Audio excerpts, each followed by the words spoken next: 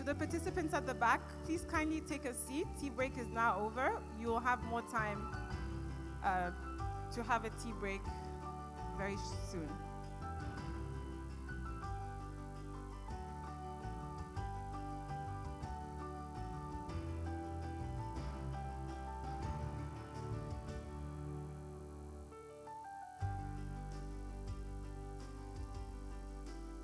Good morning, ladies and gentlemen. If I could please have your attention this way. Thank you very much. Distinguished guests, speakers, and participants, my name is Lele Balde Cameron, and I'm pleased to welcome you all to the AgriConnect Conference 2024. Today, we gather here to address some of the most pressing challenges in Nigeria's agricultural sector and explore innovative solutions for a sustainable agricultural future. It's an honor to be your host and partner throughout today. And before we proceed, I'd like to mention that all protocols are duly observed. As we gather here today, we are acutely aware of the formidable challenges that confront the agricultural sector in Nigeria. From inadequate infrastructure to unreliable power supply, and from logistical hurdles to limited market access, small and enterprise farmers navigate a labyrinth of obstacles at every step of the value chain. We have a very full and packed agenda for you today, and I'd first of all like to start by apologizing for the delay. We saw that it rains, and a lot of you were stuck in traffic, so we thank you for your patience. But one good thing about rain is that it's good for our farmers. It can be good for our farmers and can be good for the agricultural ecosystem.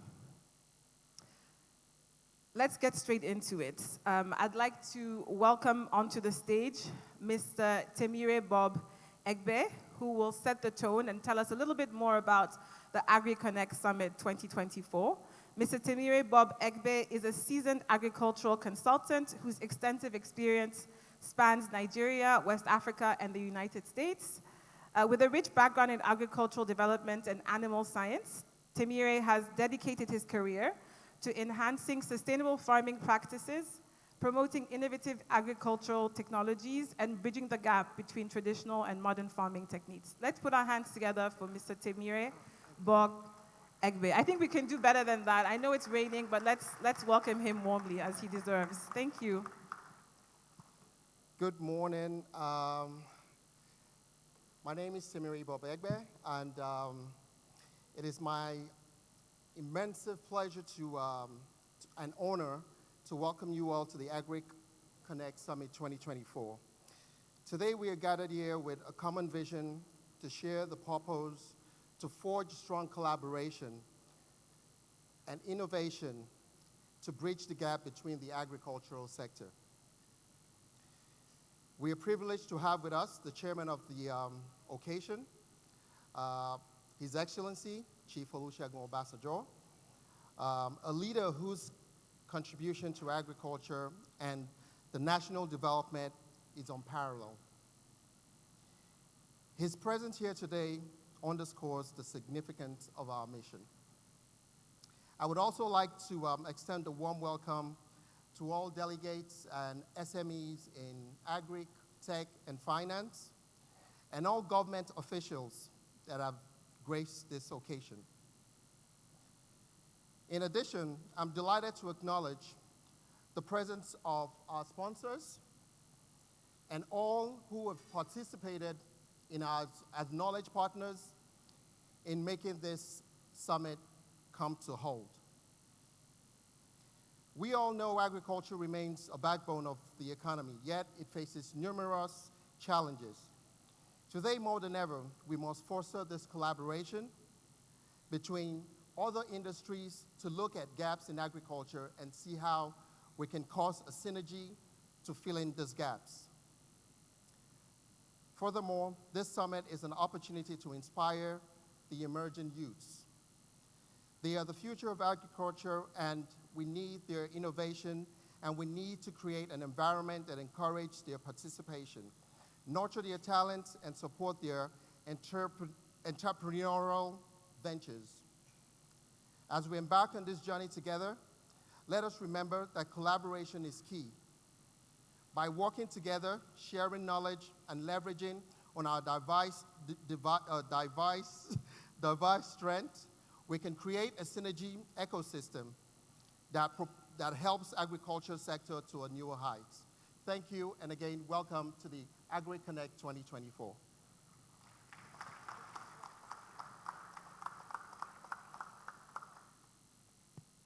Thank you very much, Mr. Temire Bob Egbe. Next, I'd like to call on Dr. Toyosi Obasanjo, who is the organizer of the AgriConnect Summit, is a seasoned growth consultant with extensive experience in the media, technology, and agricultural sectors. With a career spanning over a decade, Dr. Toyosi has been at the forefront of driving innovation and collaboration across these diverse industries. Let's put our hands together for Dr. Toyosi Obasanjo as she gives a welcome address.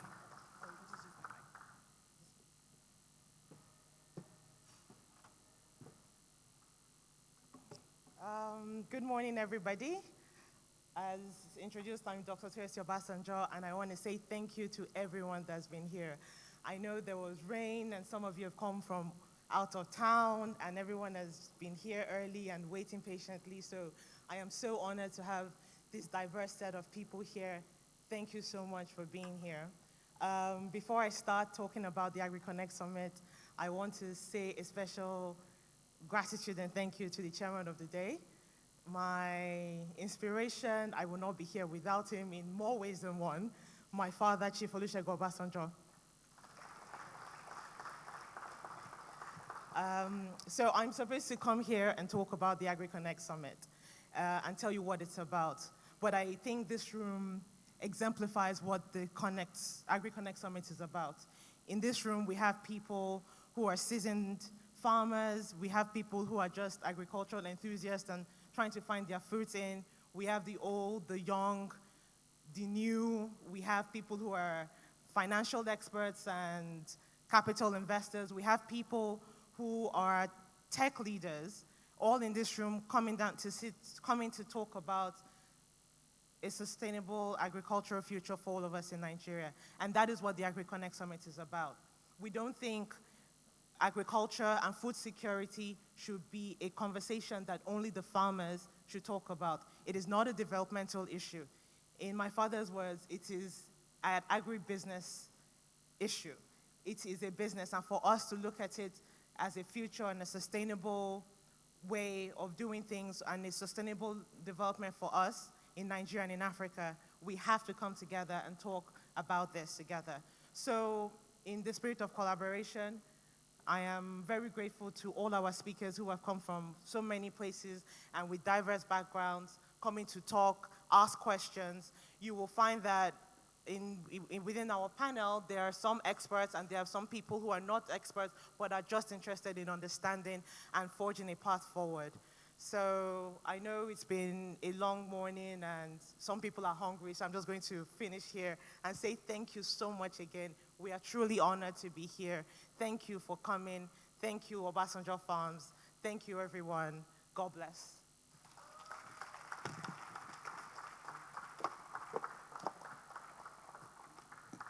Thank you. May we all stand for the national anthem, please?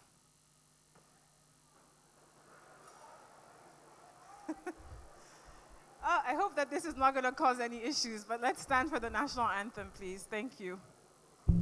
Nigeria, we hail thee, our own dear native land. Though tribe and tongue may differ, in brotherhood we stand. Nigerians all and proud to serve our sovereign motherland. Our flag shall be a symbol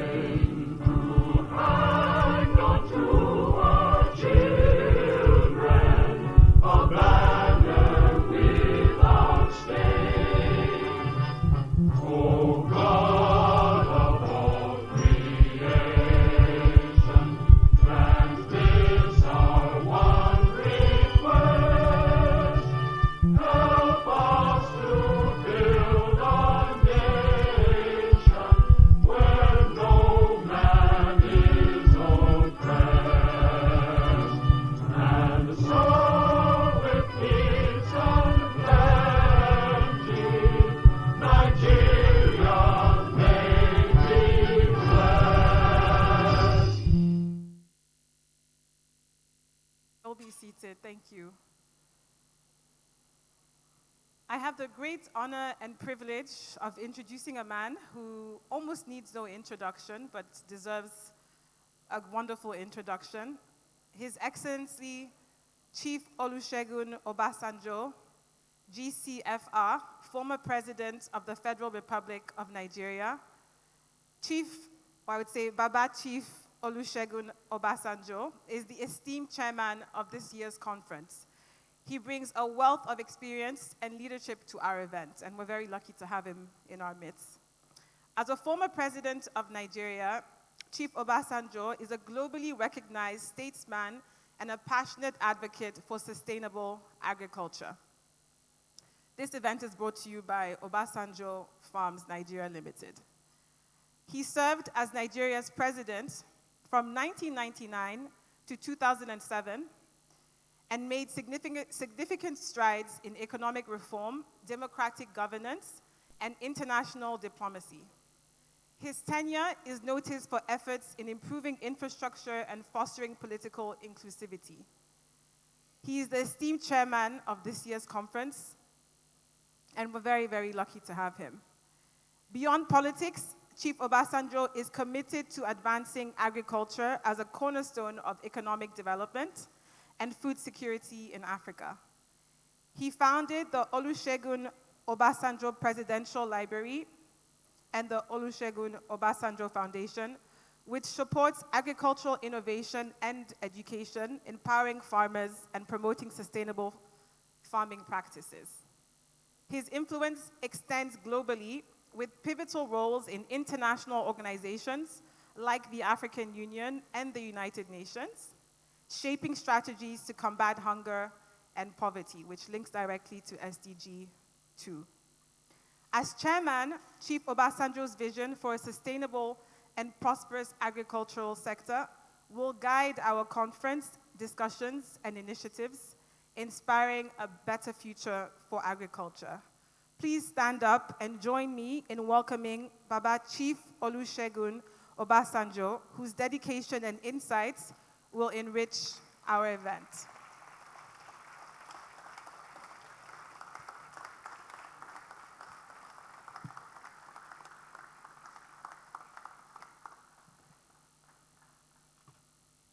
Thank you very much. Please be seated.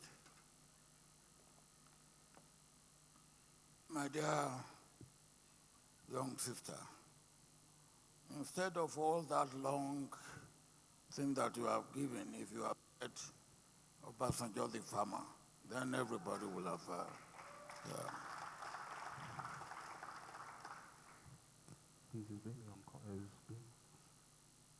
Apology has been given for late beginning, and as is rightly pointed out, rain is not an excuse for any farmer. Rain is a blessing for any farmer. And when we have rain, we don't complain.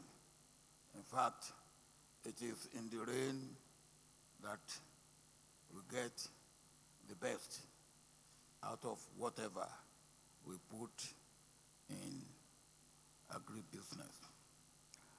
Let me welcome all of you and thank you all for being here. But let me particularly thank Dr. Toyosi for taking so much trouble to lay on this program, AgriConnect Summit 2024. And I do hope and pray that this will not be a one-off event, because part of our problem in agriculture is that we treat it as a development program, and then it is taken care of when there is fund, and then discontinued when there is no fund. I hope this will be an annual event whereby the 4 groups that must be involved in agribusiness will always have opportunity to meet, to dialogue, to exchange views, and to come out and come up with what is the best that can be done by each of the 4 groups. And when I talk of 4 groups, I talk of the government, the private sector, the research, and then, of course, the civil society. All the 4 must be involved in agriculture. And I don't talk of agriculture now, as you heard Toyosi saying, I talk of agribusiness, and that is important. I want to underline the point that Obasanjo Farm Nigeria Limited is the fulcrum of this endeavor, of us having an opportunity where, as I said, the 4 groups can meet in a relaxed atmosphere and talk together and exchange views and think of the best practice that we can adopt for food security, nutrition security,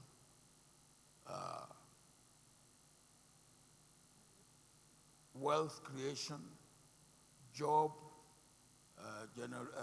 wealth generation, job creation, and of course, youth employment and youth empowerment. I will take, of course, I will come back to this later. We have taken for discussion or the issue that we want to talk about throughout today and see what we can do about it, what we call fostering collaboration and innovation for a sustainable agricultural future. I will do a slight change to that subject. I will say fostering collaboration and innovation for a sustainable agribusiness and food and nutrition security. Because that's very important. It's not just for agri-future, agribusiness and food and nutrition security. Of course, what I said earlier on, once you talk of agribusiness, you are talking of skill acquisition, you are talking of empowerment, you are talking of employment creation, you are talking of health generation. Now, when we talk of agribusiness, what are we talking about? But before I go into that, let me also appreciate and thank those of our partners who have joined us, because Obasanjo Farms is a fulcrum, but there are other partners who have made it possible for us to be here, who have joined us, partners who have contributed in cash, partners who have contributed in kind, and those whom you may call strategic partners. I thank all of you, and we appreciate all of you. Now, when we talk of bridging the divide, it means that there is a gap. Otherwise, you don't bring a bridge to where there's no gap. What are the gaps or the walls that are there and that need to be bridged in agribusiness for us to get what we should get in terms of where agriculture should take us to?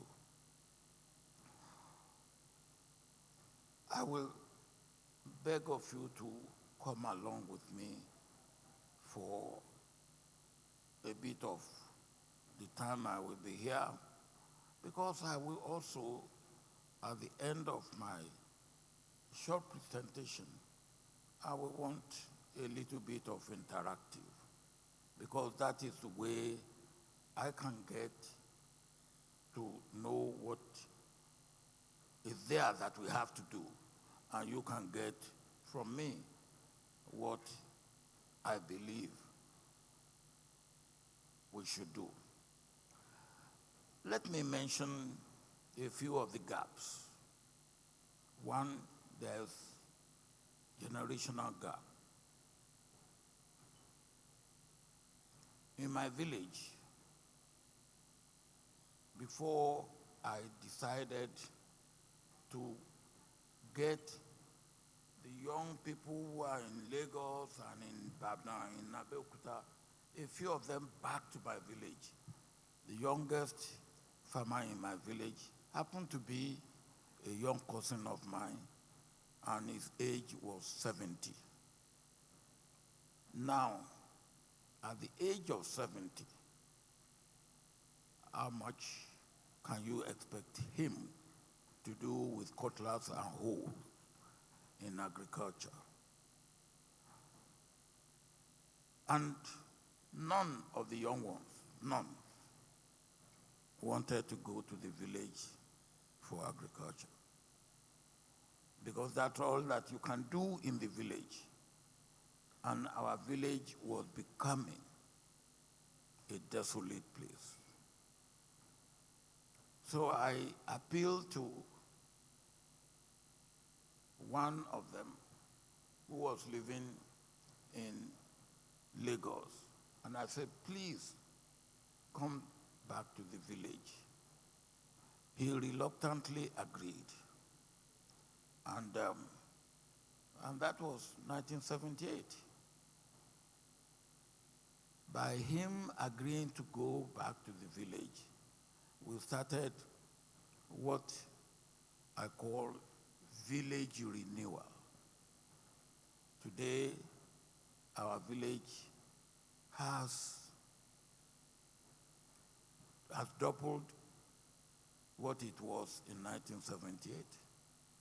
It today has 2 primary schools and a secondary school.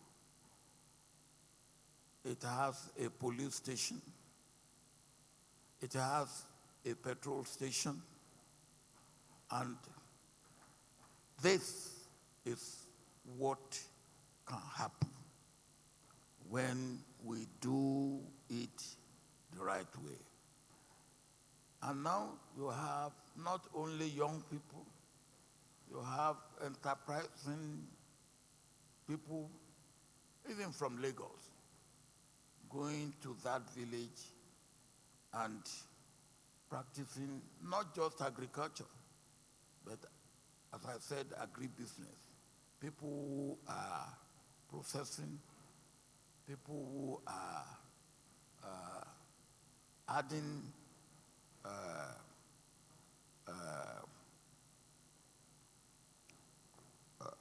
adding to the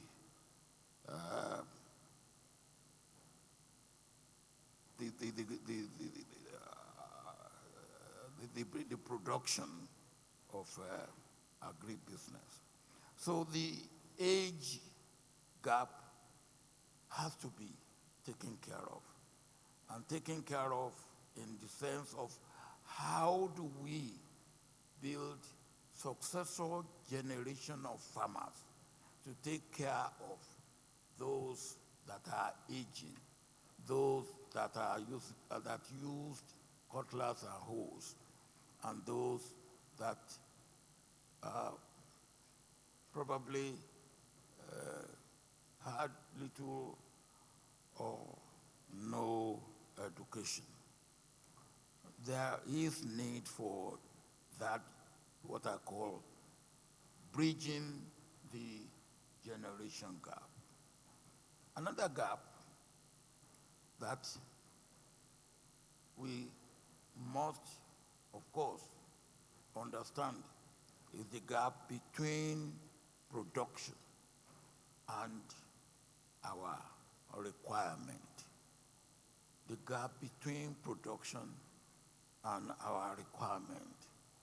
And it is a crying gap.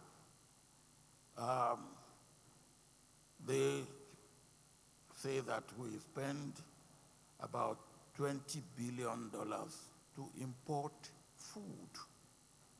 Should we? And yet, we beat our chest. We have 60% of arable land. Is that something we should be proud of? Even the land that we cultivate, do we use it maximally? Does it yield as much as it should yield?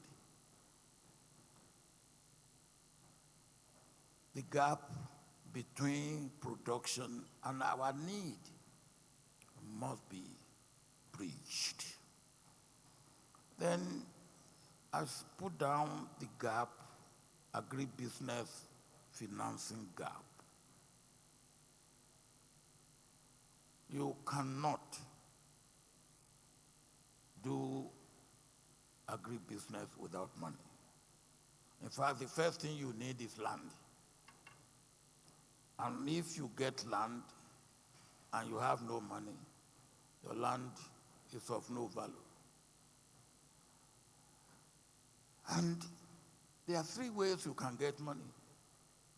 One, either you have a rich father, mother, uncle, relation, friend, or wife, husband, who can give you money. A loan, a grant, whatever. Or you go to bank. Or you do what I call gradual cumulative accumulation of capital. Now, if you are lucky, you may be able to get the two out of these three. But without money, there's little that you can do, and there's that gap. But if you go to bank, and I don't know if any of you have tried to go to bank recently, and they say your interest rate is 25%. You know that it's a joke if you go and take loan at 25% for agribusiness. If you are just trading, maybe.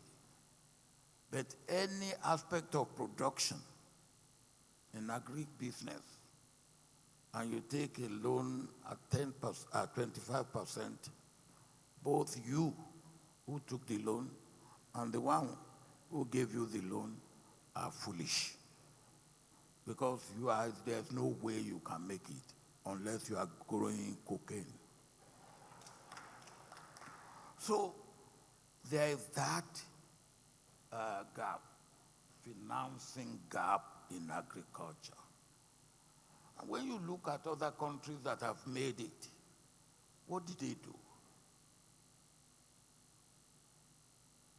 Any loan that is above single-digit interest rate, forget it for agribusiness. Any loan that is above single digit for agribusiness, forget it. In fact, most countries, they have developed their agriculture on the basis of loans not above 4%. And of course, when you take agriculture and agribusiness, as I say, as a security issue, and it is. I see that in this notebook is put one of my quotations that if you are not able to feed yourself, whoever feeds you can enslave you. If you are not able to feed yourself, whoever feeds you can enslave you. So to the extent that we have to import food to the tune of $20 billion, to that extent, we are enslaved. Let us tell ourselves some home truth. But can we get out of it? Of course we can. Until there is war in Ukraine, we didn't know how much we depended on Ukraine and Russia for wheat. Is that good for us? Of course it's not. And when I was in Ethiopia, the Prime Minister of Ethiopia said to me about 2 years ago that, look, he will be self-sufficient in wheat within 2 years, and he will start to export. And he has achieved that. So it can be done. Any gap can be filled. And the gap in finance has to be filled. There's also the gap between research products and the farmer's requirement. I believe that the research institutes and institutions in Africa and indeed in the world have done a great job. They have given us high yield seed and all that. But high yield seed produced by research institutes that are kept in their shelves is not serving any useful purpose. It has to be in the hands of the farmer. And then how do we get those high yield seeds onto the farmer without the extension services? How do we? And if all we are doing is, yes, we are paying for research, whether nationally or internationally, yes, they are producing and they are only keeping what they produce in the shelf, in the research stations, they are not serving any useful purpose for us. Then there is the gap between what I call appreciation of food and nutrition security and totality of national security. I've mentioned that before. The totality of national security includes food and nutrition security, not just personal security. There's environmental security. There's employment security. There are so many aspects of security that must be taken together when we talk of security, human security. And food and nutrition security is very, very important. Of what use is your personal security if you have no food? And of course, there's health security. But if your food security is right, food and nutritional security is right, your health security will be substantially taken care of.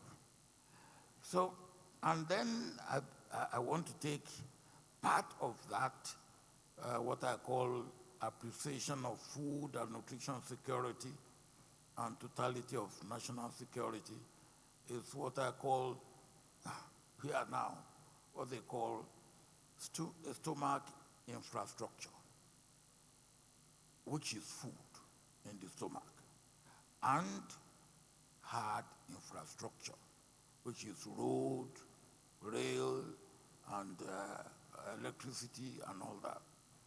But if there's no stomach infrastructure taken care of what use is hard infrastructure, you can see the importance of food and nutrition security, whether in terms of what I call totality of national security or totality of human security in individual. Now, I've talked of successor generation, and I really want to address at this juncture myself to the up-and-coming young farmers, potential farmers, and only last night, I think both of them are here, I met two. One was potential, and when I asked him, I said, look, what do you do? He said, I'm a farmer. I said, what do you farm? Then he said, I'm looking for land. If you are looking for land, you are not a farmer yet. I said, you are a potential farmer. Then the other one, I think, I said both of them are here. I've seen both of them. I said, what are you doing? He said, I'm a farmer. I said, what are you producing? He said, day-old chicks. And I said, good. So you are in poultry like I am? He said, yes. I said, well, where do you do your farming? He said, I'm in America. I come down here to farm. I said, then you are not a farmer. Maybe farming is your hobby, because you cannot do farming unless you do it eye-on and hands-on. You can't do farming as an absentee farmer. Your farming, if you want to succeed, must be eyes-on and hands-on. And I said to him, and your foot or your feet on. So if you are in America and you are farming here, maybe you have had the result of your farming before you start. Now, but then there's confusion. And I was particularly happy, as I said to them last night, that here you are, young people. I like the fact that you, the potential, the one that is absentee farmer, what can we do? Now, first, there is confusion. And the confusion is brought about by government policy and, well, let me put it this way, inconsistency of government policy. Government policy somersault.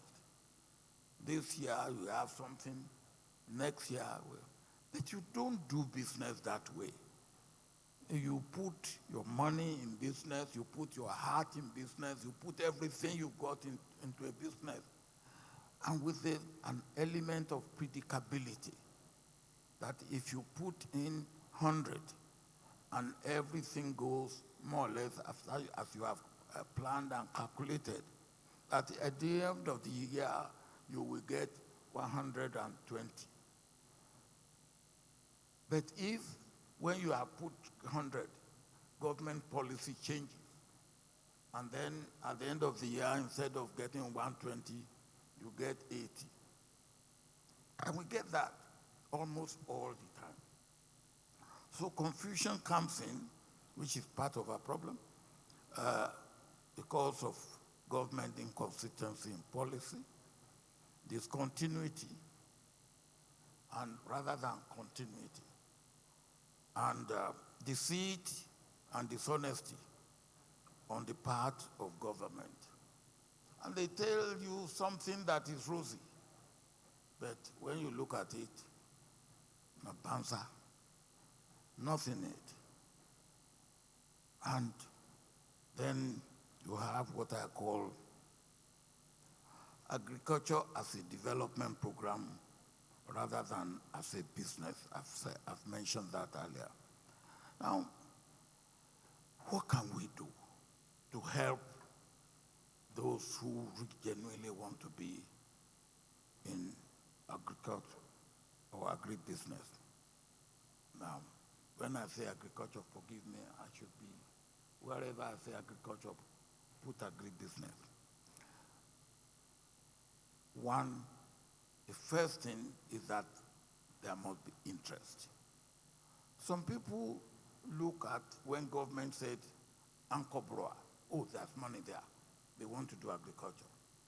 Government is not serious, and those who go to get the money are not serious. And at the end of the day, you get nothing out of it. Both of them are loser. The one who gets the money for whatever else he uses it for is a loser. The government is a loser. So first of all, interest. You genuinely want to be a farmer. And for me, there's nothing like being a farmer. You will not be second Aliko Dangote. You won't if you are a farmer. But you will be very, very close to nature. And nothing is as good as being close to nature. You get to your farm, if you are dealing with livestock, whatever livestock you are dealing with, you get there, if it's cattle, moo, you see them, and they see you, and you see them really feeling that you are a friend. Or if you are dealing with poultry, and you get there, and they are making chuku, chuku, chuku, chuku, there's nothing that. Or you go to your farm, and you are crop, and you see the maize or cassava, nothing makes me as happy as seeing that. And then, if you really put your hand to it, or your mind and hand and heart to it, and everything goes according to plan, you won't be a poor man. You won't be fantastically a rich man, but you'll be comfortable. And you can see what you are contributing to other people's life and to the life of other things that are life, nature. So the first thing people ask, what do you need? Whatever area of agriculture you need to go into, you need land. Even when you are going into aquaculture, you need land. So first is land. And what can you do about land? And here, state governments are very, very important because they hold, by the Land Use Act, state government hold land in custody. They are custodians for everybody, every citizen of the state, and those who want to make use of the land. Land for agriculture. In America, what developed agriculture is what they call land grant. Land grant. Land for agriculture must be almost free. And when people are looking for land, and you are charging them as if they are looking for land to build houses, then you've got it wrong. Or you are charging them, as I said, for finance, 25% interest rate, you've got it wrong. Now, let me give you on the finance side.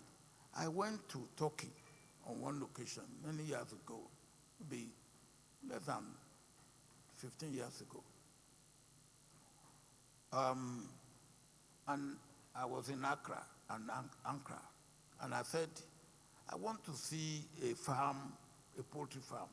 They took me to a poultry farm about 1 hour, 15 minutes from the capital. And when I got there, everything was automatic. That farm was producing 1 million eggs a day, 1 million eggs a day. And it employs only 15 people. And those 15 people, 10 of them are drivers. So only 5 people really were managing the farm. Everything. So I asked the owner, I said, how much does this cost you? And he said, a little bit over $40 million. But 50% of it is grant. 50% of it is grant. And I wish he had stopped there. Then he and I will not have quarrel. Then he went on and said, hey, I want to export eggs to Nigeria. I said, not on your life. Because then there's no Nigerian who can compete with that. No poultry farmer in Nigeria can compete with that.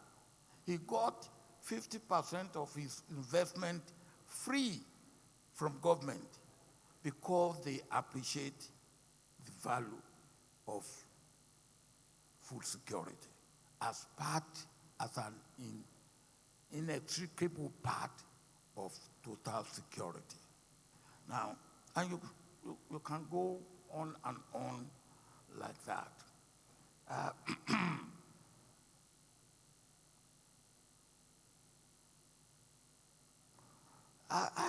I believe that we must start thinking out of the box.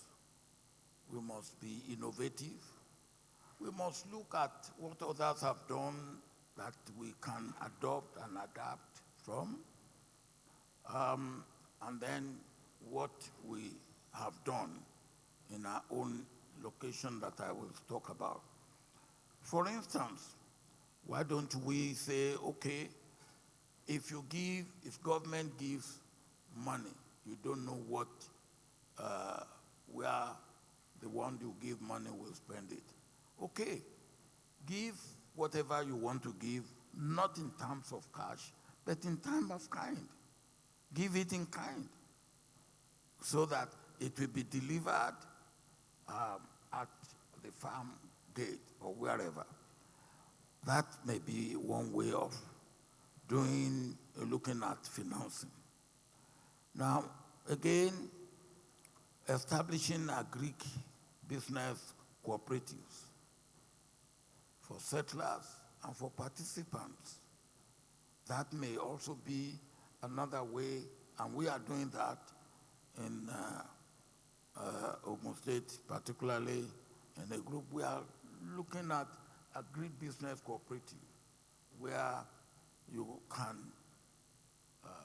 get your land and you can pool resources together for land preparation.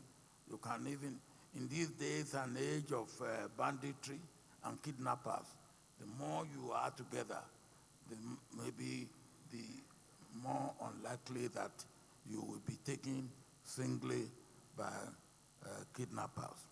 We should look at cooperatives, and we are doing that. We must have reintroduction of extension workers. I talked about that earlier on.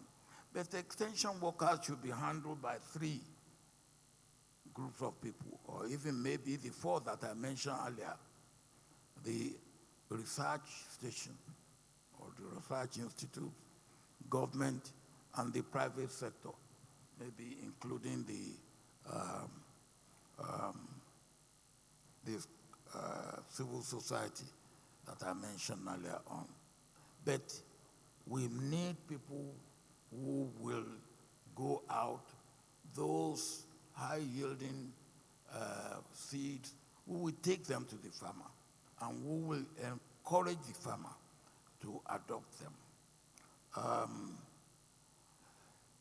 Here we have, by Land Use Act, states hold land in custody for citizens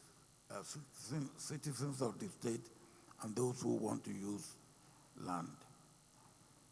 I believe that federal government should get its hands off agri-production completely and limit itself to policy, research, quality control, and standard, and generally providing incentive, not agri-production.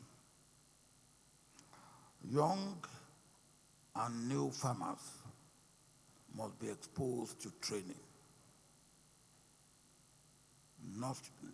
They must be nurtured, they must be mentored, and they must be matured. When I wanted to go into what I will call modern agribusiness, when I was about to leave government at the time I left public service as military head of state. Because I was living at the age of 42, I didn't plan to join the army and leave at the age of 42. That should be the time that but then at the age of 42, I had to leave government and leave army, and I've risen to the highest that I could rise in the army. I've become head of state, not at the way I had wanted to be, to have my career. So what could I do? I couldn't go out and say, yes, I will be going around with briefcase into offices. Can I have contract there? Can I have supply there? So I become a bit of a problem to myself in a way. So what can I do? I decided I was going to agriculture, agribusiness, and I will do it. So the first thing I did, of course, I had land, and then I decided I have to have training. I chose to go to IART in More Plantation in Ibadan. I spent 3 weeks after I have graduated as a retired head of state. And the first day, Professor Tunji Aboyade, who was the Vice Chancellor of IFE then, laid it on for me, and Professor Taylor was my immediate boss. The first day, they didn't know how to address me. So I sat down. I was the only student, and the man who will give me the lecture said, "Well, your Excellency, yes, sir." I said, "No, look, don't get worried. Here, I put Excellency in Lagos. Here in Ibadan, where I'm here with you, I am Olusegun Obasanjo. Address me." But I had 3 weeks of splendid exposure. And as a result of that, I was exposed to poultry, I was exposed to crop, I was exposed to vegetable and all that. At the end, I wrote my proposal for seeking loan.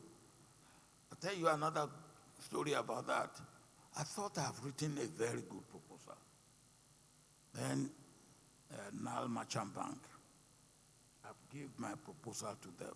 I wanted 1 million naira. At that time, we had a program called Credit Guarantee Scheme. If a commercial bank gives you loan, 75% of that loan is guaranteed by the central bank. So if the loan goes bad, the bank will get at least 75% of the loan back from central bank. So I put in my application, and one Adigbite, he rose to become the head of Wema Bank at one time, came and they've received my application, and he came to me and to my house, and he said, well, this proposal you have written is not good enough, and he took it and threw it off. And it took me 2 nights to write that proposal. I said, what is wrong with you? He said, you think that we are Red Cross or St. John's Ambulance? I said, what has the St. John's Ambulance got to do with my application? He said, your application, your proposal paid back our loan. If you get a loan from us, we are not sure we will even give you a loan yet. But if you get a loan from us, your proposal pays back the loan without interest. So you think we are St. John's Ambulance or Red Cross? We have to get interest on our, So I said, I'm sorry. So I took my thing back and I rewrote it. But it stood me in good stead. All I am saying is that, one, you must be clear what you would want to do. When I said I was going into poultry, some people said there are too many poultry farmers, so why are you going into poultry? I said, that's because of the early gestation period of poultry. And it worked out the way I thought. But I said to my wife then, I said, look, I'm going into this. Give me 3 years. If after 3 years I see that I cannot make it, I will come back and go back to the drawing board. After 18 months, I said to my wife, well, it's looking good. He said, what does that mean? I said, well, it appears I will make it. And I did make it. I did make it. I will apply, I will beg those, madam, you are they just give me 5 minutes. Is there anybody who has something, burning question that you want to ask me, or something you want to add? Nobody? Oh, yes. There's a lady there. Give her, or you have another one.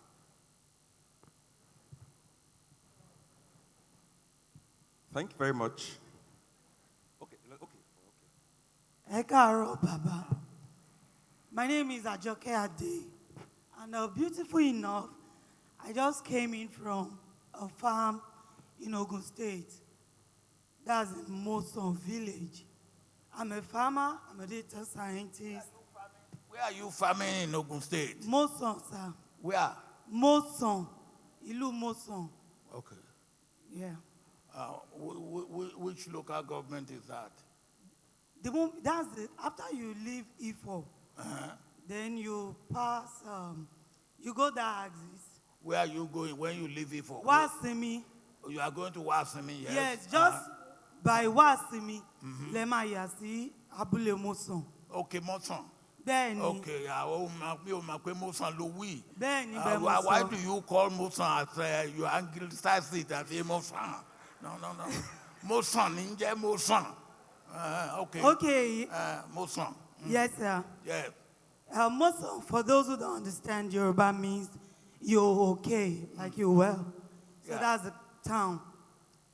So what are you planting on your farm? What are you growing? Hybrid maize.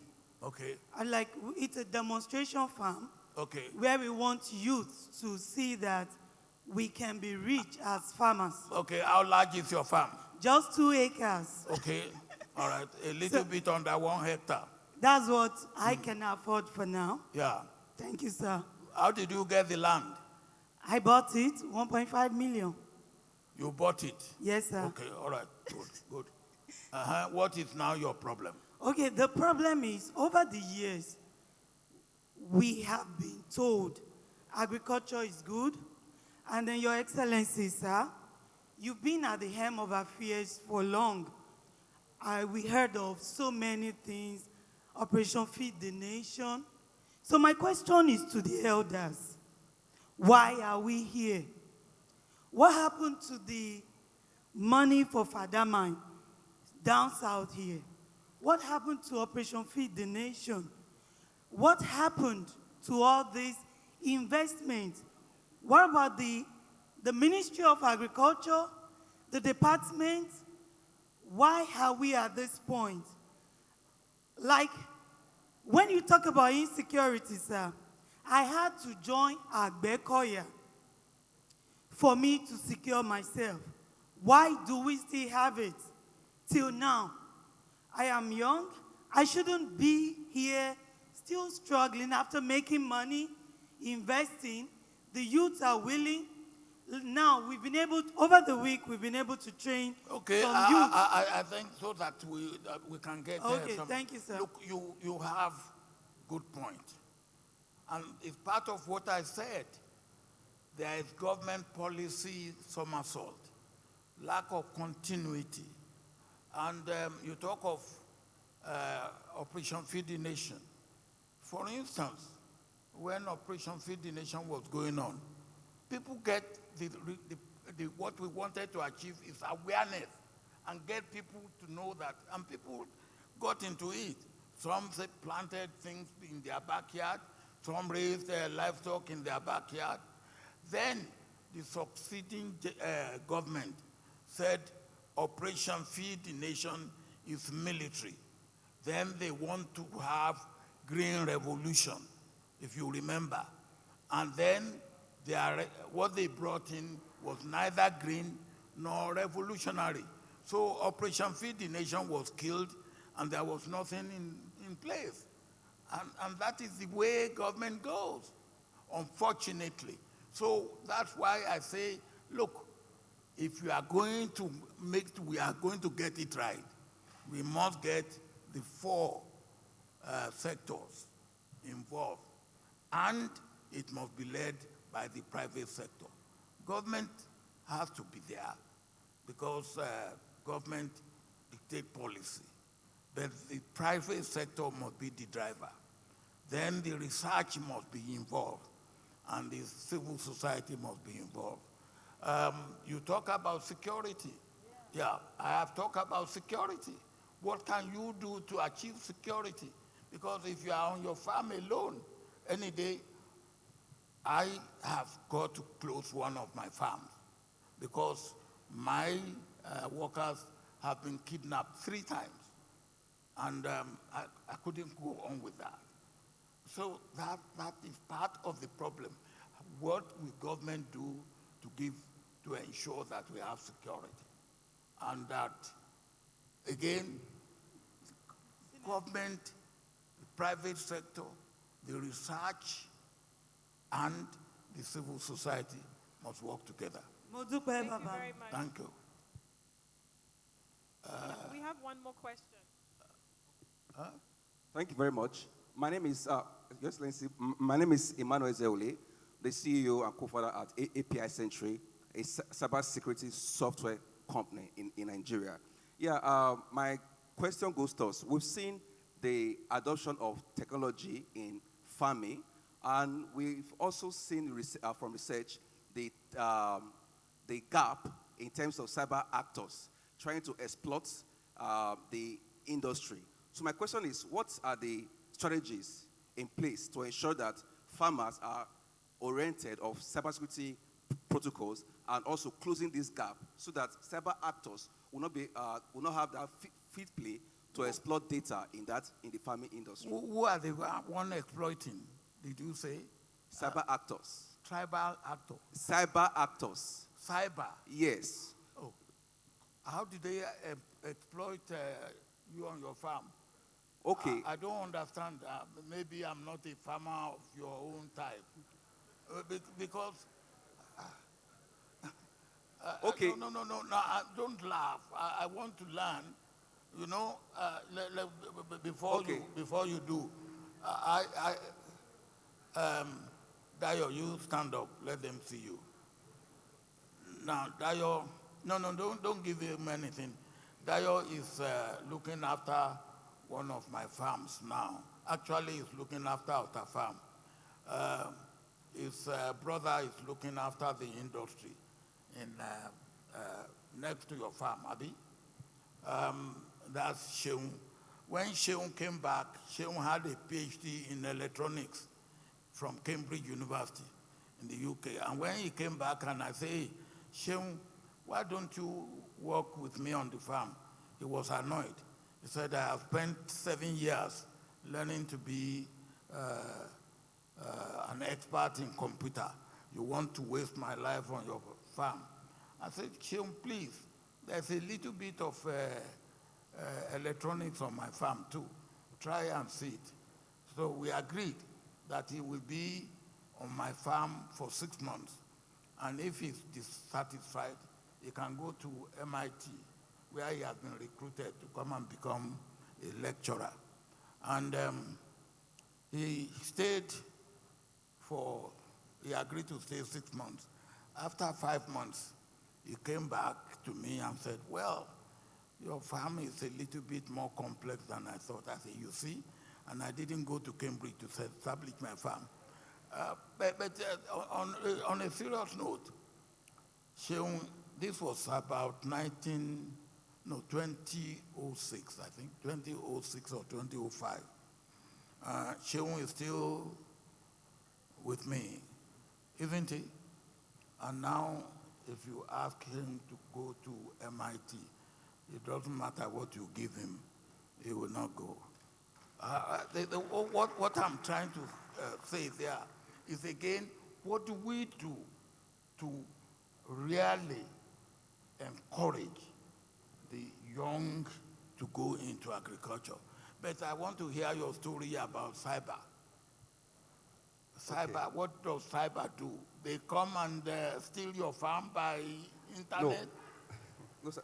The technology that drives your operations. For instance, we've seen the adoption of technology in our farming procedures, right? And also, we've seen... No, look, my dear brother, this is the type of thing I don't like. Be specific. Look, I use technology on my farm. Now, I have a rice farm in somewhere in Ogun State. And the first year, my problem was birds. Now, and then dealing with fertilizer and things. So what did I do? I bring in, what do you call the one that flies there now? Drone to drive the bird. And my drone can stay in the air for 20 minutes. So I have 3 of them. So when one is coming down after 20 minutes, another one goes, and we are taking care of birds. That's technology. My father would not have talked of drone.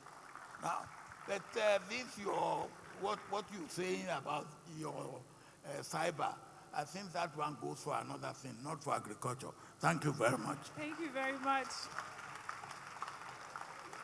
Your Excellency, Baba Chief Olusegun Obasanjo. We're going to ask you to stay on stage, sir. Sorry. Your Excellency.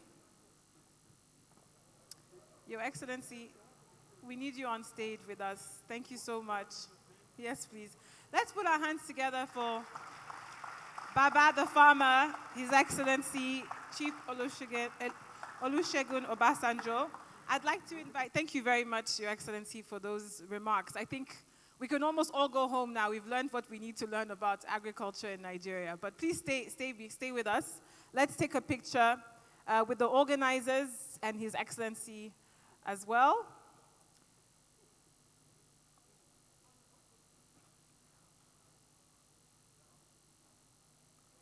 What a wonderful welcome address. If I could get some hands, who here is a farmer? Please put up your hand. So there's about, we'd say 40% of the room identify as farmers. I'm not a farmer, but I am a farmer's daughter and a farmer's granddaughter, so I can relate.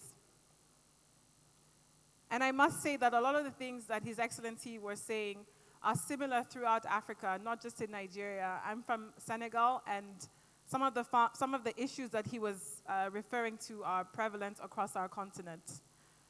Let's put our hands together for the organizers and His Excellency, the farmer, Chief Olusegun Obasanjo. Thank you very, very much, Your Excellency, for that wonderful speech. We appreciate you and definitely learned a lot. I hope you're all taking notes. So thank you so much for your patience. We're going to go right ahead into the first panel. And before I do that, allow me to mention some of our sponsors: Bank of Industry, OCP Africa, Erimet and Caben, Bento Africa. Our silver sponsors: Union Bank of Nigeria, Bloomfield LP, My Family, My Business, Ammo Farm, Danone and Fan Milk, UK Nigeria Tech Hub, as well as Tech for Dev. Thank you very much to our sponsors. Without any further ado, please allow me to introduce the first panel session, which is called Financing the Future of Food Security in Nigeria. And this panel will explore the innovative financial solutions to address the funding gap faced by smallholder and enterprise farmers in Nigeria. And please put your hands together for the wonderful Folu Otubanjo, who is the key accounts lead at Paystack. I think we can do better than that. Let's encourage her as she comes onto the stage. Welcome, and break a leg. Hello, everyone. It's great to be at AgriConnect 2024. My name is Folu Otubanjo. I lead the key accounts team at Paystack, and I'm really looking forward to learning a lot on this panel today. So without further delay, I would go ahead and introduce our panelists, who are some of the key stakeholders in the Nigerian agriculture industry today. Our first panelist is Mr. Oludayo Obasanjo, EDM and Director, Obasanjo Farms, followed closely by Mr. Eze Wanaka, Head Agribusiness and Export, Union Bank, Mr. Kola Masha, Founder and Managing Director, Babangona, Mr. Akin Bayewu, Principal Manager, Agribusinesses, Nestle Microfinance Bank, and last but not least, Mr. Mezuo Nweneli, Managing Director, Sahel Capital Agribusiness. Please put your hands together for our panelists today.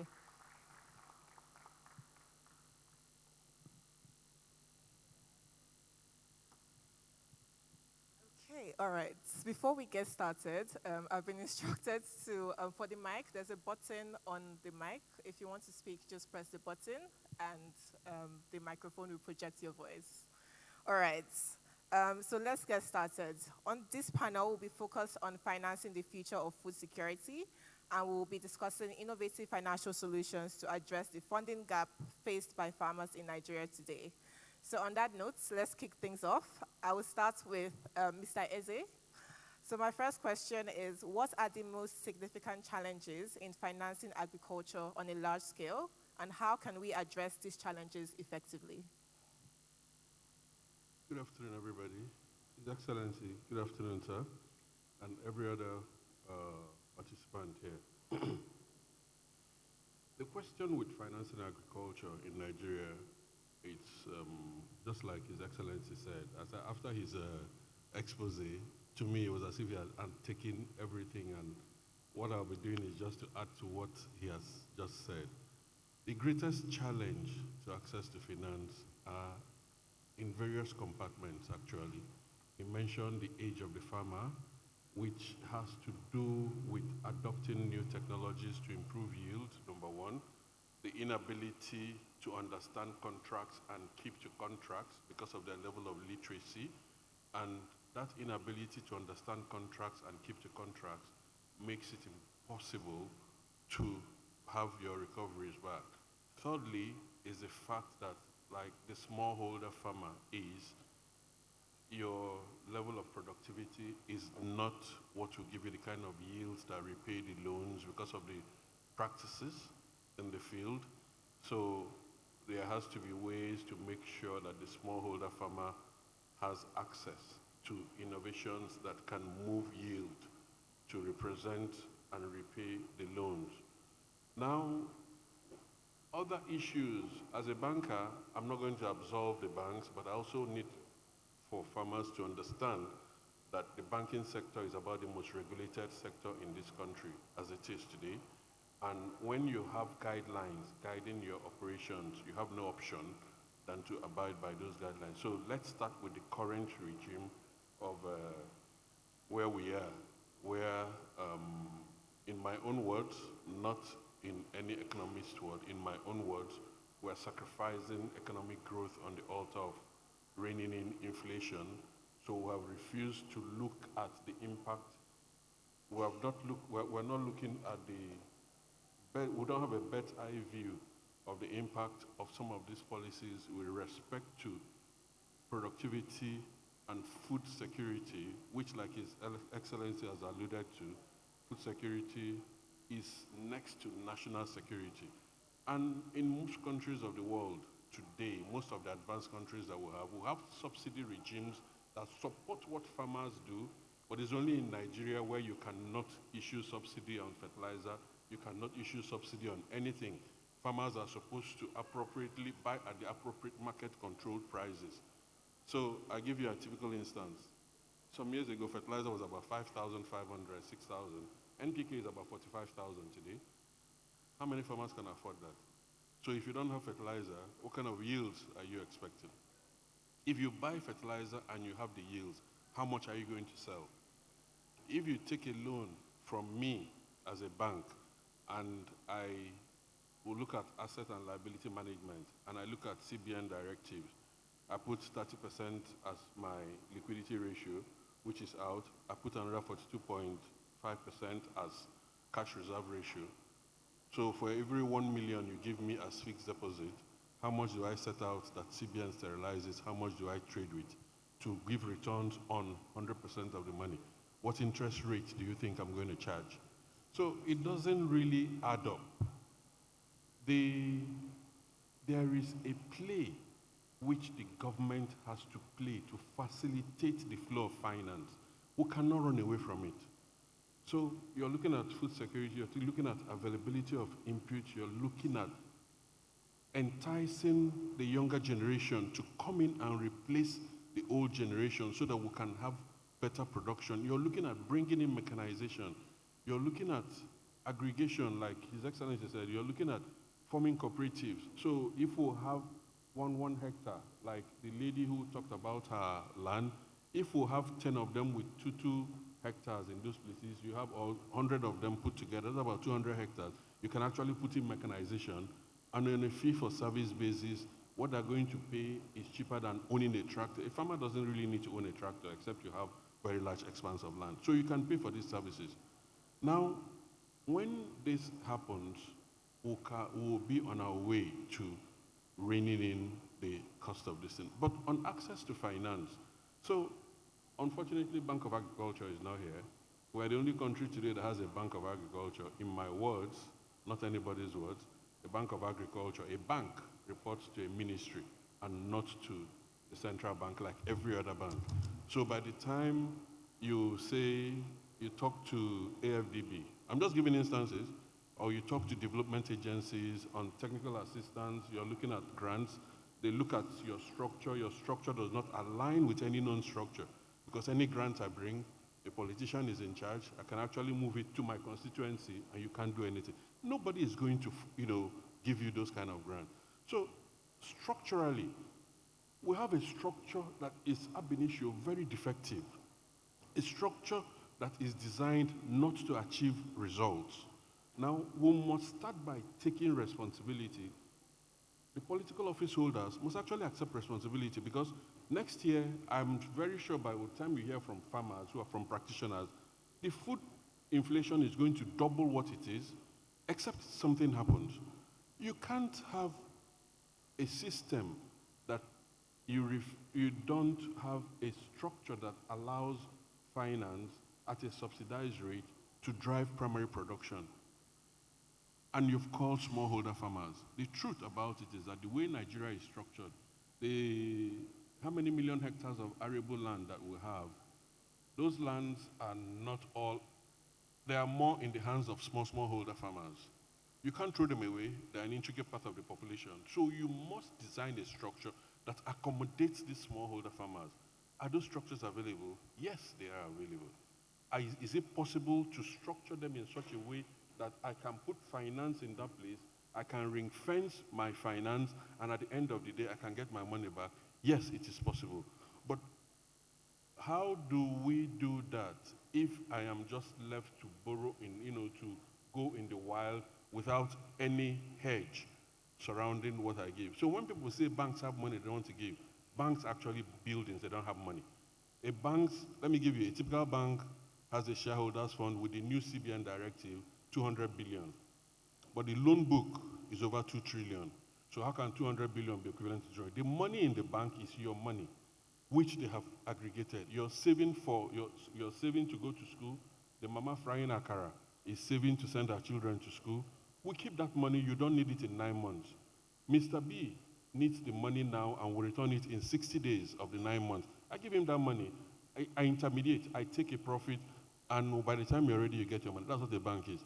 So let's also understand the structure and the functioning of banks so that our expectations will not be out of date. So if we put our expectations within the context of what it is and what the regulation allows, we'll be fine. I guess I'll hold on so that my fellow speakers can have it. Thank you so much, Mr. Eze.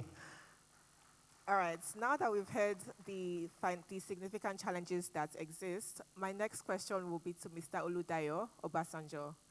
How do financial issues impact smallholder farmers, and what solutions can be implemented to alleviate these problems?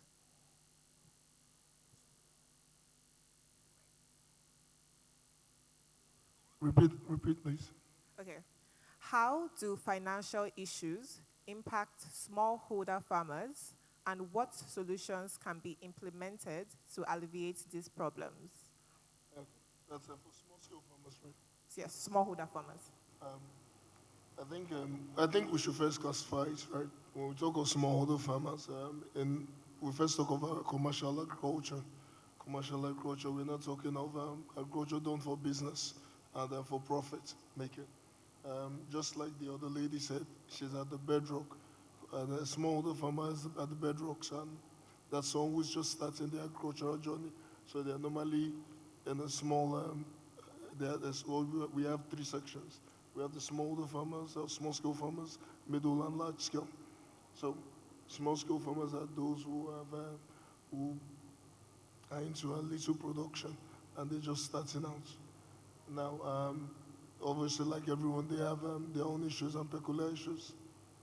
One of the things I think we could do, the first thing is the access to funding. They also have that issue, like the rest of us.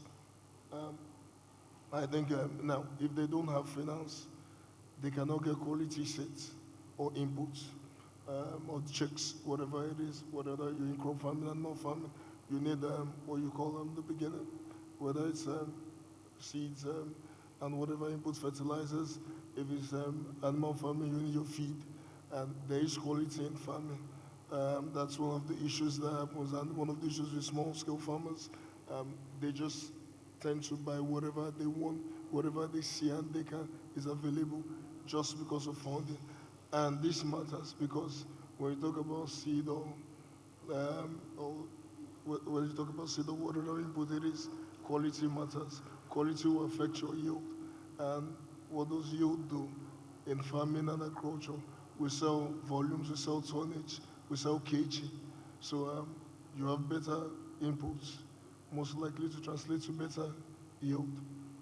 The next thing the next way it affects is them being able to afford extension services. You must have heard the chairman talk about extension services. Now, contrary to what people think, you don't just throw seed on your land and expect it to grow and do well. There are certain, if you're in a crop production, you do certain things. You first clear your land. There's a land preparation process, even in terms of burning your land, harrowing, plowing, all of that. Now, those activities prepare you for very good yield and performances. Now, because of funding, you have a case where small farmers opt to do little or none of these activities. So, so that's a big problem for them. Then let's talk about scaling.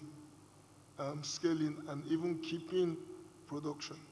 And let me take the first one, keeping up production. I think it's no secret that the level of inflation in Nigeria now is alarming today. Whatever the figures are, I personally don't agree. I think the reality is more than the figures we have on the papers. Now, if let me take being a small-scale broiler farmer. That's the table chicken you eat.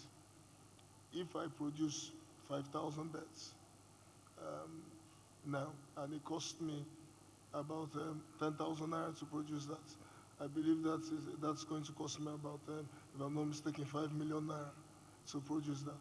Now, if for some reason with the inflation, maybe, and if that was January last year and January this year, it's now going to cost me 15 or 20,000 naira. The input I need is double. And I can tell you that in some farming cycles, you are talking about 50, 100, 150% just between them in the last 18 months, the cost of producing.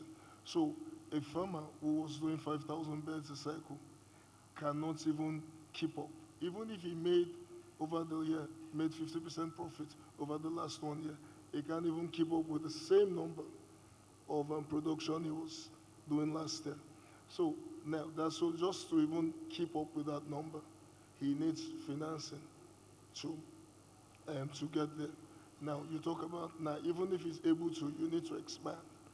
And the idea of farming, you want to expand like every company. You are doing 5,000 in a year or two, you want to get to 10,000, you want to get to 15,000. That's how you go from small to medium to large scale. So you need funding for that. I just gave you an example of numbers. It's the same for crop farming and what have you. Now, when we talk of financing, there's something that is missing, I think very missing in agricultural circles, but I think it's also missing a lot of businesses in Nigeria, but more so our industry, which is financial literacy. And that's something we don't talk about. Now, the average, and it's worse with smallholder farmers. So big farmers like some of us here, we make profit. We understand that you have to keep a percentage for expansion. You have to keep a percentage for depreciation. You have to keep a percentage to replace worn-out equipment and all of that. The small farmer doesn't. It's all in, all out. It makes that profit. If it makes ₦1 million, is spending it doing a party, what have you. So that financial literacy, I think we should add that as a problem. And then ability for farmers to also educate themselves. Like if you heard the chairman talk about, that. I don't want to sound like I'm repeating what he said. I didn't take any of his notes. I can promise you that. So in farming, just like tech and other places, things are evolving before it used to be every decade or 2 decades. Then it's on every 7, 8 years. It's on to every 5 years now. The cycle in agriculture is changing every 2 to 3 years. Innovation, development is coming up. How does the average small farmer get to even know of these events or attend them? So financing, that's important. And even if they want to know of it, how do they get there? Someone is able to get from Ogun State down here. How does someone from Kogi get to where they could train themselves, or Nasarawa or Sokoto? So this is just some of the issues. Thank you so much. Thank you so much, Mr. Ludayo. Okay, so we've heard a lot about the challenges that exist, the financial issues, and how it impacts smallholder farmers. My next question will be directed to Mr. Akin. So my next question is, what strategies can be used to de-risk agriculture and attract more investors into the sector? Okay, thank you very much. Good afternoon, Your Excellency. Good afternoon, everyone. So for us to de-risk agriculture, we must answer the question, first of all, what makes us vulnerable, right? How are we structured as a people, and what makes us vulnerable in the agribusiness space? So the way our country is we have several smallholder farmers, and they are widely dispersed. And because they're widely dispersed, they do not have negotiating power. Sometimes inputs do not get to them.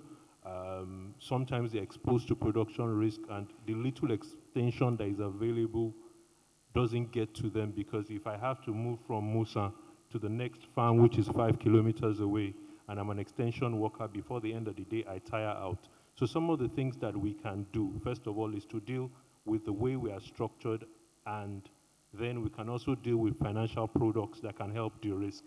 On the way we are structured, some of the things that Kolamasha is doing, clustering, putting us together in a way that we are now able to get access to inputs, we're able to negotiate better, we're able to get extension in one place and reduce the cost of that extension. Some of those things help us to de-risk agriculture, because at the end of the day, what comes out is better, better secured. The quality can be better dealt with on one hand. And on the other hand, knowledge. Us being able to pass knowledge not only to the farmers themselves, but to the financiers, to ensure that the right model for lending is what is applied to the people, right? When we've dealt with some of the things, I mean, we also deal with information asymmetry, them getting information on time, where do I sell to, who do I sell to, who is buying what, who has the best this, and then we also have to have standards. But in dealing with standards, I think that it is a very good case for self-regulatory institutions, for the people who will say that if I am buying seed, right, the seed must be able to do A, B, C, D. What I know today, if I'm looking for day-old chicks, I want to go to Obasanjo farms, right? But then all over the country, I must have some kind of uniform standard that whatever comes out of this seed or this day-old chick seller meets this standard. And if we're able to cluster and we're in large groups, we're able to say, if you don't meet this criteria, nobody buys from you. That is where the negotiating power comes from. That's some of the structures that we can put in place to de-risk it. Now, outside of all of that, we have shocks. And us being able to deal with those shocks, some financial instruments are available. So there are shocks around market prices, there are shocks around changes in weather or things that happen to us. In that kind of space, insurance products that are more apt to these things can come into play. Insurance products that don't just give you how much you put into it, but already have a sense of what it is you're expecting to make, and that is what they insure. So those type of structures, of course, the guarantee that His Excellency spoke about also helps. But even the financial instruments are not sustainable if we don't deal with underlying risk. And I think that's some of the ways we can. Thank you so much, Mr. Akin. Mr. Mezu, I will come to you. So is there anything that farmers or smallholder farmers can do, either on a small scale or large scale? What can they do to attract more investors in the sector? Thank you for that. And maybe to give context, we provide equity capital to agribusiness. We also do private credit as well. So we have investments around Nigeria and across the sub-Saharan Africa. And the way we approach it, because it's actually quite difficult to single out small farmers and provide them credit directly, and then manage that credit risk, and also to provide extension services, is quite difficult to do it on an individual basis. So the way we approach it is to invest into agribusinesses themselves, and then work with them to then build out a farmer outgrower network to provide them with raw materials they need, and they can provide extensions that way. I think that's a little bit easier for us to engage. So for example, we have investment in Anambra State, Costaris Farms. They have a large nucleus rice farm, which 2,000 hectares, they're cropping half of it on rice.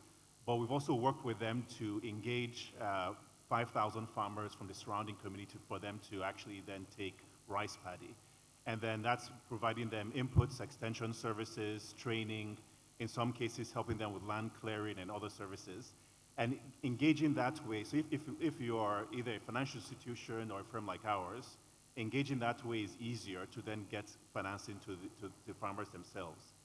Now, if you're providing financing directly to farmers, then to the degree that they are in cooperatives, it also makes it much easier to manage risk and to engage with the farmers themselves. So pulling them together into groups or engaging through off-taker partners, I think helps manage that risk to some degree and helps provide that training and extension services.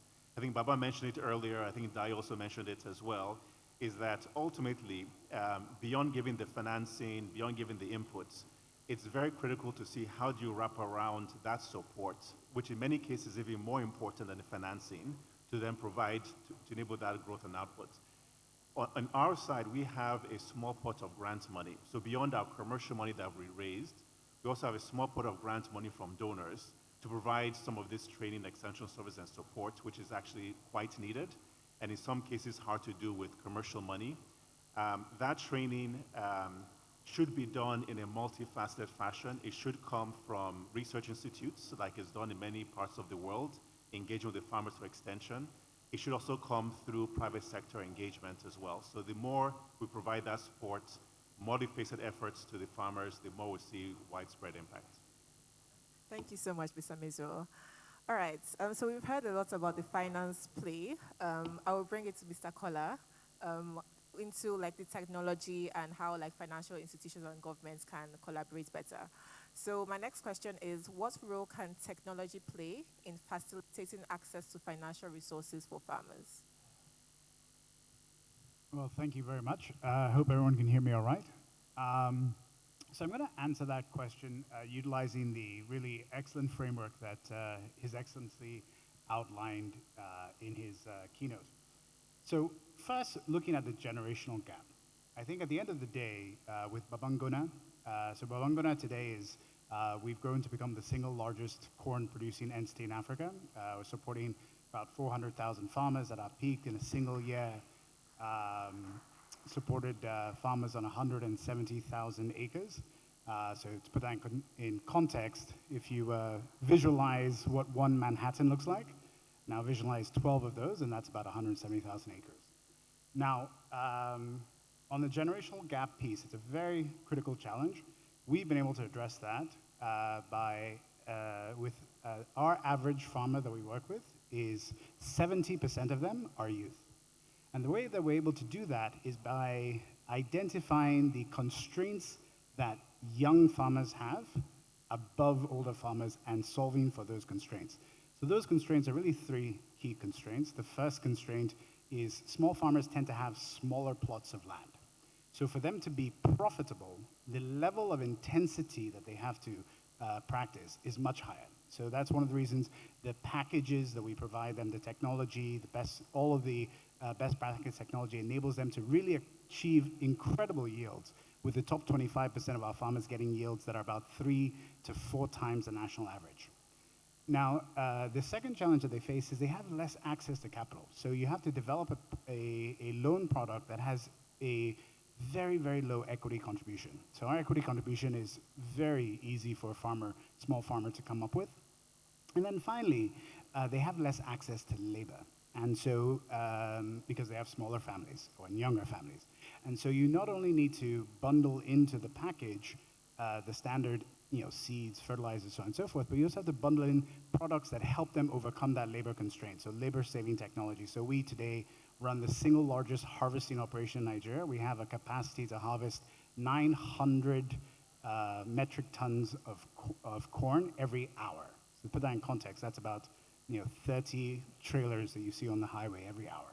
So you've got to be able to support them in those areas. Now, on the production gap piece, I think it really comes down to ensuring that you drive productivity growth. So over our nearly 15 years running Babangona, we've been able to add 1 billion kilograms of maize to the Nigerian market. Right, enough to provide every man, woman, and child in Nigeria over 5 kilos of production. But the key to that was enabling farmers to achieve productivity growth dramatically above what they can afford.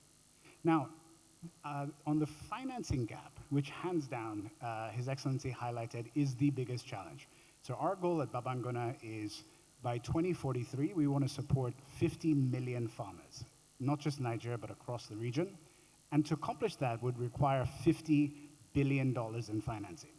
Now, that's a very big number, but it's a relatively small number in the context of available debt in the world. The world has $100 trillion in debt financing. So it's a small drop in the bucket. But the key is being able to catalyze in commercial banks that don't typically lend to smallholder farmers. So for example, one of our lenders is Citibank, right? Citibank would not be the type of commercial entity that you would see as a lender to smallholder farmers, but being able to structure that. But to accomplish that required us to be able to structure financing products that could bring in commercial capital. So, Kudzai here from FCMB was our very first lender over a decade ago. Our lending with FCMB has grown 2,000-fold, and because we've been able to borrow at commercial rates and ensure the farmers are low risk enough that they can absorb that, be profitable, and return those loans. Now, on the question of R&D, and I should also mention on the financing side, having partners like Dio from Obasanjo Farms is very critical because they help to de-risk us and enable us to unlock more capital. Now, on the question of R&D, the way that we've been able to enable farmers to unlock the best technology, right, is that you have to bundle it in such a way that they're able to get the best return on investment for it. So you can't just give a farmer good quality seed without access to chemicals and fertilizers and other services. So you have to bundle that all together, which is what we do. And it's when you bundle it, it's very expensive, right? Technology is not cheap. And so a typical farmer would have to need somewhere in the range of about $500–600 per hectare. And with that, so that has to, you overcome that challenge by giving them access to finance and ensuring that you manage the risks. So we've operated now, going on nearly 15 years, with a 99% repayment rate. So that's been exceptionally critical. So I think at that juncture, I will pause.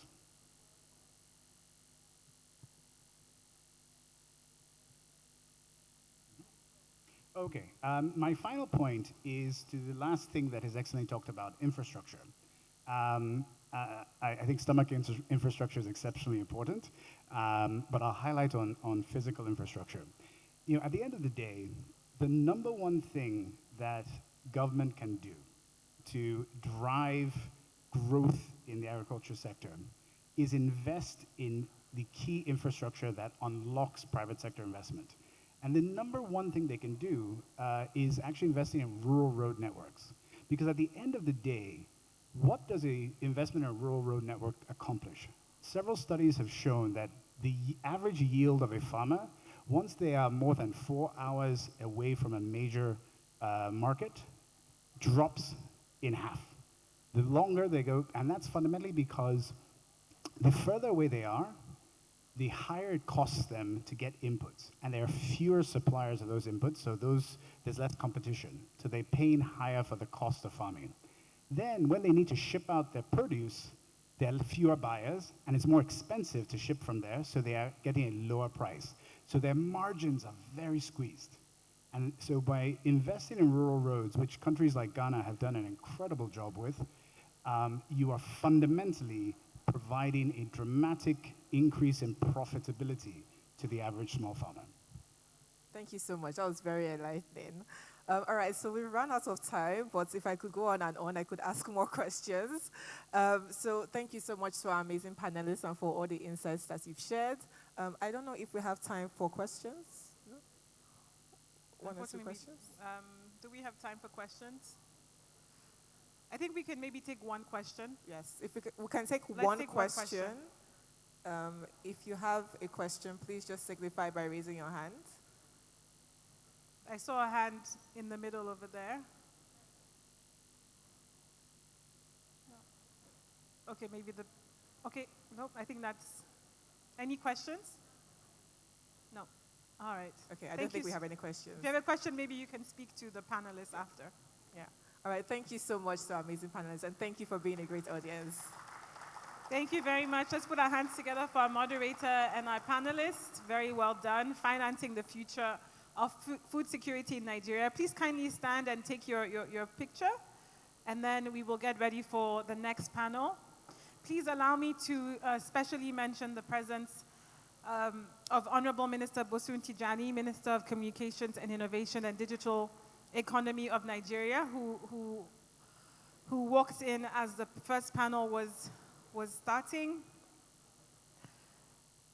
Baba, His Excellency Chief Olusegun Obasanjo, aka the farmer, is also joining us on stage to take some pictures. You may go in the middle. And also, can we ask His Excellency the Honorable Minister to join us on stage as well?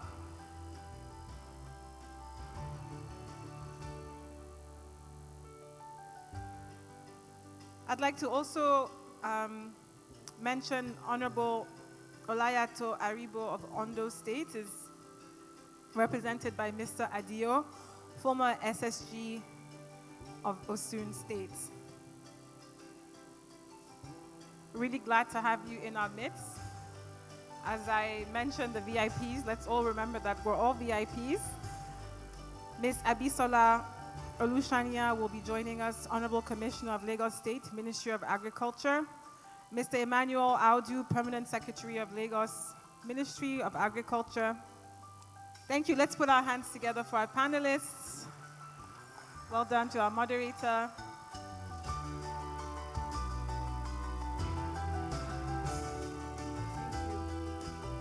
Well done. That was a very excellent panel session. Well done to you all.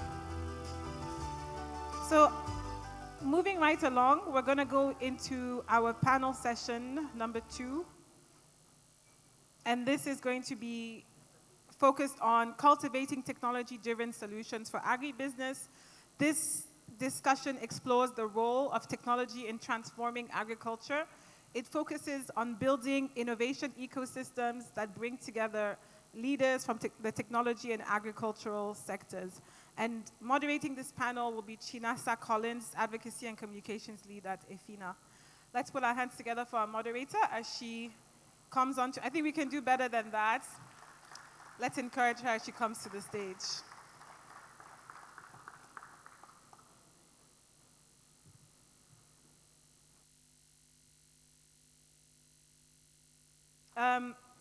So I'd like to also call upon the speakers for panel 2, Mr. Kudzai Gumunyu, who's the head of agriculture at FCMB. Very happy to have you with us. As was mentioned, FCMB was key in financing some of the businesses that were on our previous panel. Welcome. Mr. Mecca Nwabuko, who is the MD Prime Agro Seeds. Let's keep the claps going, folks. Let's not be stingy with our claps. Let's encourage our speakers. Mr. Wole Odeleye, Client Technology Leads at Microsoft.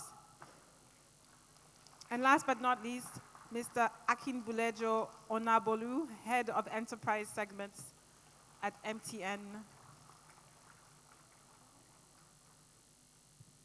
Best of luck to you all. Thank you.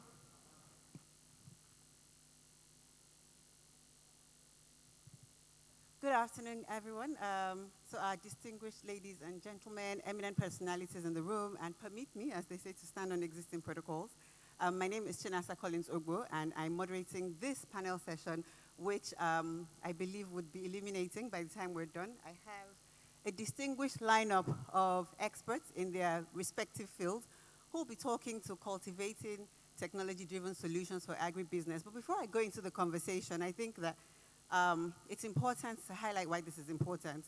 We're all here because everybody in here is affected by agriculture. As long as you're eating, then definitely you need to be part of this conversation. Whether you're an expert, a farmer, or you work in the industry, it's an important conversation to have. And we're trying to understand the role technology can play to address the challenges that we find within the sector.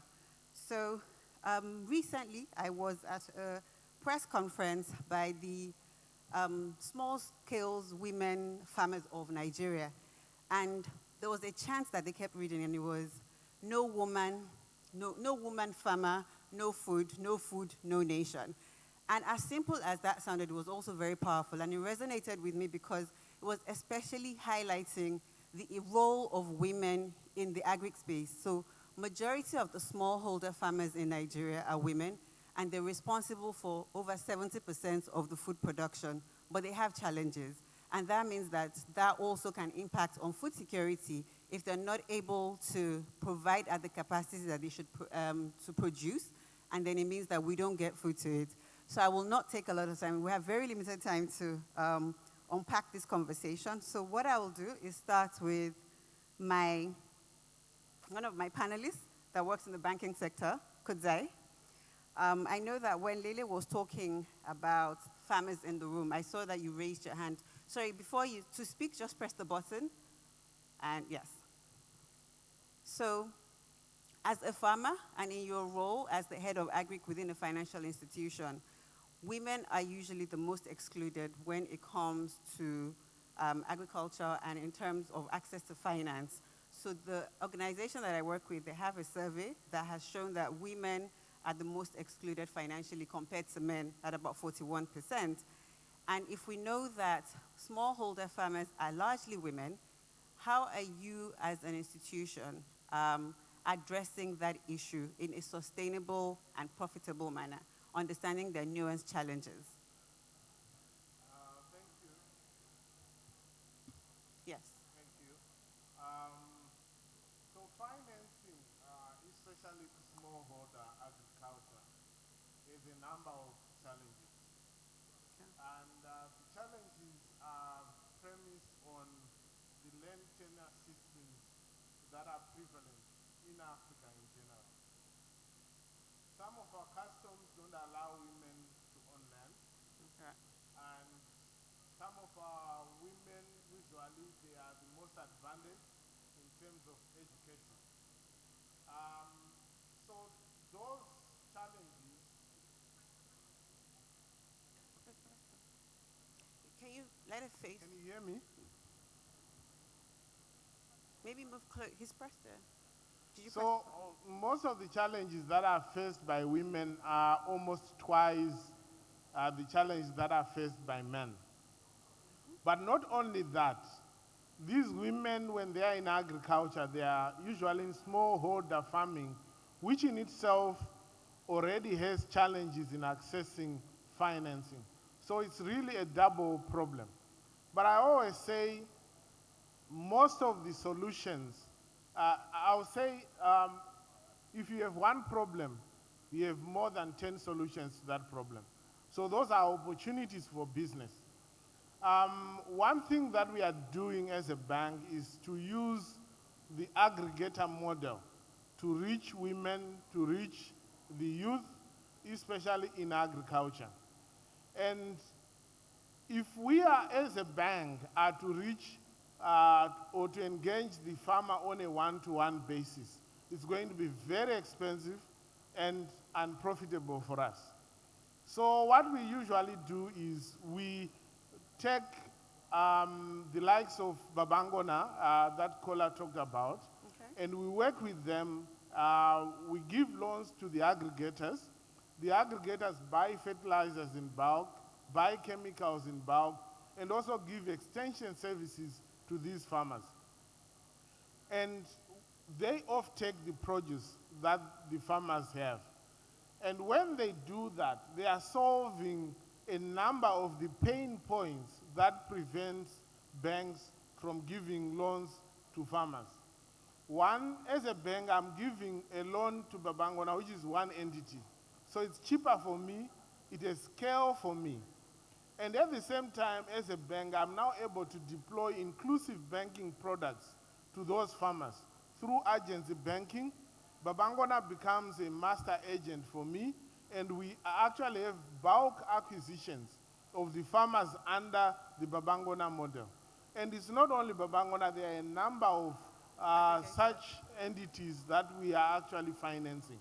So you find that with that, women are able to get financing because they don't have to provide the collateral that is required. It's actually done with Babangona.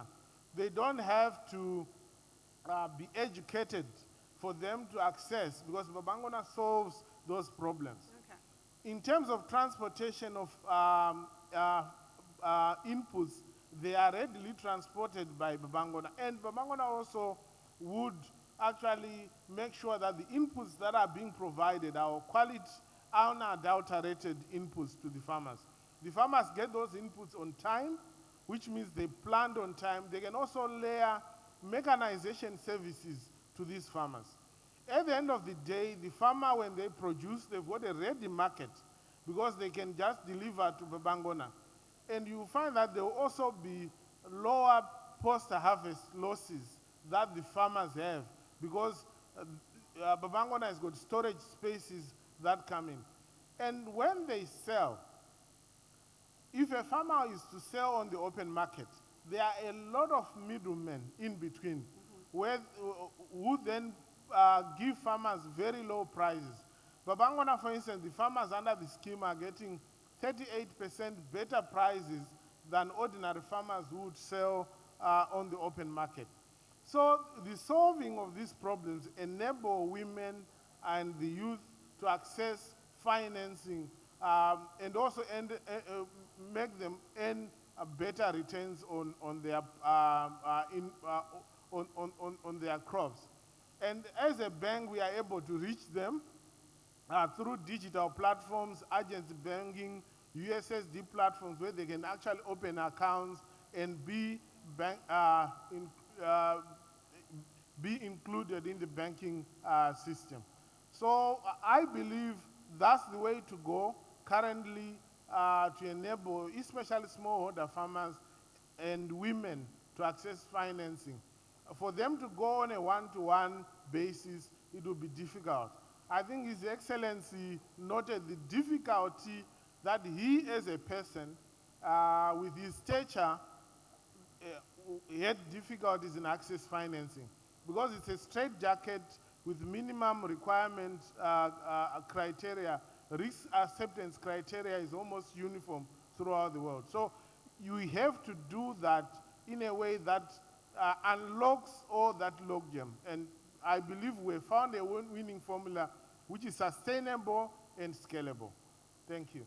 Thank you very much, Kudzai. That was very insightful. And just to summarize, what I hear you say is that you work with other organizations like Babangona to obviously circumvent the risk that you can't take directly as a financial institution, and that also prevents these groups of people from getting access.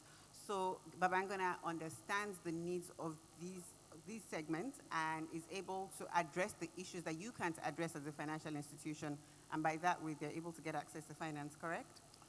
Yes, so you find that it's a win-win situation for everybody.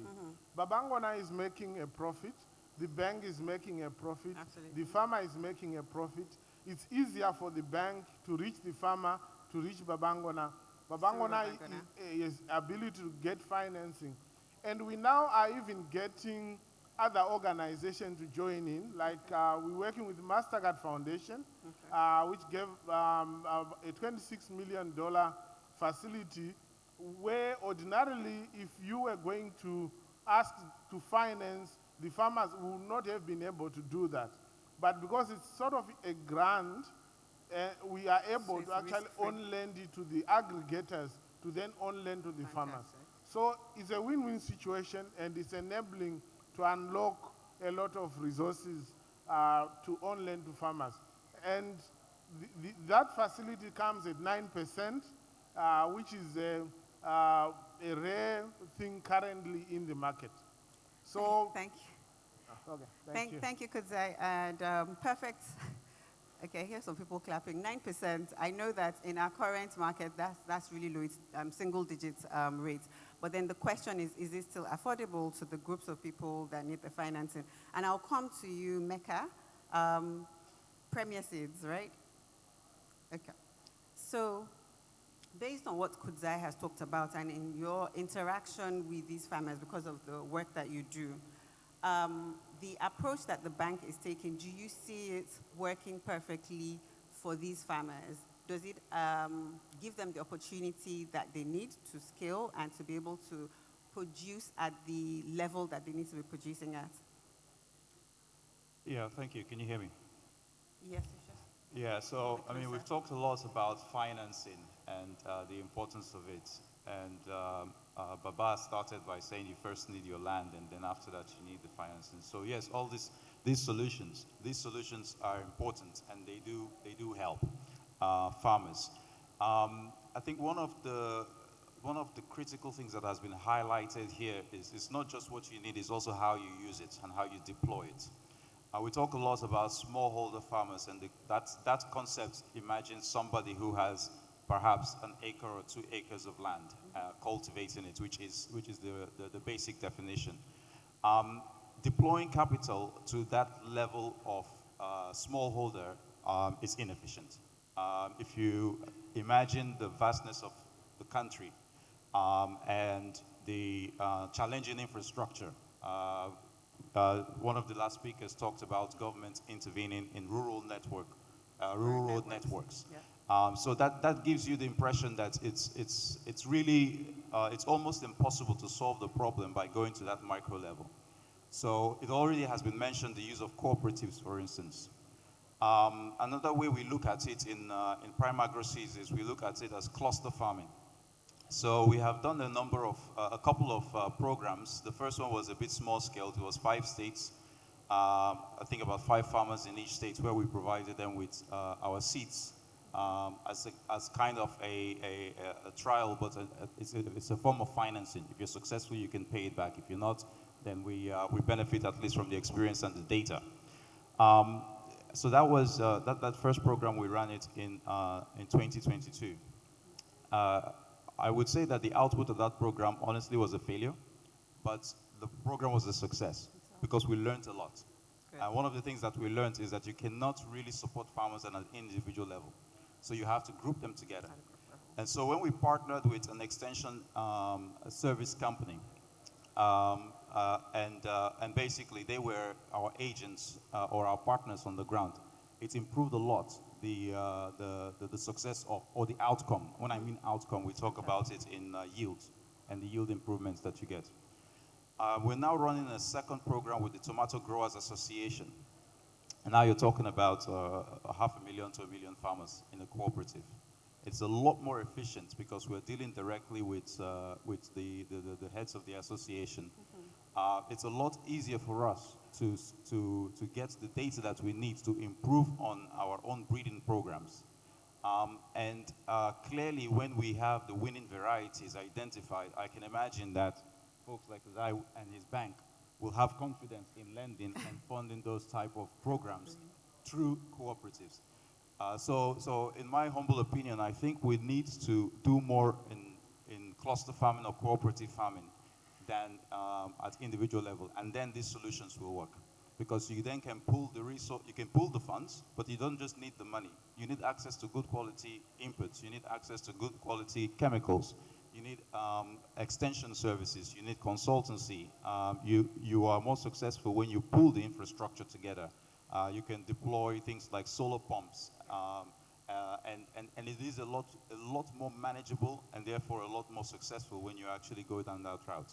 And then when you talk about improving on farming, we need to get a lot better at harvesting our data and using our data. Our speakers here are also from the data side, and it's almost impossible to harvest good enough data when you try to deal at micro level. So I think yes, it works when you actually deploy it in the right way, and in our view, it is when you actually aggregate these farmers. Thank you so much, Mecca, and I couldn't agree more with you, especially your point about supporting at group level. And even in the work that I do, what we find within the financial services ecosystem, within the informal groups, which is where the smallholder farmers exist, is the power of groups. So the village savings groups, the cooperatives, et cetera, is what's driving that inclusion. And so if other actors can start to look at that in terms of their communal nature and leverage that, thank you very much. So I'll come to you, Akin. So speaking about we situated the context. We know that it's smallholder farmers, they're likely to be women, etc. And in terms of technology and looking at mobile connectivity and where these people exist, we know that there's still the challenge of rural connectivity. What is the role that mobile connectivity plays in contributing to a sustainable agricultural future, or as Baba has said, agribusiness future in Nigeria? Please confirm you can hear me. Yes, I can. Okay, I think, well, not that I think, I mean, I do know the role that telecoms and communications and connectivity plays in farming. You've used the word smallholder farmer. That word has come through quite a lot today. There are easily about 40 million from statistics telling us about that. A large number of them women, and a large number of them, even a larger number in far remote areas. So I think for me, communications and connectivity plays a very, very major role in enabling sustainable agriculture. And then we ask the question, how does that happen? So communications, connectivity starts off with, they are businesses in agribusiness. So, and the challenges are access to information, just like any other business in retail and otherwise. Communication allows them to get information all the way from the supply side through to the demand side. So information on weather, pests, best practices, grants, information made available by the federal government and everything else. So there's just access to information that comes through from them. And then access to market linkages. So getting through to the market expansion. I mean, you have smallholder farmers. I think I know some people's grandparents who farm rice in the East. It started off as subsistence farming, but they are able to sell to who and how. You know, that's communications, connectivity, enabling them to do that. They start to get through to e-commerce sites. I mean, I just really like what has happened in the country right now, that everybody sells something on Instagram, employing young people and then them just being entrepreneurial. Why can't that happen in agriculture? It is happening in some cases, but it can absolutely blow out. Beyond that, we start to look at capability development. How do you develop capabilities for the farmers? Technology is just not the strangest thing ever. But to farmers who are in far remote areas, maybe it might be a little bit of a challenge. So how do we close those gaps? How do you teach people? I see we've all been taking notes today. Baba said a couple of things. Even I said a couple of things. I learned a couple of things today. And we're all learning. And I think communications, connectivity allows them to learn, allows us to reach them. So I think for me, those are some of the major learnings and major impact from technology. And then what do we do to enable them is what I'd even look at a bit more. So yes, we know what it can do, but how do we enable it? I like to think of some of the initiatives that I've gone through in communications. So we had the rural telephony and a number of things. The farmers, smallholder farmers, are in far remote areas. So how do we get infrastructure to them? Sustainably, affordable, and make sense. One of the words I think Kudza said was win-win. You know, it has to be win-win. It has to make sense for everybody. It has to make sense for the farmers, has to make sense for the infrastructure development organizations, and everybody across that value chain. You start to look at devices, services that are available to smallholder farmers. We, you know, every now and then we sit in here and say, oh, everybody has a mobile phone in Nigeria. In fact, everybody has a smartphone. And then when you get down to the figures, you actually see that a lot of the people sitting in here and a lot of people working in VI and in Lagos and in all the cities are the same people recycling a lot of these things. So how do we get devices into their hands? It takes me to the last point that I'll come into, which is partnerships and collaborations. But I mean, we need to get devices affordable and services affordable to them. I'm happy that the Minister of ICT and Digital Economy is here. So these are policies and things which drive it. Baba also talked about policy changes. So we need to be intentional about developing that agriculture, agribusiness ecosystem and enabling all of the farmers.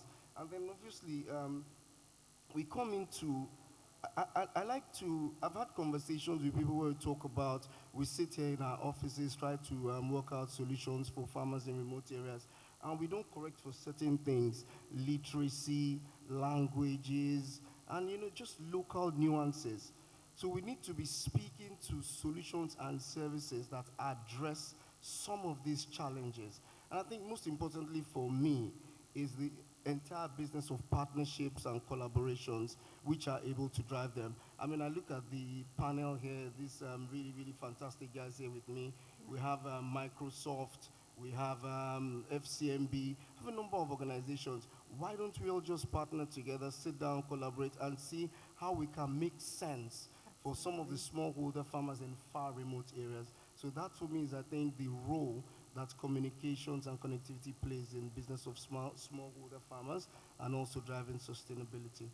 Fantastic. Thank you so much, Aki. And in fact, your last comment was something that was on my mind that I would bring up in this session in terms of we're talking collaboration, and what does that look like for all of you on this panel? How do you come together to address the issues that you're aware of? But before I go into that, I think that what I would like to highlight is, from your conversation, the importance of collaboration, because the issue itself is multifaceted.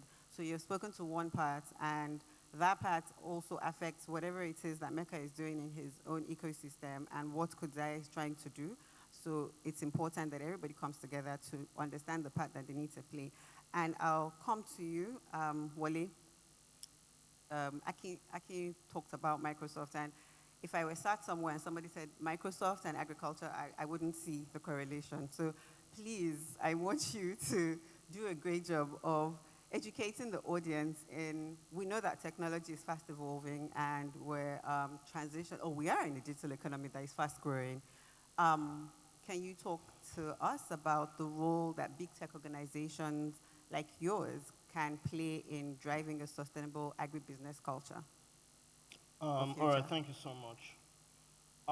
I think given the portfolio I cover in Microsoft for financial services, I've had the opportunity to understand the problem His Excellency made mention on around the access to lending. But let me start from the beginning. Okay.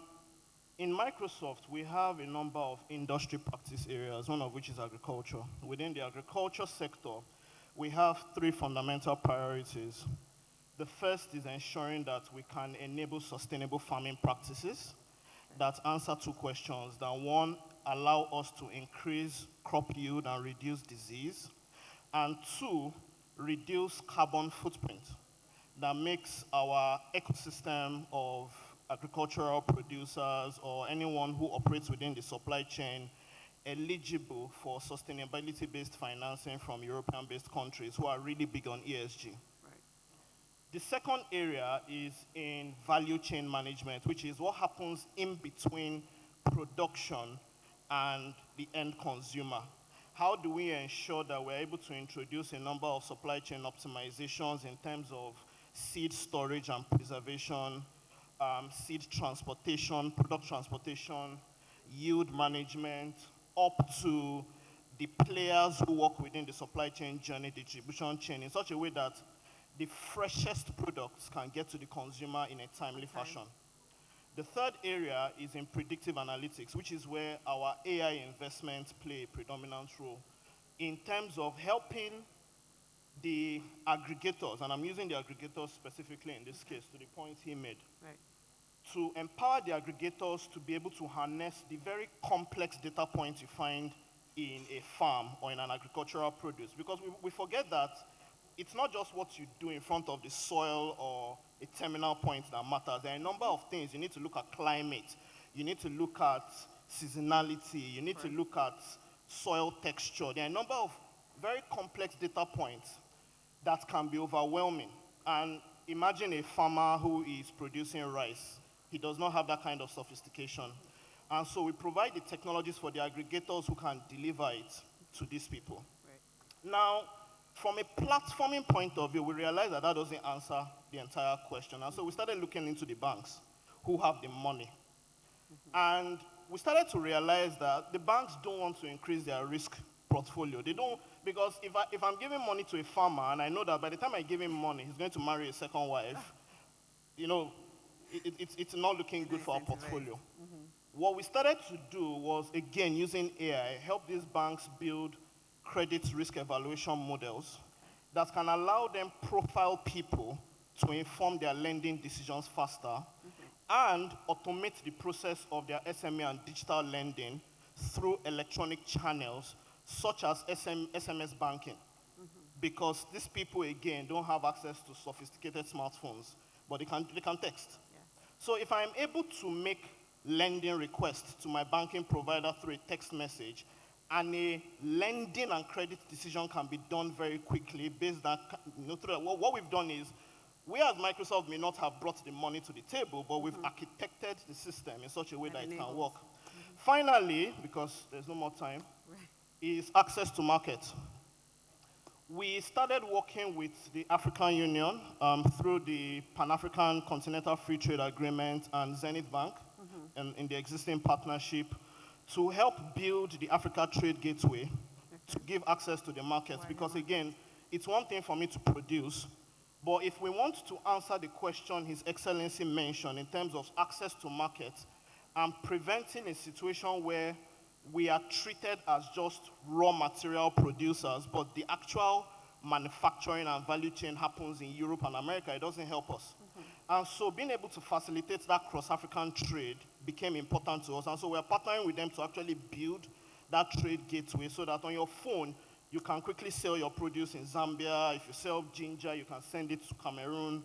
And you can go through the necessary tariffs and trade custom blockers very, very quickly. So those are the kind of things we encourage organizations like us to pay attention to be enablers of this ecosystem.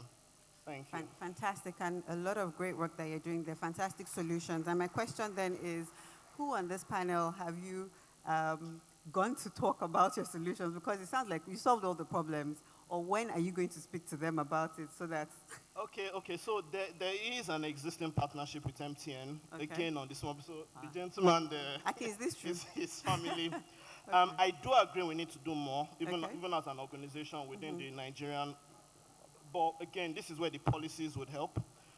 Thankfully, the minister in the strategy that was released for digital economy, we saw digital trade and sustainable financing as a critical pillar. So we know now, at least now, the government is taking this serious. We can put our money here.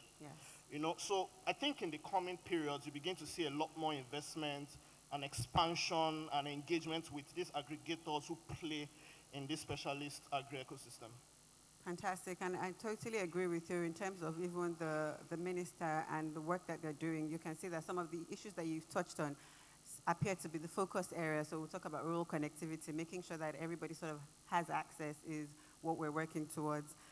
We have very limited time, so I'll just go to my last question for all the panelists. And as we're thinking futuristically, so the theme of this summit is the future of agriculture and how can we build a sustainable agricultural future. If you're uninhibited by the current evidence that exists, all the challenges, etc., and you had to think of a narrative that you want in the future for agribusiness in the future in Nigeria, what is one thing that you believe needs to be in place to allow for that kind of future? And I'll start with you, Aki.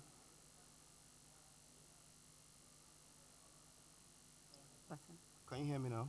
I can, yes. So the one thing I think would need to be in place is capabilities, knowledge, information across board.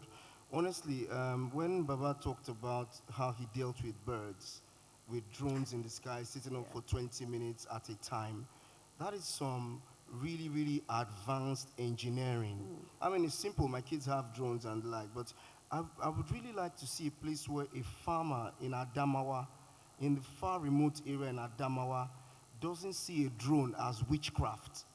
And at that point, what it means is they've assimilated technology. They've adopted it. They are able to use it, and they understand how it makes sense for them. That's what I'd really love to see. Fantastic. Thank you. To you, Kudze. Yeah, so for me, I believe in Africa, we have been doing the same things all over again and again and achieving the same results. I can give, for example, Babangona. What he didn't tell you is basically a technology company. That's what he is. He's able to use technology to reach the farmers, to coordinate, to do all sorts of things. And his business is now scalable and sustainable. And that, to me, is what is required in Africa. We need to innovate.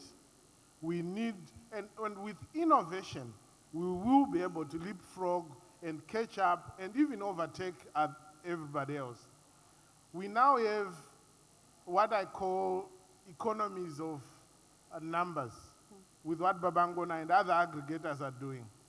The American farmers, they've got huge farms, they've got economies of scale, but if we use technology, we should be able to do and outcompete whoever we are competing, because we now have that scale that has been brought by technology. We're talking of seeds. One of my friends, actually, who is a professor at Cornell University, says the seed, the DNA in the seed is actually a software which can be tweaked to produce what you want to do. That's technology. And to me, if we are going to innovate in seed, in mechanization, in finance, we should be able to go very far. As a bank, we have actually have a platform which called Banking as a Service, where companies like Babangona can plug in and act like a mini bank in there. They are able to open accounts, they are able to transact with their ecosystem that they use. And I believe that's the way to go, and that's the future of Africa. We have to innovate, especially in the agtech, if we are to survive. Because currently others are now using AI in farming. And if we are not going to innovate, we are going to be left behind for good. Thank you. Fantastic. Thank you, Kudzai. Over to you, Mecca. Button. Can you hear me now? Yes, I can. Yeah, there's so many things. It's hard to choose one. But I will use this platform to at least pick one that will hopefully fall on good ears with the government representatives here. Fantastic. Please So do. Babar has talked about the policy somersault that happens. So I'll give you a good example and an example that is not really working. A good example is in 2021, there was a Plant Variety Protection Act that was passed. That effectively paved the way for our Dutch partners to really invest in prime agro seeds, because what that did is it gave them security over their intellectual property. Okay. Fantastic. Now, the Honorable Minister for Agriculture in Lagos State, she was at a delegation's visit to the Netherlands, where we were looking at horticulture technology, one of which is greenhouses, because we want to also diversify our food sources. And in the south, you need additional technology to grow vegetables. Now, we have a customer who ordered a bunch of greenhouses last year, brought it into the country.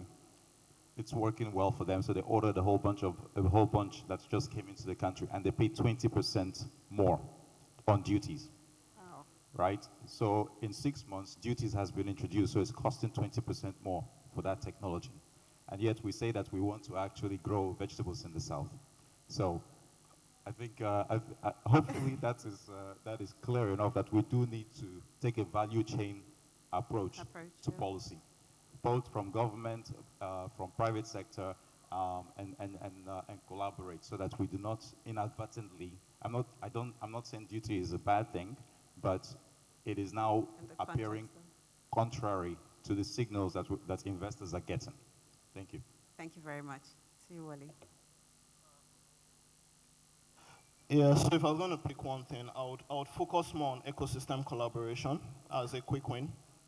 I think that in Nigeria today, we have a lot of parallel efforts undergoing that have not been harmonized enough to deliver the outcomes we're looking for. So for example, I have a belief that the traditional farmer, the traditional SME who is in agri-products is not the most digitally savvy person, and it's not necessarily the most educated.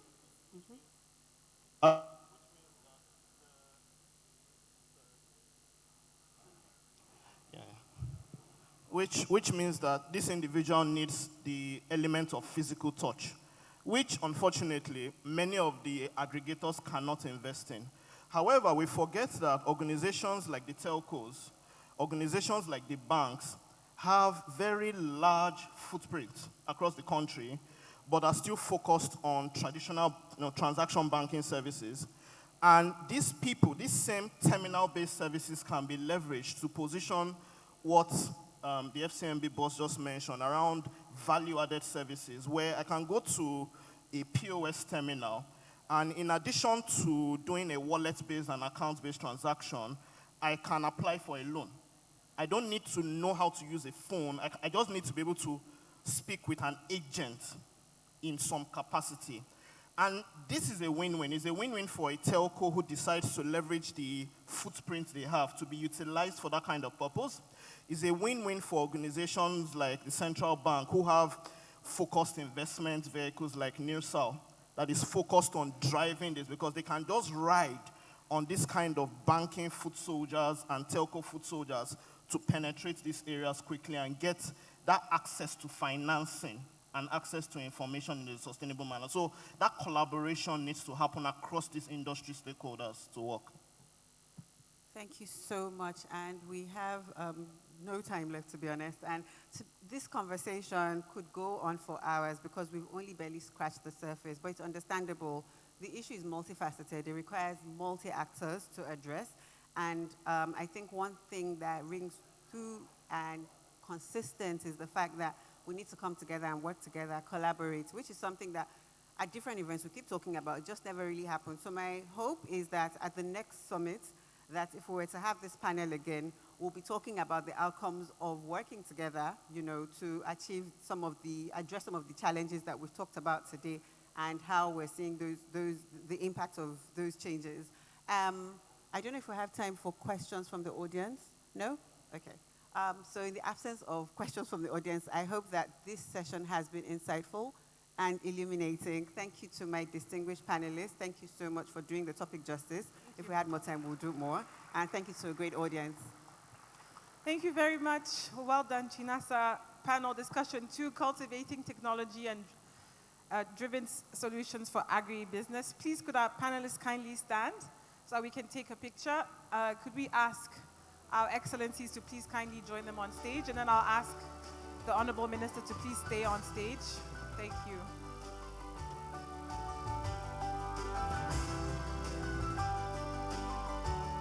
So while we wait for that to happen, allow me to acknowledge the presence of Prince Kazim Adio, who is an agribusiness consultant and former commissioner for the environment of Osun State. He was also the former Secretary of State for Osun State. So welcome, sir.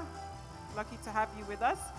And Honorable Olayato Aribo, the Honorable Commissioner for Agriculture, Ondo State, representing the Executive Governor of Ondo State. Welcome.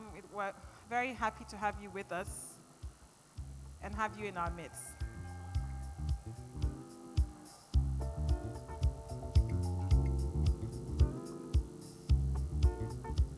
Don't forget to smile for the picture. Where's Dr. Toyosi? Is she not joining this picture? And Ogene Voke and Temi Dire, you should be on stage right now.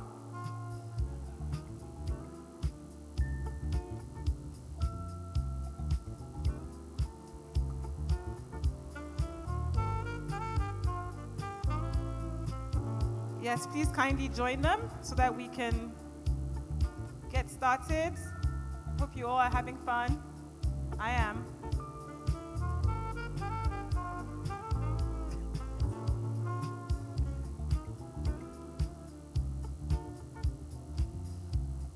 All right, so that was cultivating technology-driven solutions for agribusiness. Please put your hands together for the panelists and the very able moderator, Chinasa Collins. Well done to you all. Honorable Minister, if I could ask you to stay on stage, I'm going to read your very impressive bio.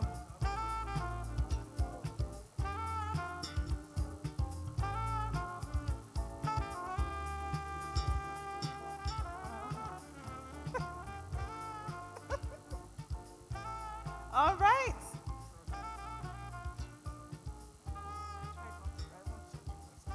All right. right, so I've been told that I haven't done a good job at pronouncing people's names today, so I must apologize, and I'll aim to do a better job. But in my defense, I'm from Senegal.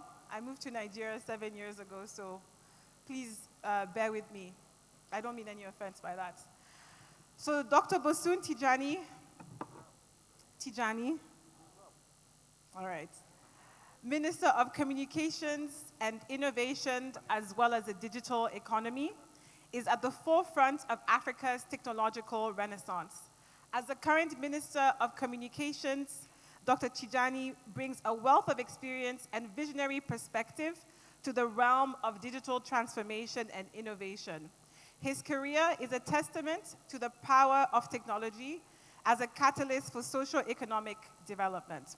With a background that seamlessly blends entrepreneurial success with academic rigor, Dr. Tijani is the co-founder and the CEO of Co-Creation Hub, otherwise known as CC Hub, one of Africa's leading tech innovation centers.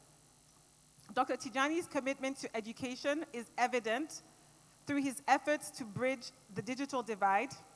His initiatives emphasize the importance of accessible technology in empowering communities and nurturing the next generation of innovators. His leadership has been instrumental in shaping policies that promote connectivity, digital literacy, and inclusive growth across several industries, including agriculture. Beyond his professional achievements, he is a passionate advocate for sustainable development. He leverages his platform to address global challenges, championing the use of technology to drive positive social change.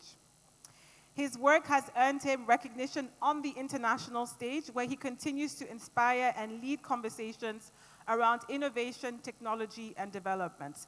Please join me in warmly welcoming Dr. Bosun Tijani, a true leader in communications and innovation, as he shares his insights and vision for a connected future. It's an honor to have you with us, Honorable Minister. Thank you so much. Good afternoon, everyone. His Excellency Chief Olusegun Obasanjo, GCFR, and the chairman of the occasion.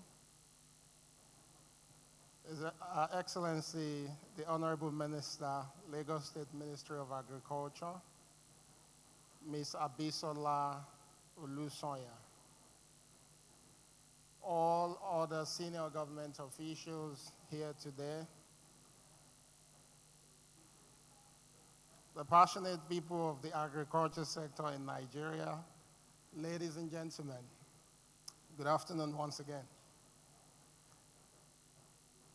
I find it extremely exciting to be here with you today for many reasons, but I'll speak to just three of those reasons. Of course, one is the fact that I'm part of a government that is extremely motivated to help address the food security, insecurity challenge that we face in the country. And as you've seen, the president has made it clear since the beginning of this administration that as a country, we must cultivate 500,000 hectares of land. And that, in a way, is a challenge for me as the Minister of Communications, Innovation, and Digital Economy. Because we all understand that you can't truly diversify any economy without prioritizing the use of technology, particularly digital technologies. The second reason why I'm excited to be here today was about the time when I was appointed.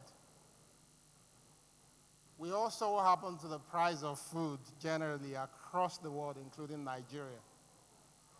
And because I tend to be a little on the crazy side, I decided I was going to take my exit pay from CC Hub and put it into a farm. So I actually have a farm which is 250 hectares somewhere in Ogun State. And we're just planting this week. So we've spent the last few months clearing, plowing, and harrowing as well. So I kind of feel like I'm amongst colleagues and friends here to discuss agriculture. But I think the third reason why I'm excited about being here, of course, is that looking at the room, seeing a lot of young people, a lot of technologies in the room, passionate about helping to address the food security challenge that we face globally, and more importantly, Nigeria, is a sort of reassurance that we're getting it right, and that the people that should come together to truly help fix these issues are passionate about it. And this is why I've chosen to, in the introduction, I think she mentioned that I can be a bit academic.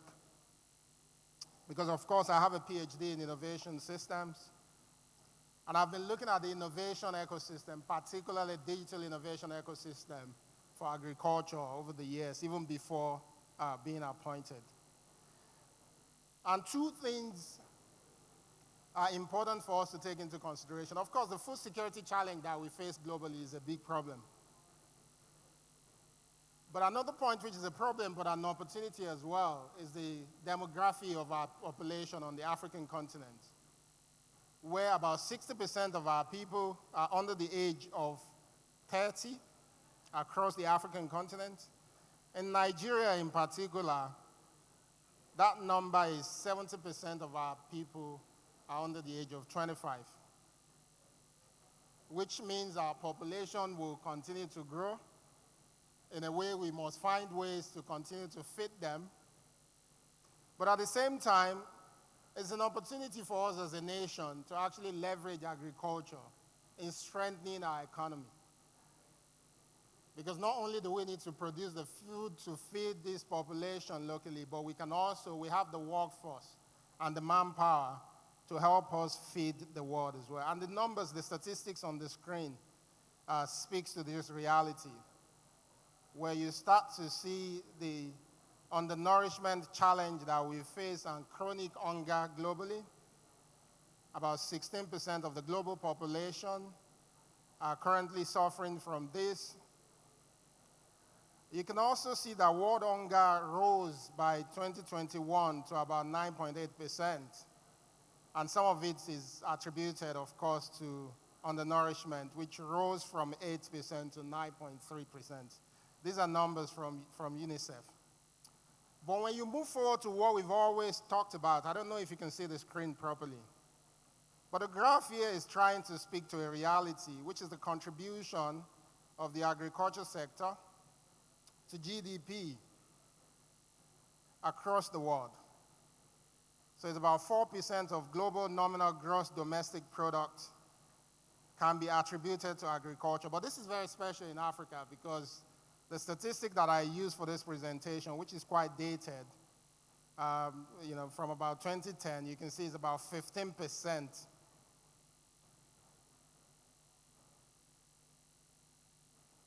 to the continent. Agriculture contributes about 15% to the GDP on the continent. And you can see the map as well. So it's actually an important sector for us, as you all know, extremely important. You can see the jump for Africa. The rest of the world is pretty way lower than Africa. Then my next slide speaks to two interesting points. One is the average employment in agriculture by continent. Again, you can see the really tall one is Africa. Americas, you can see, which is the one that follows, you can see how low it is. But the exciting thing is when you move to the pie chart on the side, where you see the average agricultural land by continent between 1990 and 2019, you start to see something really exciting there. The size of land being cultivated in the Americas, when you compare it to Africa, is quite similar. But the Americas employ way less people in agriculture than Africa. That's something we should talk about later in my subsequent slide. So when I was offered the job as the Minister of Communications, Innovation, and Digital Economy, and of course being aware that the role of government anywhere in the world is a constant conversation on how you drive up your GDP. That's what government worries about, of course, including so many other things around security and much more. But GDP is a major, major challenge, and is linked to nearly everything else in any economy. So I downloaded numbers and statistics from the CBN for about 20 to 35 years or so. And we're looking at the components of how we calculate our GDP in Nigeria. Of course, our GDP is largely classified into three sectors broadly, which is what we call industry, where you also find things like manufacturing and the likes. The second one is agriculture, and the third one, of course, is services. I broke down the contribution of each of these sectors to the Nigerian GDP over the years. And depending on what you're seeing on the screen, you can see that industry, of course, has been dropping over the years. Services has been growing for obvious reasons, because this is where you also find the ICT sector and so many other exciting things we've been doing in entertainment, Nollywood, for instance. But you can see agriculture has been quite flat over the years. And this is a sector that is meant to be a major sector that contributes to our economy. So I went further, and I looked at the components of agriculture when we calculate GDP. So what are the components of agriculture? How do we tabulate and calculate the contribution of agriculture? Of course, this is further broken down into 4 key areas. One is crop production, livestock, forestry, but also fishing as well. Then we looked at the numbers. We created a model to be able to help us understand the growth of these 4 areas. Of course, we found that relatively high in terms of contribution is crop production. But nothing was on the moderate side. The other 3 was actually relatively flat. So over the years, we've not been able to raise the level of production or productivity in livestock, forestry, and fishing over the years. And remember, these are important elements of agriculture. They're important elements of food as well that we eat. And Nigeria has competitive advantage in all of these areas. This is why we calculate them and we take them into consideration. Then I started asking pertinent questions. For those who may have economics background, when you talk about growth, of course, you need to start saying, what can we do to truly help see growth in these areas? And the economics in the room, or the economics teachers will tell you, you have 2 clear options. One option is that you increase the number of inputs that you put into your production process. So you get more people into production process. Perhaps in farming, you increase the number of land that you use. But I think one wisdom that has been with us, economics, for years is the Cobb-Douglas production function. That if you give the same piece of land to 2 farmers, and you get one to use the traditional way of cultivating that land, and you get another one to learn from Baba and use drones, sensor, and precision agriculture, that we all know what's going to happen. One will be a lot more productive than the other. And this has been the story. Hence, the introduction of technological innovation in how you truly raise GDP. If you want to diversify any economy, if we want to raise the level of contribution of agriculture to the GDP of Nigeria, then we have to be thinking about technological innovation. So this is not new. So a conference of this sort, a summit of this sort, it's not really been built based on the excitement that technology is now here with us and we have to use it. It's the traditional way that nations have been able to leapfrog. And if you're unsure, I'll take you to my next slide, which, if you can see that graph again, here we start to talk about total factor productivity, again, for the economics in the room. Total factor productivity is how you explain the portion of your produce output that is not linked to your traditional form of production. So the portion of your output that is linked to innovation, that is linked to technology. And of course, what this graph is showing us is that in the US, over the years, the land that is being cultivated for agriculture is not been increasing. It's actually been decreasing over the years in the US. The amount of people who work in agriculture in the US has been going down as well. But guess what? The output has been rising significantly. And when you calculate the total factor production for agriculture in the US, you actually find that growing as well. So US as a nation is able to continue to stay productive. To a large extent, they still import significantly in agriculture because technology is being added to. So when we talk about the need to feed ourselves on the continent, when we talk about the need for us to raise the level of production in agriculture, to enhance productivity, we need to understand that a summit of this nature is truly the only way forward. I was having a side chat with Baba on the importance of smallholder farmers.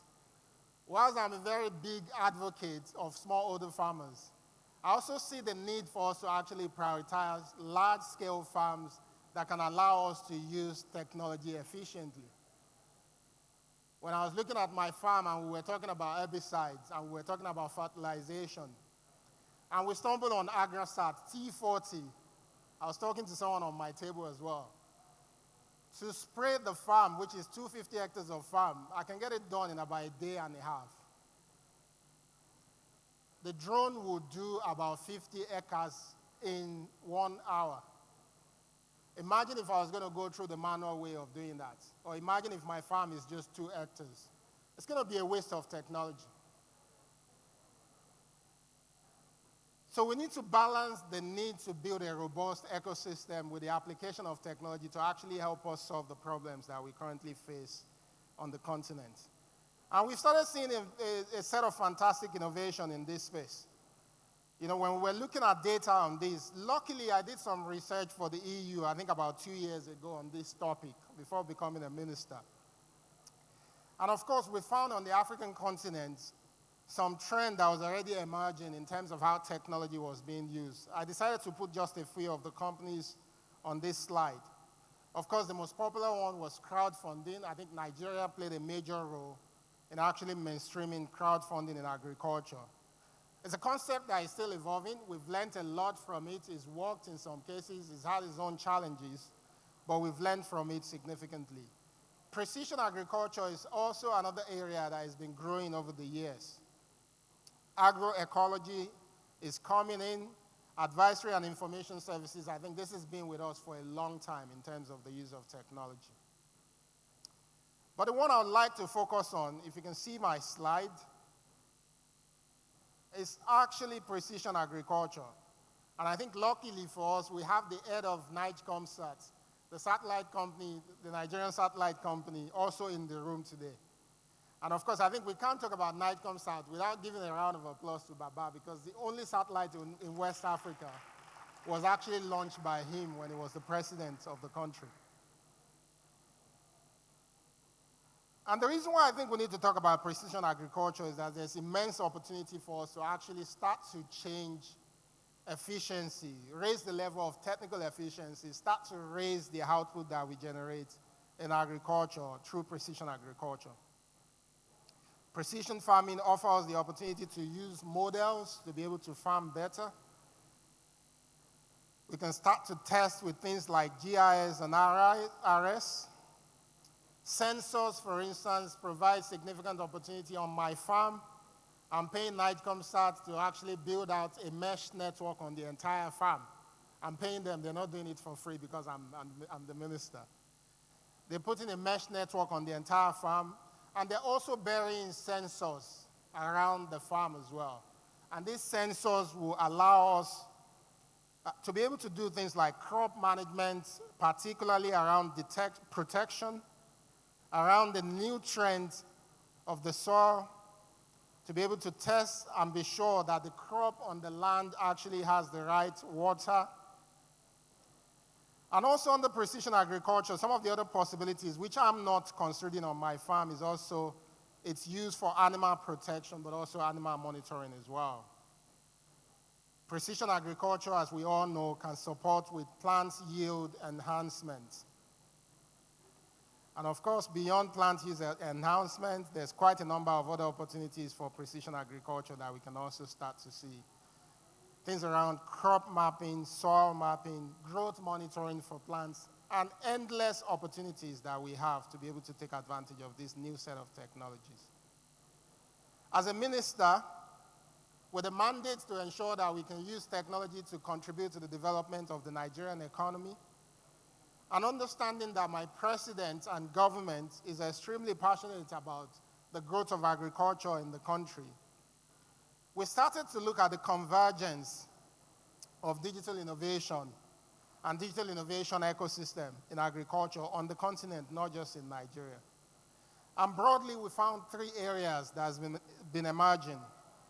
One is what we call the actors and the networks driving this innovation.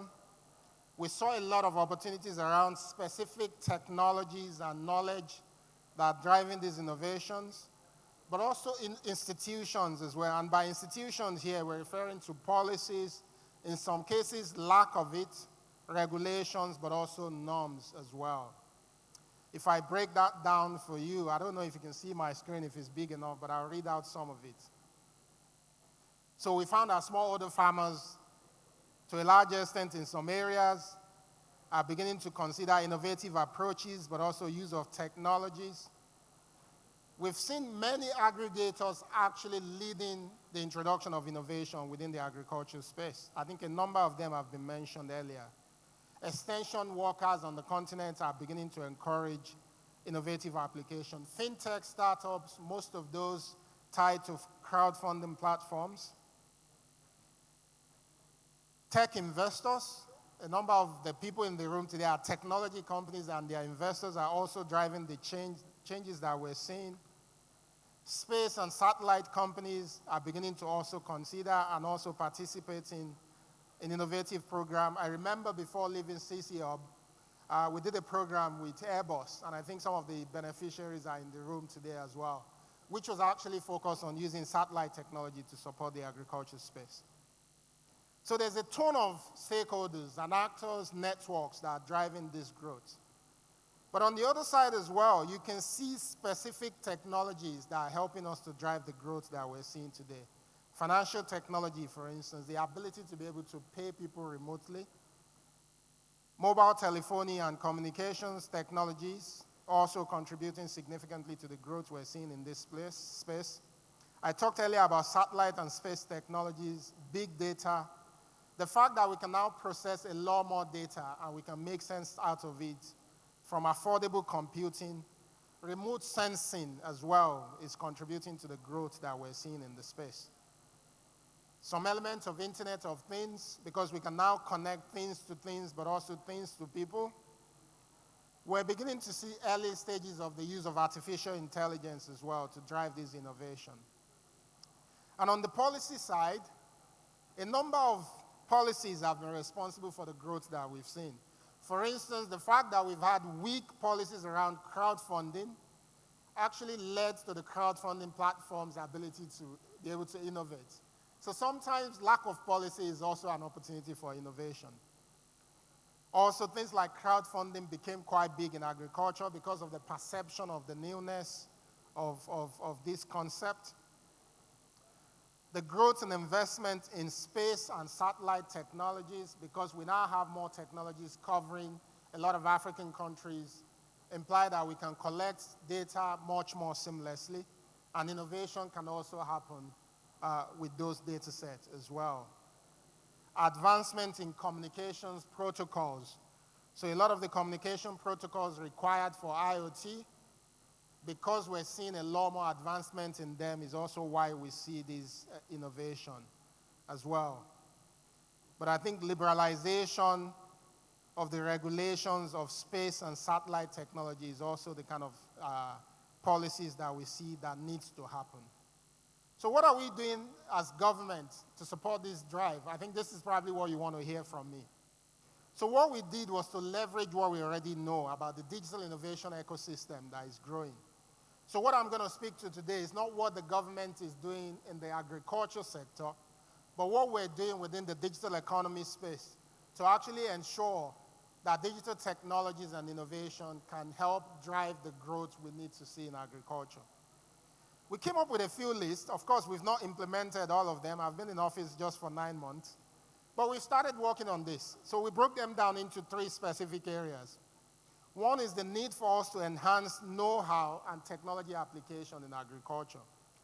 The second one is the need for us to build network and relationships that can facilitate both the transfer of existing knowledge, the development of new knowledge, but also the application of this knowledge as well. And the last one, of course, is policy frameworks and developments that can help.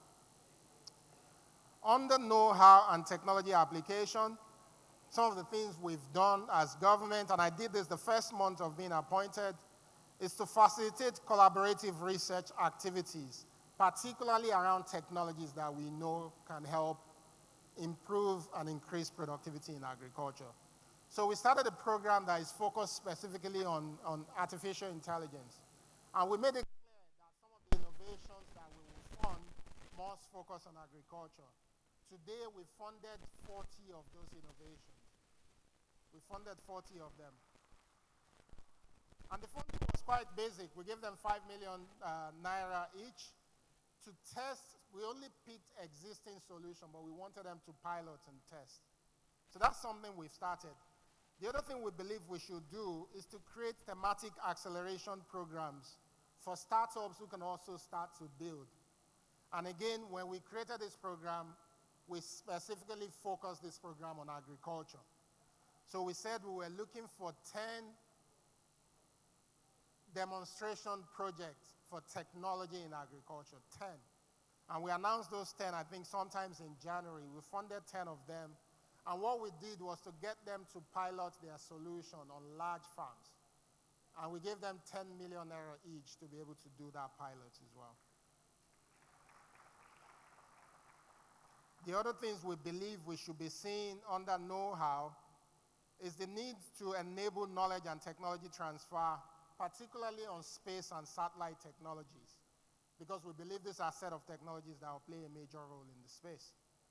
We'd also like to sponsor talent development programs for early-stage researchers that are focused on agriculture technology as well. NIDDA was already doing this. NIDDA was already working with a number of academic institutions in the country, focusing on supporting those who have studied agriculture to actually go out there and test out some of the things they've learned on real farms as well. In terms of building network and relationships, we thought of 4 things that we could do, and we believe that we've implemented one of them as part of the program, 2 programs that I mentioned earlier. One is that we want to facilitate and sponsor exchange programs, particularly between companies and research institutions, because we see that there's so many research around agriculture, agricultural technology that is ongoing, either within the country or outside of the country, that we can mainstream by getting them into proper farms. We would like to fund technology demonstration projects also that involves agriculture technology under building network and relationships. And like I said, we've done this. We'd like to be able to co-invest in agricultural technology startups. For those who are following, the government has been able to launch a program called the iDice, which is meant to invest in technology startups in the country. And we have about $650 million to go into that investment. And we believe that a significant number of those startups will come from the agri-tech space as well. In addition to this, we want to provide funding for network and operations of agri-tech accelerators, but also incubators across the country as well. The last frame, in terms of what we believe we should be doing, is to work on policy framework, but also development as well, that can support mainstreaming of technology in agriculture. And the first thing we're doing there is to assist in creating regulatory sandboxes for technology in agriculture. For those who are in agriculture, you probably know that we still have some challenges with the use of drones in Nigeria in terms of the law. And one of the things we're doing is to now, working with the NSA, to ensure that we can have a sandbox in place that will allow anyone with any innovative ideas around the use of drones, particularly in agriculture, to be able to test without going through the approval and the formal licensing process in the country. And we believe once we can do this, we'll start to see more innovation within this space. We'd like to facilitate capacity building programs for public officials on technology efficiency in agriculture.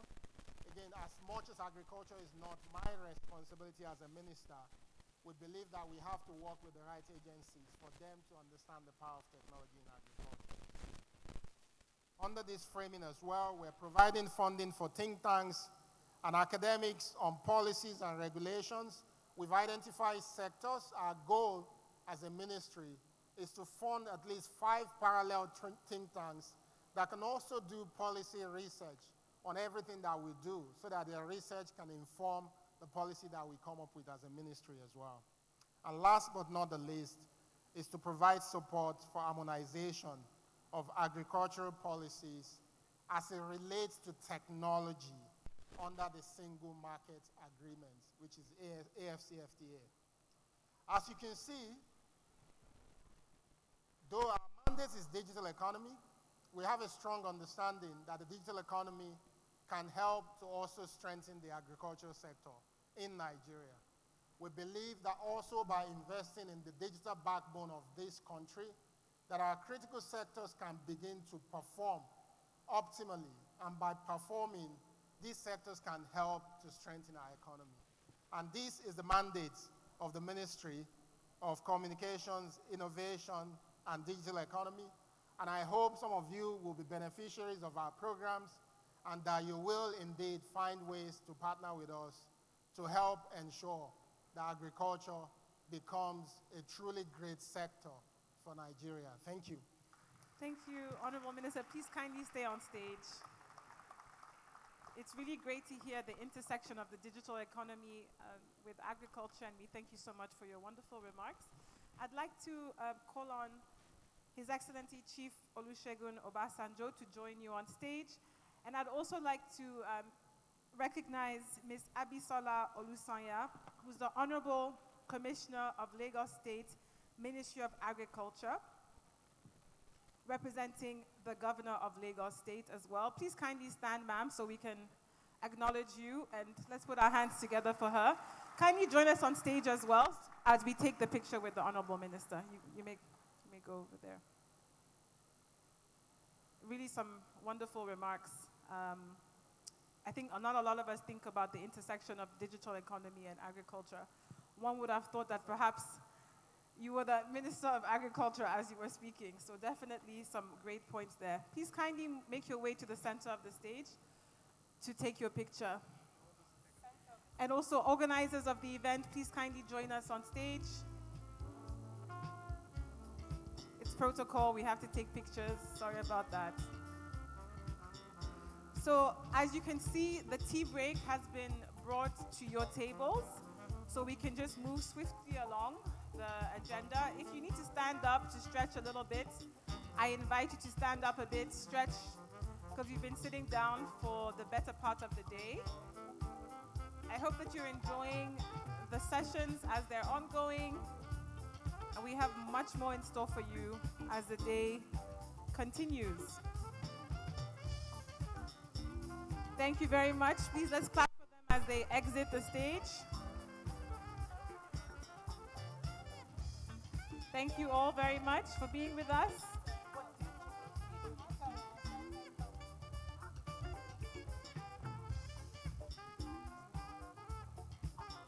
Honorable Minister, could you stay on the stage? We're going to, sorry, that's my bad. We have time for 2 questions. For the Honorable Minister, preferably a woman and a man. So I could see some women put their hands up. So you could please contribute to the conversation. All right, ushers, could you please go to the gentleman there in the white? And could we please have some women as well, perhaps ask a question? Perhaps we'll get some motivation after we hear the first question.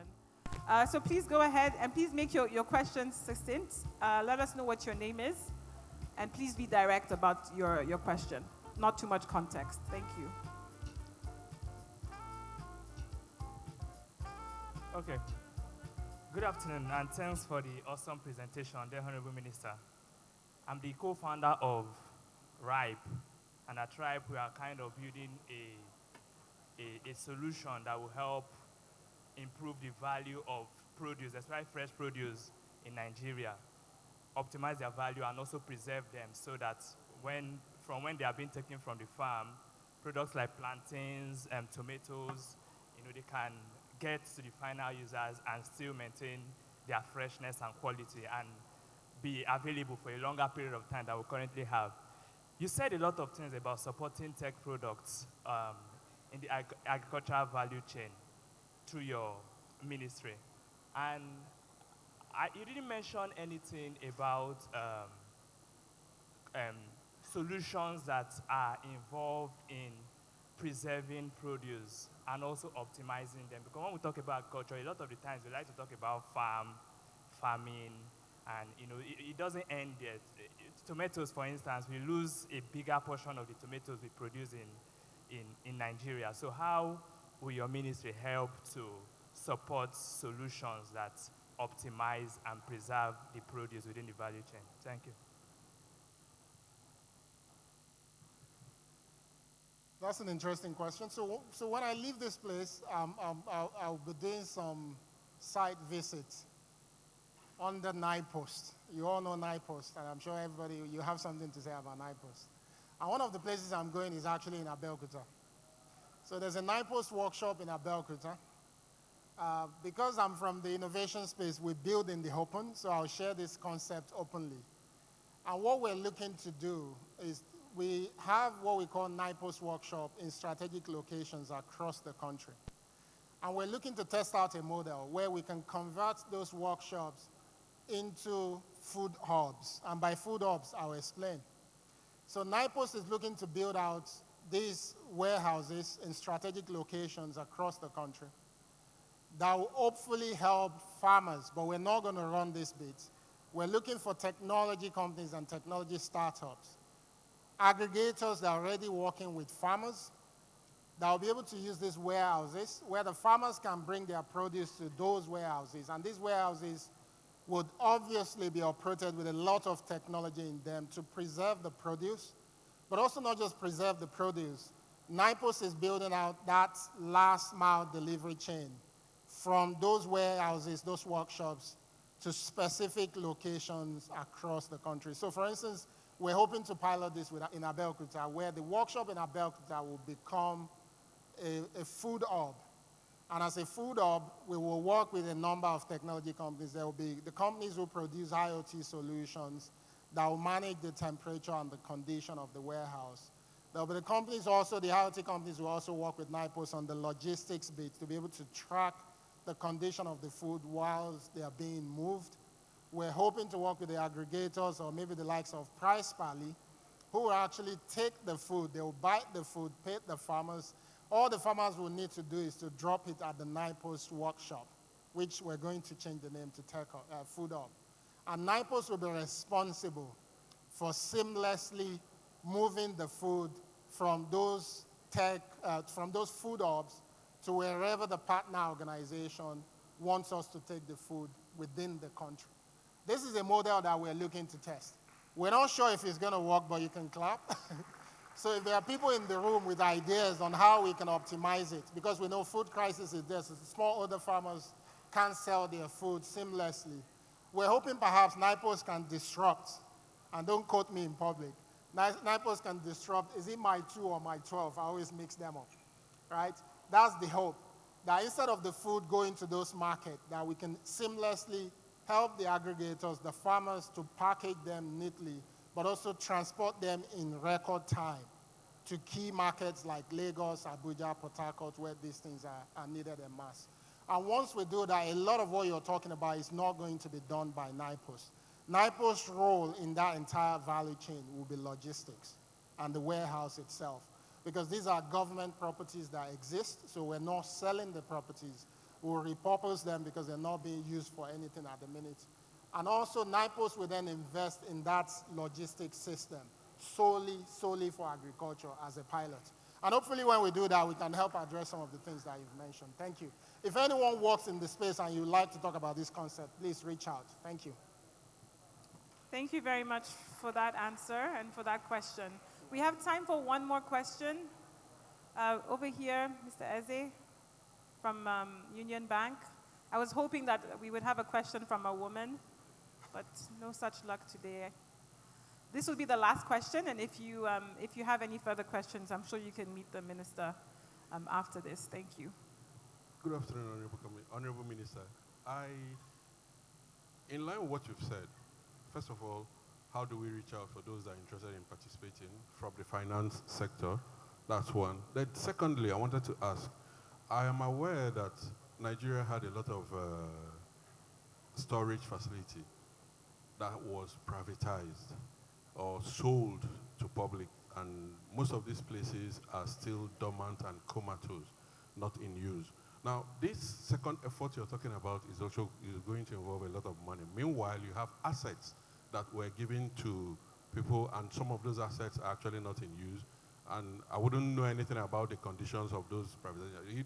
Don't you think this effort is going to be, involved in when you have assets that can actually be deployed and that were strategically located in areas like when Kola talked about access to rural road? Most of these facilities were in those areas to make sure that evacuation and storage were within the short time to also allow for optimal use.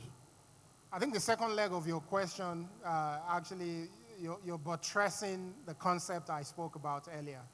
I think one of the things that our forefathers did well for us was to invest heavily into NIPOS. So NIPOS has strategic locations, properties all over the country. Many people have been asking the question upon my appointment, what have we been doing on NIPOS? Actually, the first task that the president graciously did for us was to, a part of NIPOS was already unbundled before we came into government. It was already unbundled. You have the NIPOS properties, logistics, and all of those things, which meant when we came in, a lot of the innovative ideas that we had on how to reimagine NIPOS, we couldn't work on them. So we had to work with the State House to bring those entities back. And just about 4 weeks ago was when the president finally signed for them to be back fully in the hands of the government. So a lot of the properties you're talking about, the workshop in Abeokuta that I mentioned belongs to the government. That's a low-hanging fruit. So we don't have to pay for it. We're going to repurpose that building for what I've just described. And we have workshops, what we call workshops in NIPOS. They're very special buildings. I think we have about 8 or 9 of them across the country. But bear in mind, we have over 5,000 NIPOS facilities. So beyond workshops, we have so many other special buildings as well. We have something really large in Ijora. And that's what we're hoping we can do with these buildings, that we can start to repurpose them for the agriculture sector, but not just agriculture sector, so many other sectors that can benefit from physical spaces as well.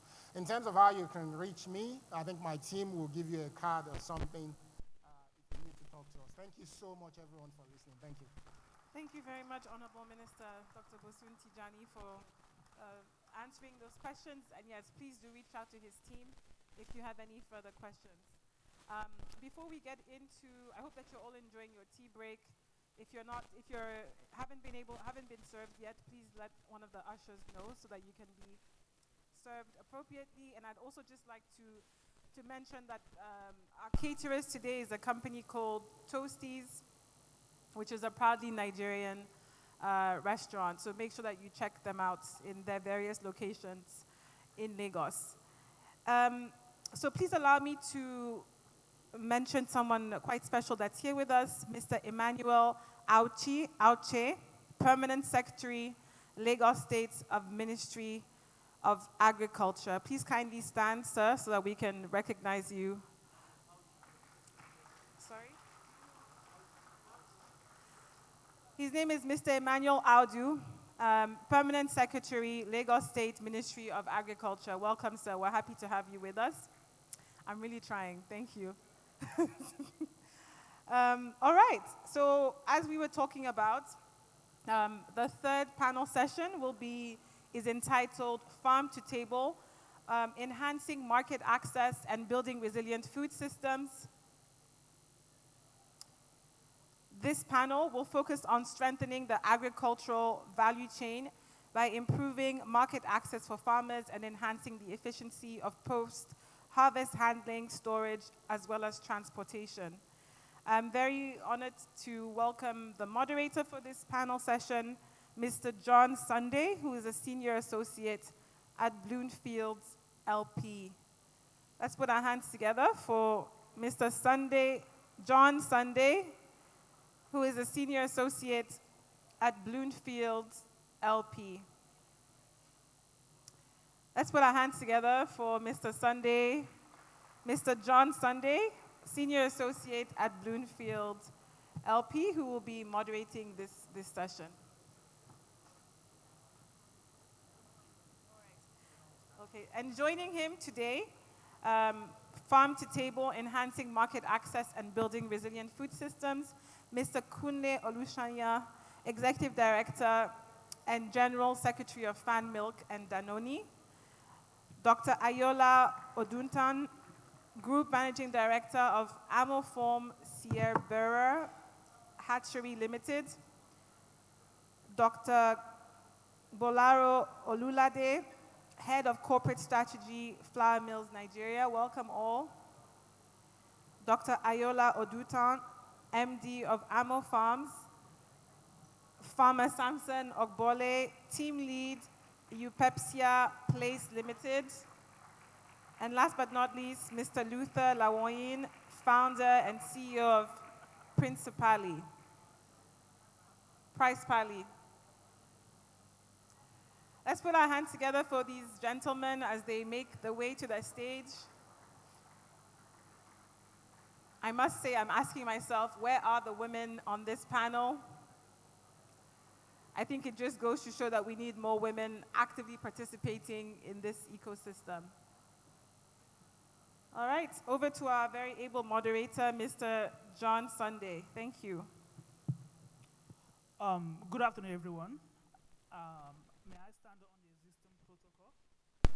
My name is John Sunday Okelue. I'm a lawyer. I work with Bloomfield Law Practice. And it's a privilege to be moderating this panel, discussing with some of the experts we have in the agricultural sector in Nigeria. Without wasting much time, let me start with Dr. Ayola. Doc, sir, so please, if you want to speak, you can just press the button, and after a while, you can just turn it off. Let me start with Doctor. Doctor, we have noticed that it's been reported that the current policies, especially in relation to small businesses, have not been favorable as they should be. What areas do you think the government needs to improve on the available policies? We have some government officials here, so probably there are things we could take home with them. Very much, John.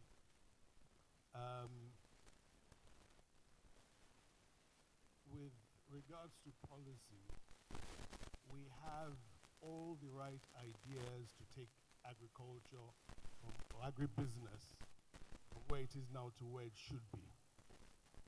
Our major challenge has been implementation of those policies. I think we have to go back to the basics and ask ourselves, what do we see as the end game here? Because it's obvious that when we see the end game, look, explore and evaluate, take decisions that will help us to get from where we are now to where we want to get to. I see very, very clearly that it seems that there's a gap between creating is that are supposed to implement them.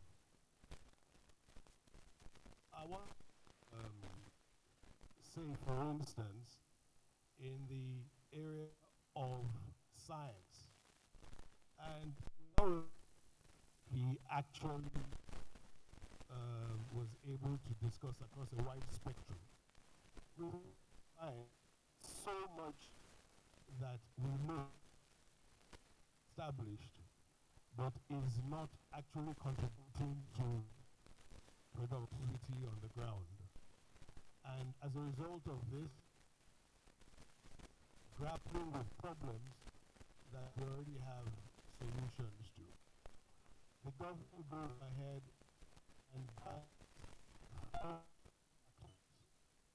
but we don't have enough of the conversation talking about the processing of what is going to come from those tractors, the logistics for the tractors, the actual market. For instance, as a businessman, if I'm going to start a business, I start from the market and I work my way backwards. A lot of us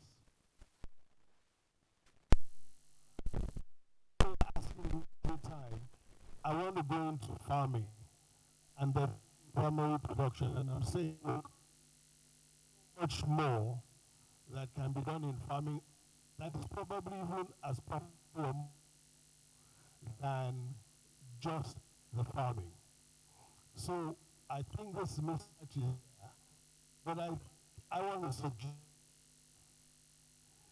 we need to have a central agency managing and it should not be a government agency per se.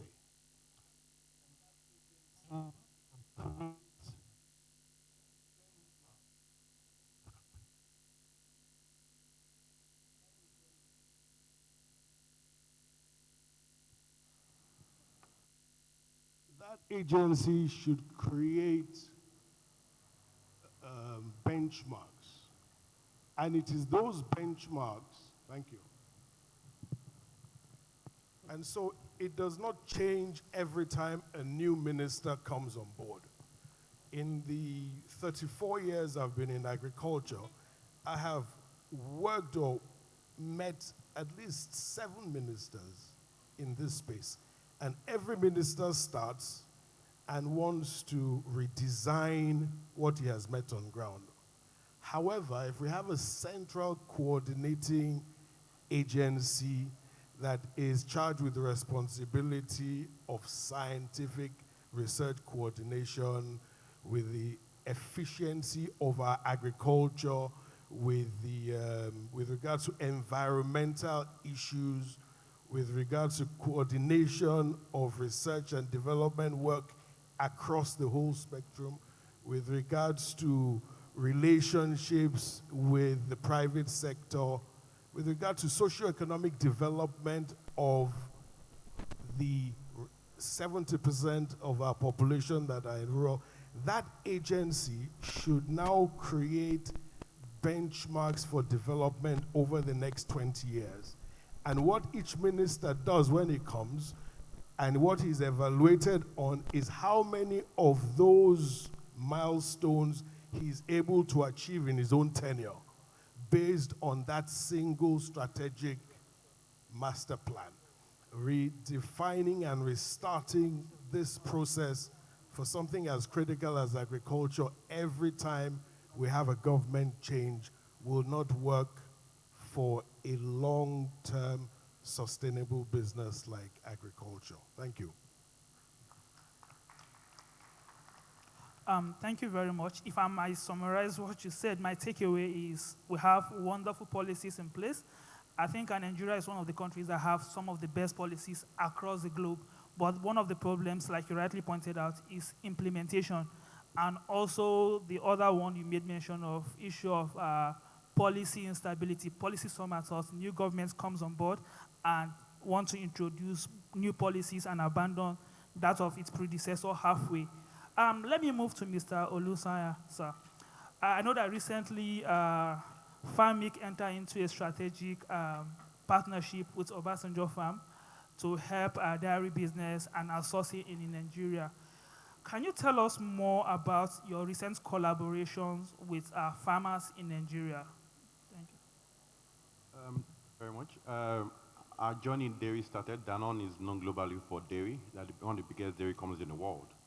So we started with a government policy, like I mentioned earlier, with basically forcing dairy companies to go into dairy farming. We said to ourselves, we are not a dairy producer, we're a dairy processor. So what we said, we had 3 pillars of commitment. One, we started a model dairy farm, which is set up in Ogun State. We'll do dairy capacity building for the farmers, and we'll also do milk collection. The milk collection will be in 2 phases. First with the smallholder farmers, and then with what we call the gold farmers. We know for sure the smallholder farmers will take a longer process, and with all the challenges in terms of capacity, in terms of capital, will be challenging. So we felt the fastest way to go, and you know when you want to grow in business, if you want to go fast, you go alone. If you want to go very far, you go together. So we looked at who had that capacity that would basically work with us in terms of capacity, in terms of capability, in terms of the commitment. And then we approached Obasanjo Farms, and we had this community say, you know what, we are not basically a dairy farming company, but we want somebody that will basically go into dairy on our behalf, right? What that meant is you basically have the cows, right, and then we just offtake from you. So what we did was when we approached him, and then it came in a very wild way to us. We wanted someone that has the land. Land is fundamental to agriculture, which you all know.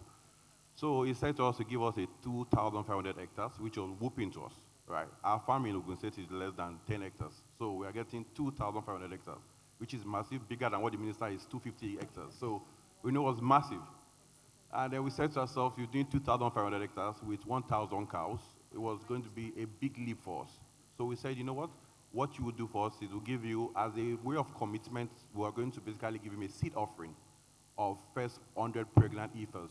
These heifers will give you more in terms of volume, right? It meant local cows in Nigeria will give you 1 liter, 2 liters. If you're lucky, you get 2.5 liters.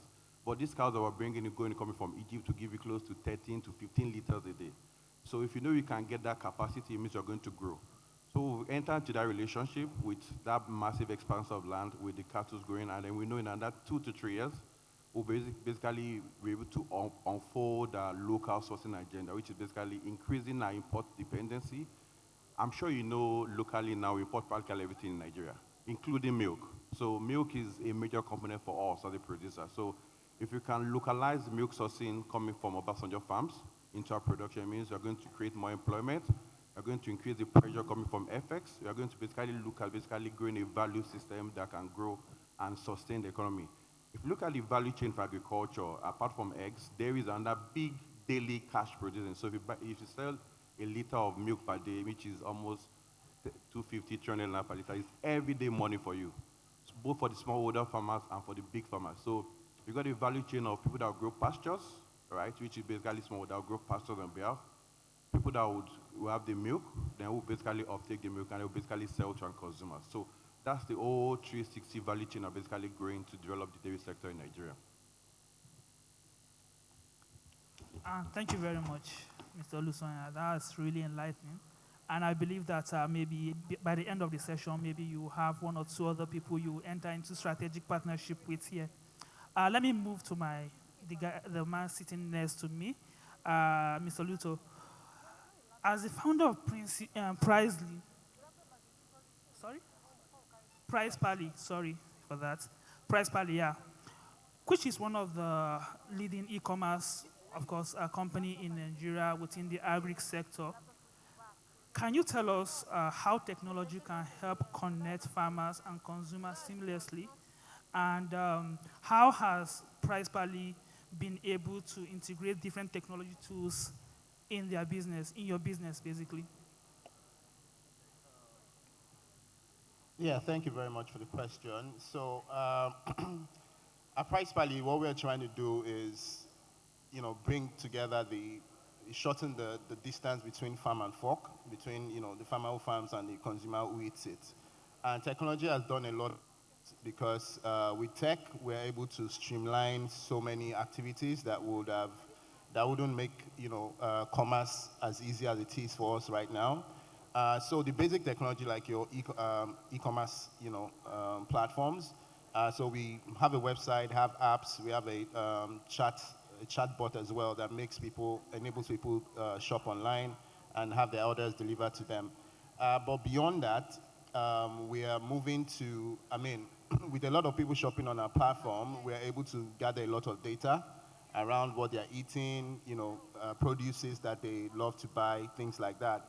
And because, that data informs us, we can always use that data to even predict the future of what people will buy from us in the next month, next couple of months, years, and all of that. And that, we're looking at a situation where farmers can now farm specifically for Price Pally, specifically for consumers who buy on our platform. That way, you are reducing waste. That way, you're bringing a lot more efficiency, just to circle up of what everybody else has been talking about, as to making sure that, farmers are able to produce smartly. So technology goes a long way, and it is very imperative for everyone here, every actor in this space, to find ways by which tech can lift a lot of heavy work instead of you struggling to get things done. Tech can take a lot of those pains away and make you grow faster. And in our part, it's a pillar. We have three pillars. It's technology, partnerships, and data.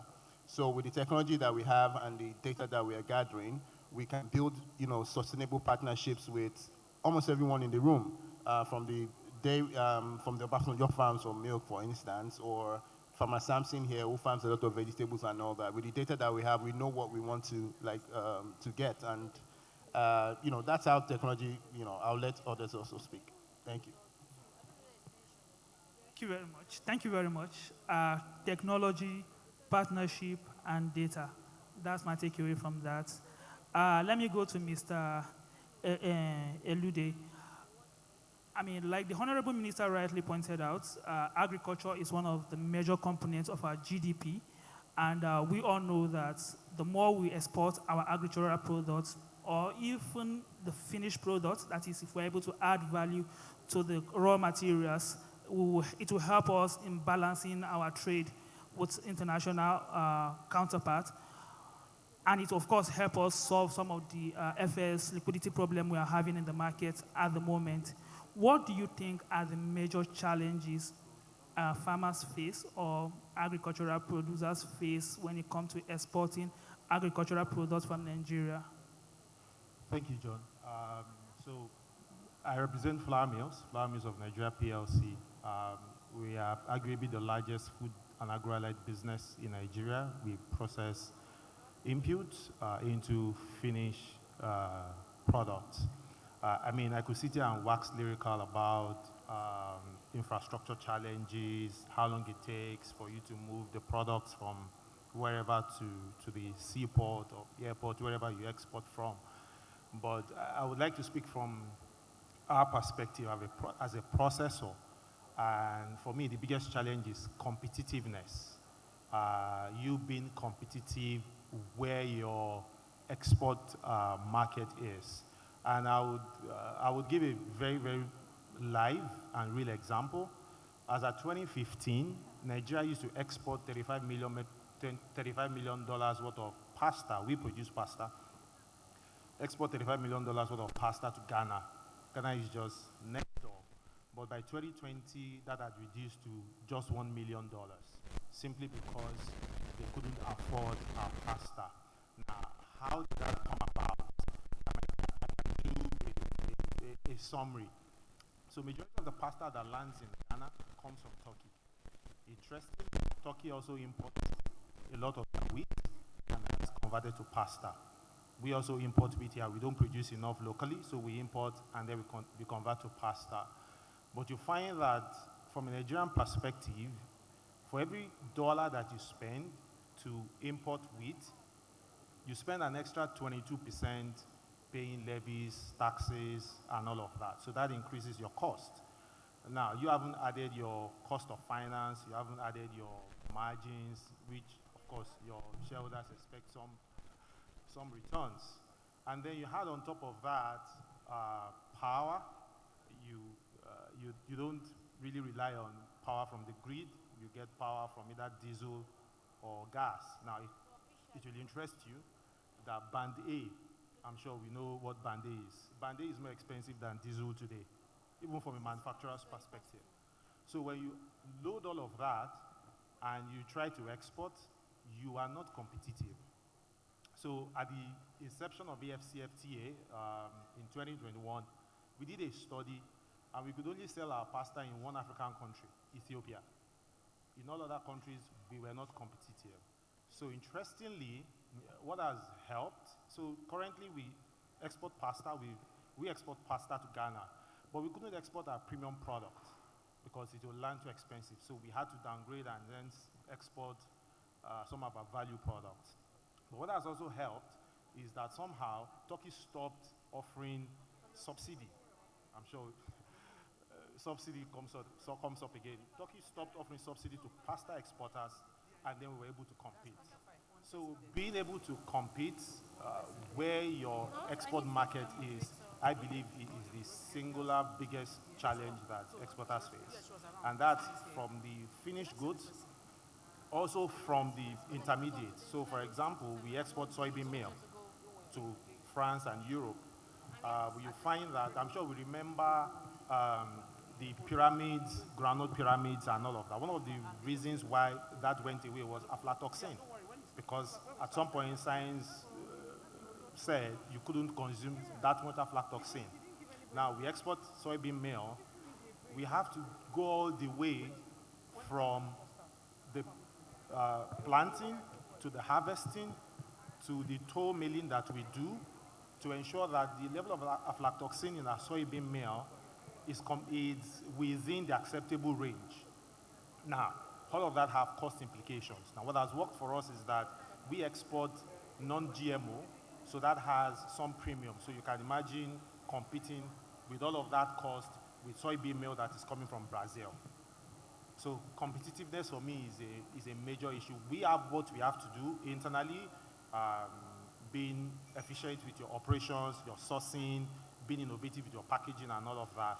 But government also needs to work with us to be able to enable us to be more efficient and be competitive out there. Thank you. Thank you very much. I mean, from the look of things, it seems as if Turkey is a strong competitor to a lot of agro businesses in Nigeria, like the Excellency rightly pointed out earlier on about the company he visited in Turkey, and the man was telling him that his next vision is to supply eggs to Nigeria, and also competitor to flour mill in our neighboring country. Mr. Sampson, I mean, as a technology enabler for agricultural business, can you share a successful example of collaboration between farmers, businesses, and policymakers in a way that can help improve technology and market strategies in Nigeria? Thank you very much. So, a successful policy in Nigeria that has worked for farmers and the businesses in Nigeria will start with the agricultural transformation agenda. Now, interestingly enough, I know Baba was speaking about the fact that Baba in his time started the whole of Operation Feed the Nation. It was awesome. However, at some point, that was lost. But the reality was Operation Feed the Nation started something that was important, which was planting a seed that agriculture is not just a tool to feed people, but much more than that, it's an avenue to develop the economy. So if you look at the agricultural transformation agenda, the first thing it seeks to do is first, it was able to become that invite private sectors into agriculture, meaning the government quickly realized that our job is not farming. Our job is to create that enabling environment where the private sectors are thinking of, I want to come into this space. I want to come into agriculture. Number two was the AFA was also supposed to be something that helps to ensure that we fight post-harvest losses. I was very glad that the Honorable Minister also talked about that when he said, oh, they're looking at how to repurpose 9 old buildings and all of that so that they are able to ensure that the food waste that happens between the farmers and the cities can be reduced drastically. That is another one. Next part of this was to also value add, like my bro here said, which is it is one thing to produce the raw material, but it's another thing to add value to that raw material, because with that, you have exponential gains that helps the farmers, helps the consumers, and of course, helps the economy. Next is rural development. Very, very important, because you realize right now there is brain drain from the rural areas to the urban areas. And the reason for this is because every young person is looking for the next big thing in the city. And the only way to bring these people back to the village is not just about shouting agriculture, but the village must be able to have or offer the same incentives that they get in the city. The guy in the city wants to go to the club. There should be a form of club in the village. The guy in the city wants to go and watch football match and all of that in two areas. Something like that needs to also be in the village. And the only way you can push that is through agriculture. I'm glad when my brother from the dairy was talking, he said, Baba offered 2,500 hectares. I am 100% that was not not in the city. But what you are going to realize that 2,500 hectares that is offered in the village will bring about rural development. The same thing about talks about the 70-year-old brother who was the oldest. But just because he went back, filling stations came into the place. So rural development plays a key role. Next is also inclusion for financial services.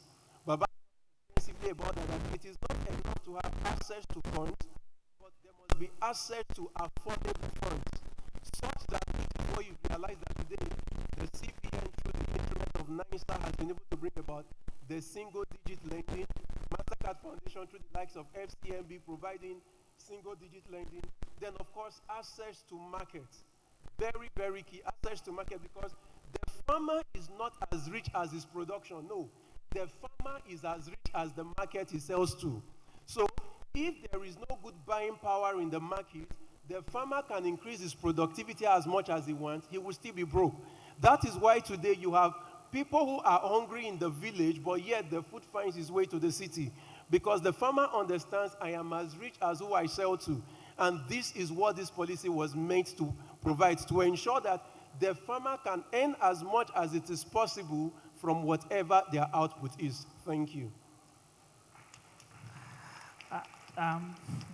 Thank you very much. I mean, that's extremely enlightening because I didn't even advert my mind to some of the things you pointed out, not just financing, cheap financing, if possible, single-digit financing, access to market. These are extremely important to drive the sector. Unfortunately, we are out of time. I can't go beyond this. I mean, we'll still have a lot of questions, but the moderator is already chasing us. I don't know. I'm so sorry. I'm just trying to keep to time.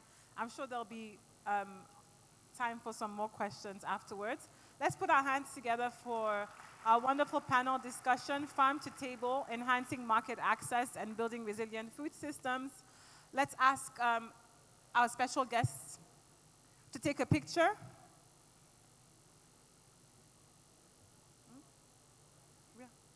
Please, the organizers and the special guests, could we please join the speakers on stage? Honorable Commissioner, Your Excellency, please kindly join us on stage.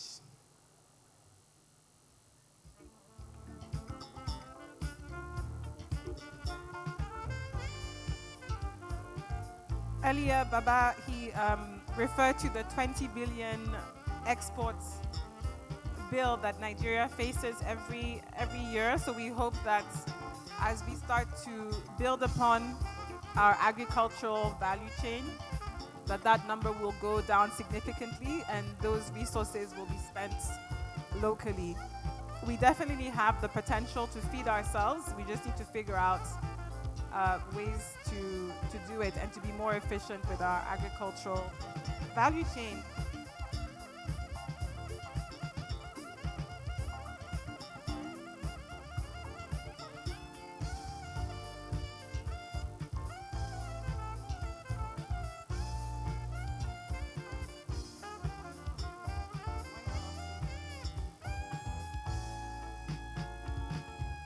Thank you very much. Let's put our hands together for our wonderful moderator, Mr. John Sunday, who did a great job, and his esteemed speakers. I'm sorry to have cut you short.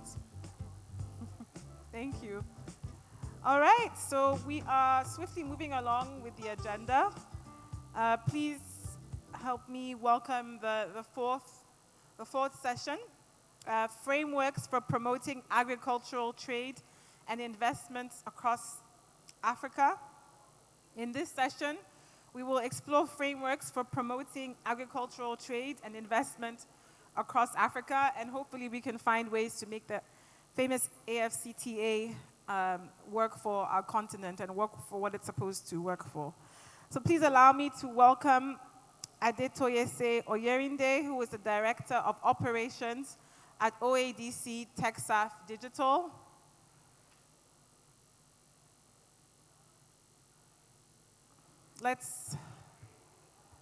All right, here he is. Let's put our hands together for Adetoyese Oyerinde, Director of Operations, OADC TechSAF digital. Let's put our hands together for him. I know we're tired, but let's keep him encouraged. On this panel, I like to see this, Miss Uju Okafo, Manager, Specialized Finance, Afrexim Bank. Miss Uju Okafo, please kindly make your way to the panel. Mr. Ayodeji Balogun, Group CEO of AFEX. Please kindly make your way to the stage. And Mr. Toba Asana, who is the MD, OCP Africa, who is represented by Akintunde Akinwande, the head of Digital OCP Africa. So Mr. Ayodeji Balogun, CEO of AFEX, and Mr. Toba Asana, represented by Akintunde Akinwande, our head of Digital OCP Africa. So I'll hand over to the moderator, Director of Operations at OADC TechSaf Digital. Good afternoon, everyone. My name is Aditoye Sheo Yerinde. I would stand on all existing protocols. I'm an IT enthusiast, and I work in the infrastructure sector. And as we have seen today, technology has fully encroached into agriculture. I think it has encroached into everywhere. When I started, technology was an enabler, but today technology is a driver. Yeah, it's the framework. So today we'll be discussing strategies, frameworks, and developments within the agriculture sector and how to access and solve all the problems that we might have. So I will just delve right into it because I don't want to struggle for time at the end of it. So I will start with Ayodeji. And my question will be, what are the key business tips and success stories for agriculture entrepreneurs looking to expand their operations and access the regional markets?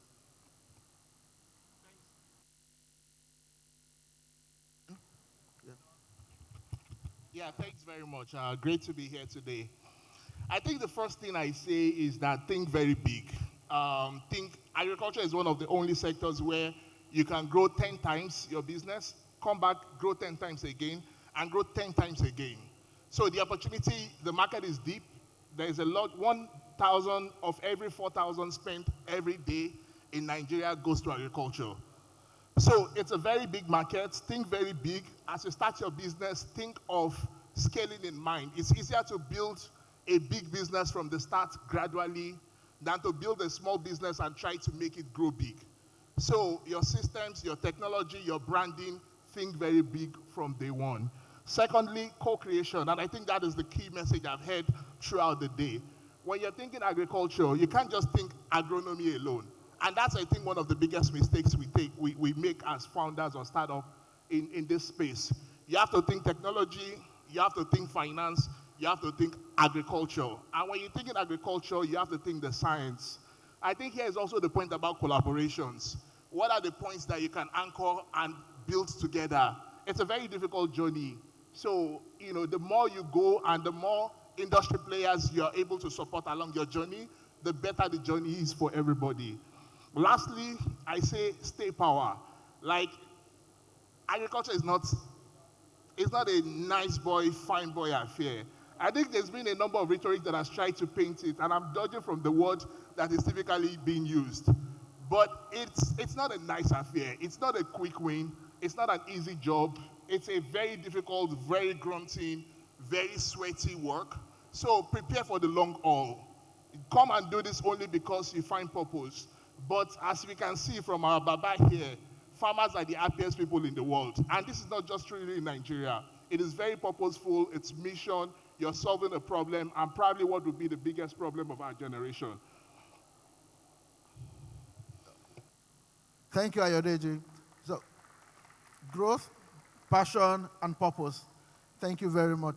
So I will go to Uju. I was supposed to start from the lady, but I wanted her to relax and and be at that rhythm. So my first question to you will be, from a DFI perspective, what policy and frameworks are being implemented to promote Africa trade and investment in agriculture?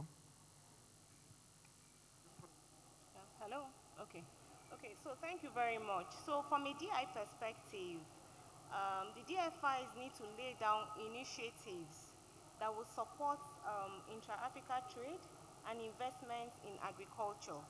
So I represent Bank, African Export-Import Bank, and I will just give an example of some of the initiatives that we've put in the bank to support intra-Africa trade in the agriculture sector. So for instance, the bank has just late in November 2023, we launched an initiative which is called Export Agriculture for Food Security Initiative. So the essence of this initiative was to address the problem of food security in the continent. And Bank is working with strategic partners and also member countries, of which Nigeria is one, by committing $2 billion to this initiative to boost production, processing, and also encourage intra-African trade in agricultural products. So by doing this, the bank is able to create a market for African stakeholders in agribusiness to create a larger market, access to a larger market within the continent, and also reduce trade in other regions outside of the continent. So part of the things we're doing to see this initiative through is we're holding multi-stakeholder engagements between the anchor buyer countries in the continent and also the producing countries. I think we're coming up, it was just launched in November, we're coming up with one of the first facilities, and of course Nigeria will also be benefiting from it. Then another initiative that we've done in the bank is to promote the Export Trading Companies initiative. So we realized that the slow takeoff or the slow trade in intra-Africa trade with respect to the agriculture sector is actually because stakeholders do not really have opportunities for market access, and also some of them also lack market information. Now you would think it's only the small stakeholder farmers. No, it does not stop at the small stakeholder farmers. Even the large manufacturing companies, some of them do not have sufficient market intelligence to be able to identify the markets in Africa, where export markets in Africa, and also the markets where they can also bring in their imports for manufacturing as very reduced pricing. So what we are doing in the bank is to promote this Export Trading Company initiative, where the Export Trading Company, or ETC, is able to provide so many services to these small-scale farmers, SMEs, even the large manufacturing companies, by providing aggregation and also large economies of scale. By so doing, these SMEs, these farmers are able to do transactions at a reduced transaction cost, and then they are also able to keep to the regulation for international trade. So another of the initiative I want to talk about is development of Africa Quality Assurance Centers. Now, for us to be a key player in that agribusiness, in that sector, we need to produce goods, we need to have produce that meets international standards. So what Bank is doing is to ensure that in the continent, we have sufficient quality assurance centers that offers testing, inspection, and certification services, and also training as well in conformity assessment. So the flagship Quality Assurance Center in the continent was opened in Ogun State. It's there, it's running, it's, they're working, it's in full activity. So that's one of the things that we do, the initiative that we put to also facilitate trade in agribusiness. Another one I want to touch on, I see there's no time, but the last initiative that I can touch on will be the African Trade Exchange. So the ATEX platform, it's a digital marketplace. It was actually developed by Economic Commission for Africa, Bank, in collaboration with African Union, and also the AFCFTA Secretariat. So what we've tried to do with the ATEX platform is to create a business-to-business and business-to-government marketplace. The priority is for African produced goods, for African produce agricultural products as well. So what we do on that platform is to pull the African demand, connect it to the African supplier. So we're prioritizing Africa. That's in the medium term. And part of the things that gave birth to this was what we saw during COVID, where we also came out with an initiative on AMSP, which is African Medical Supply Platform. So that worked well, and we're implementing it again because of what we saw during the Russia-Ukraine crisis. A lot of us did not know how important those two countries were, but by the time the crisis was at the peak, a lot of African countries did not have the market intelligence for alternative suppliers. So that's the reason for this ATEX. So it's very key for DFIs to put in place good initiatives that will facilitate trade, that will also facilitate the agribusiness sector. I think I will stop here for now. Thank you very much, Uju. And I'll just go straight to Akin. Akin, my question to you will be in two parts, sir. So the first part is, what role can technology play in the facilitation of agricultural trade? And that's from the production phase and to the access. Then second question will be, what are the current technology products that in the market today that agriculture can actually tap to further broaden that region? All right, thank you for that question. My name is Akintunde. I'm responsible for digital innovation at OCP Africa. I'm responsible for about 12 of our countries that we cover. But incidentally, I like to say, even as a digital person, that one of the biggest innovation for digital technology might not be digital after all. I heard when the minister spoke about leveraging NIPO's physical facilities, and I think Wale also mentioned it from Microsoft. I think one of the things that we've tried to do as OCP is there's a lot of talk about digital innovation and a lot of apps and things that people have built. How do you get it across to that farmer in that village? Today, internet penetration in Nigeria is barely 55%. If you go to the rural area, it could even drop as low as 10, 15%. So you're saying if you want to get technology across to these people, what kind of investment supports this? And I'll talk about three things that we have done. And I've seen a lot of companies also do. I can mention companies like Apex, Babagona Thrive. One of the things they've done, I mean, we've done clearly, is to build physical infrastructures in underserved markets that are rural villages. So for example, OCP has 200 of those physical infrastructures across about 27 states. That means a rallying point where farmers gather on a regular basis. So whether they're coming to buy inputs or they're coming to sell their produce, they gather there on a regular basis. So what that means is that from a digital perspective, if I put a tablet in that hall, it means farmers can come and encounter technology. So it builds a divide of some phygital, what we call phygital. So a physical infrastructure combined with digital. Secondly, we talk a lot about extension agents, but a lot of companies, including us and a couple of companies here, have built a private extension agent. How do we use the private extension agent to reach out to these farmers? Because they know better, they are more literate, they understand technology better. And then the number of devices you need reduces. So how do we use them? You find a lot of companies like Apex working on people we used to call middlemen. I mean, it's very easy for us to talk about agriculture or agribusiness, like we say, and say we need to take out the middlemen. How about using the middlemen? They contact the farmers on a regular basis. They know them, they speak their language. How do we use them to do those things? Those are the kind of investments that we think can grow the market, that other investors can come and see into.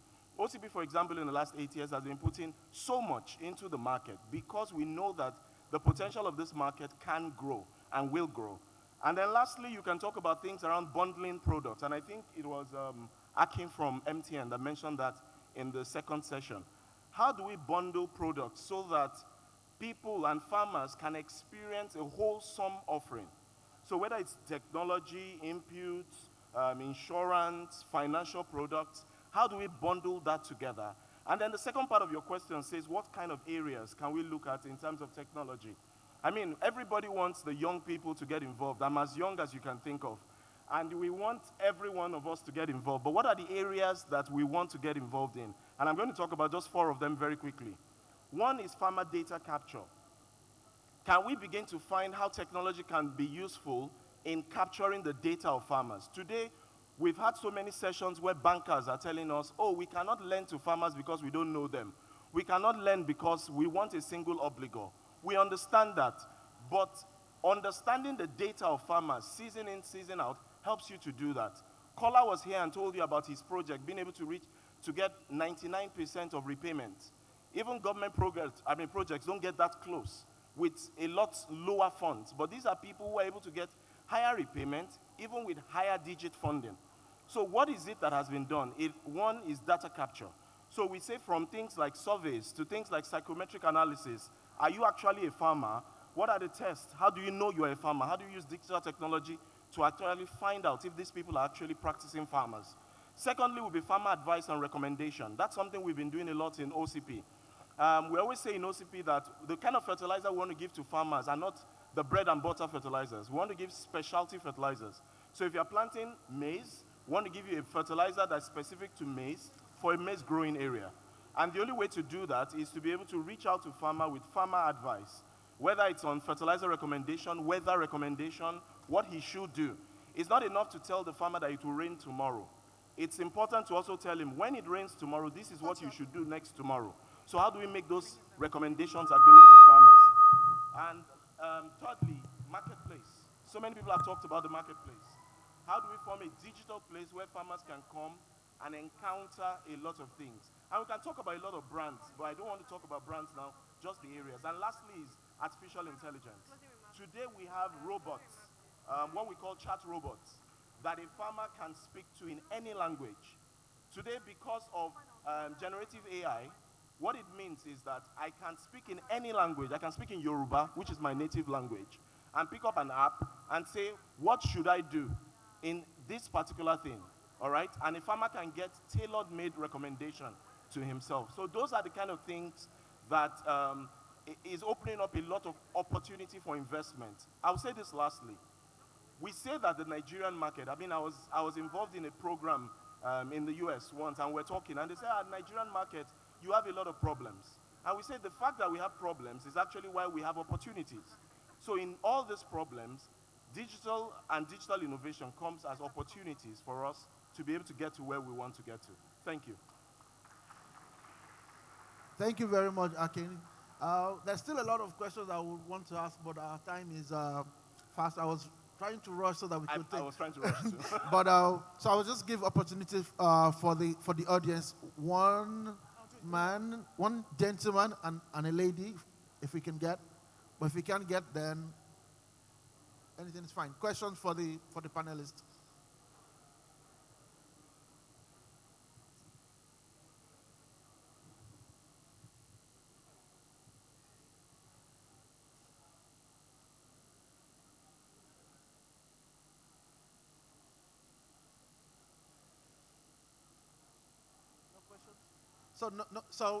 No questions. So just to round up from Ayodeji, challenges and solutions for the future.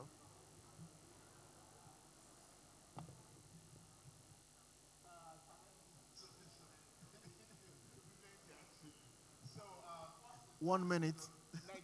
Nigeria will get to, in 25 years when most of us are about to retire, and I say this to always remind myself, we'll be 400 million people. We'll be the third most populous country in the world, more people than the United States. How are we going to feed ourselves? Like, let's just, for me, I like to remind myself that this will be the conversation I would have with my son. How are we going to feed ourselves? 400 million people, twice what we have today. But then again, as you scale businesses, this week we're fundraising, and we're in Germany, in Berlin, having some meetings, and I saw on the paper a stamp that, a bank had sued us. So, and it's like, okay, first flight back to Nigeria, let's start firefighting.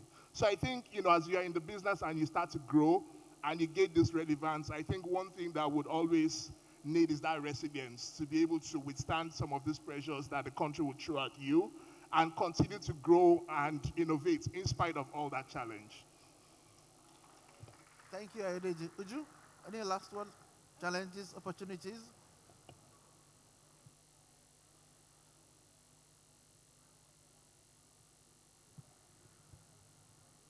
for me, in conclusion, I think promoting agricultural trade and investments requires a concerted effort of all the various stakeholders. Now, for the DFIs, what they need to do is come out with initiatives that will create and facilitate market access.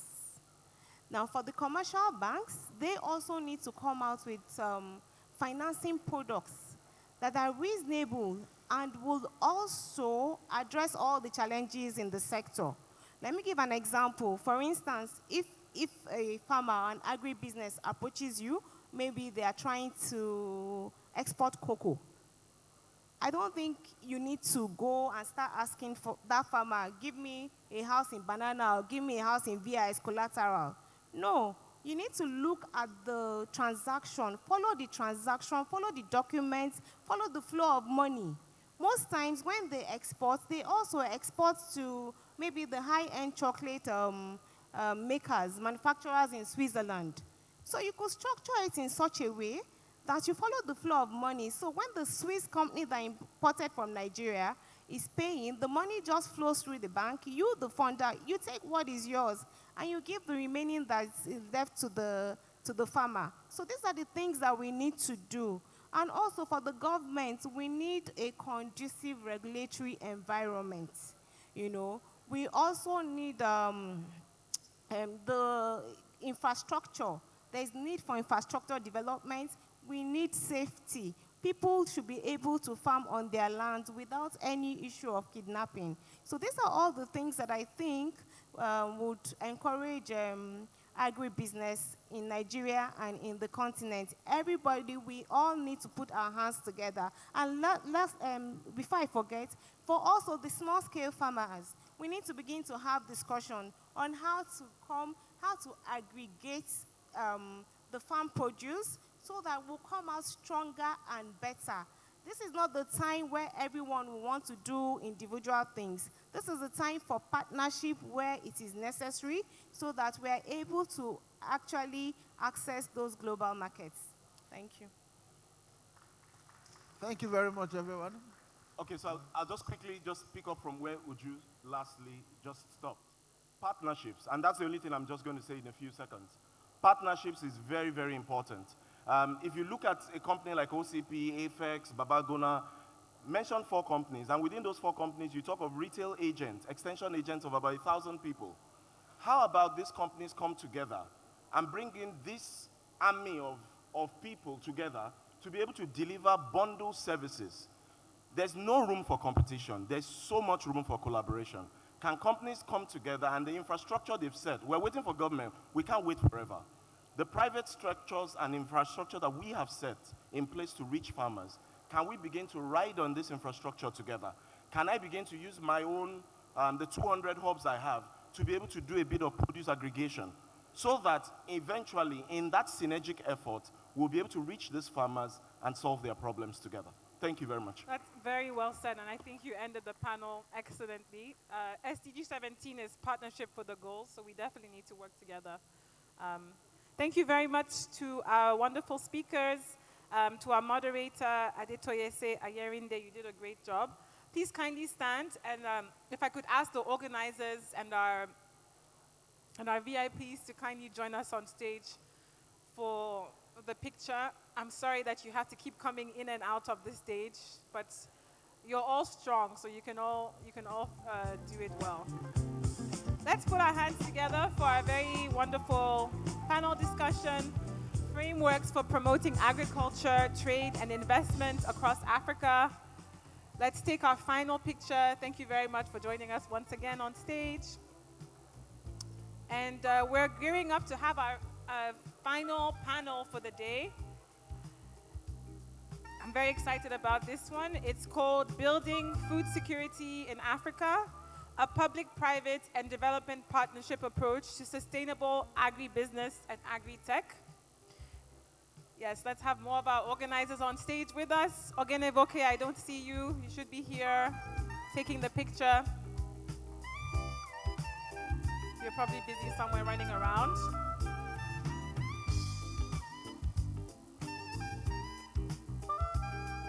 Well done, everyone. Let's put our hands together for this wonderful panel session, Frameworks for Promoting Agricultural Trade and Investment Across Africa.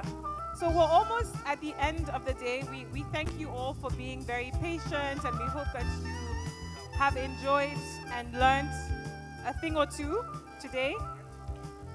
As we come to the almost end of our event, allow me to welcome a very intelligent and beautiful lady in pink today,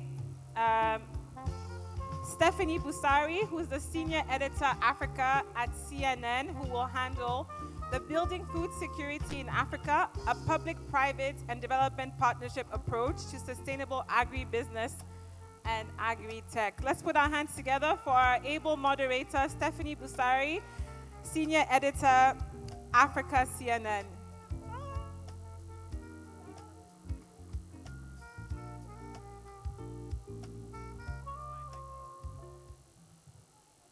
Good afternoon, ladies and gentlemen. I'm thrilled to be here today to moderate one of the final sessions. I hope you've all been having a great day and found it very informative. So without much ado, I will welcome our first speaker, Miss Ruth Abisola Olusoya, who is the Honorable Commissioner of Agriculture for Lagos State. Please keep applauding. Thank you very much.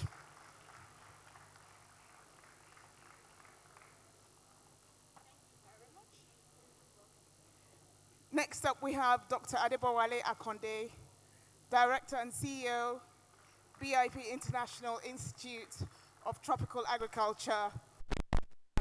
Please keep. I've heard at this center. Congratulations. Welcome. Thank you for joining us. And last but certainly not the least, Mr. Adewale Adeyipo, Managing Director, CWG PLC and Fifth Lab. We keep applauding. I'm not seeing him anywhere. Is he joining us? No. Okay. We have two able panelists. Welcome, welcome. How has the day been for you? It's been quite informative. Informative? Yes. What's the most significant thing you've heard here today? The truth, nothing has been said here is new. I think everyone here is aware of the challenges faced in this sector, but it's just that the dimensioning of it can come in a different form. I think my joy and happiness is we all agree to certain things that need to be done, and I'm hoping that this will not just be another talk shop. We do a lot of talk shops, and I'm really hoping that from here, we'll be able to go back to our respective locations and businesses and as government and do what is needful. Okay, so just a quick introduction to this panel. We're going to be talking about building food security in Africa and a public-private and development partnership approach. So that's what we'll majorly be kind of focused on in our conversation. So I'll come to you, sir. How do you think a public-private partnership can best be achieved in this area? Thank you very much. I like the dimension that came with not just the public-private, but that also included the development partnerships. Yes. And the reason why I say that is because for a very long time, we have been assuming that it's just the public and private sectors that are the great actors in the ag sector. But you have quite a lot that is ongoing with the development partners as well, in terms of resources, in terms of technical know-how, and what have you. I believe strongly that most of the colleagues that have spoken here today will have, at a point in time, have an interaction, with one of the development partners who has probably provided support for them.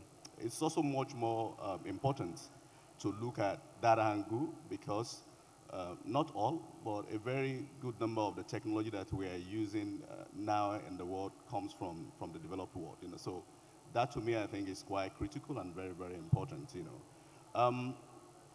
To bring it down home a bit, as you mentioned, I work with the International Institute of Tropical Agriculture, which is, of course, can be classified under the development organization. It has a responsibility for over 19 countries in Africa. A lot for something years, 6 years in Nigeria, in diverse research. But it is not enough to just do research. You know, when you do your research, you develop the research or innovation and technology. How is this going to be scaled? Okay, and I think that's the stage where we are. That's the stage where I come in.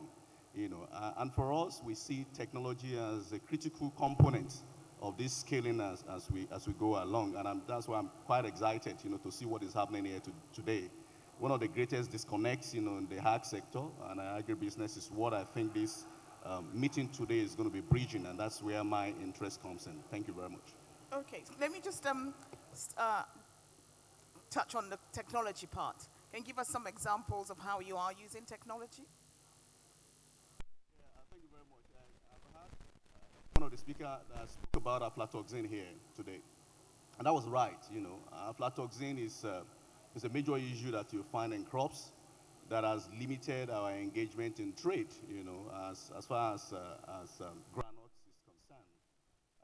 For a very long time, we didn't know what aflatoxin was. You know, and we're struggling with the granite industry. I know a lot has been said about the granite pyramid, you know, and things like that. But IITA came up with a technology that is now being used to combat this aflatoxin, almost to an acceptable standard, shall I say. Because if you have to export processed products out of the country, for example, let's assume you're exporting pap, and this is a real life experience, the pap beet. One of the companies in Nigeria came to us and said, I exported pap to England, and it was rejected. And a whole lot container was rejected. And the condition that he was giving was that he either pay to return it back to Nigeria or he pays to destroy it. So either way, he was losing a lot, you know, and that was where we got engaged in our discussion. So countries in Europe have limits level that they allow for aflatoxin, 5 parts per billion. Countries in America, and they do have, you know. So what that innovation in ITA has done now is to reduce that aflatoxin problem to that appreciable level if you use it. But that is just one. There are diverse other, Aquilimo is there, Aquilimo that is helping to trace the use of seed from source to the end now is a technology within ITA that is being used. I've had somebody talking about the issue of e-extension.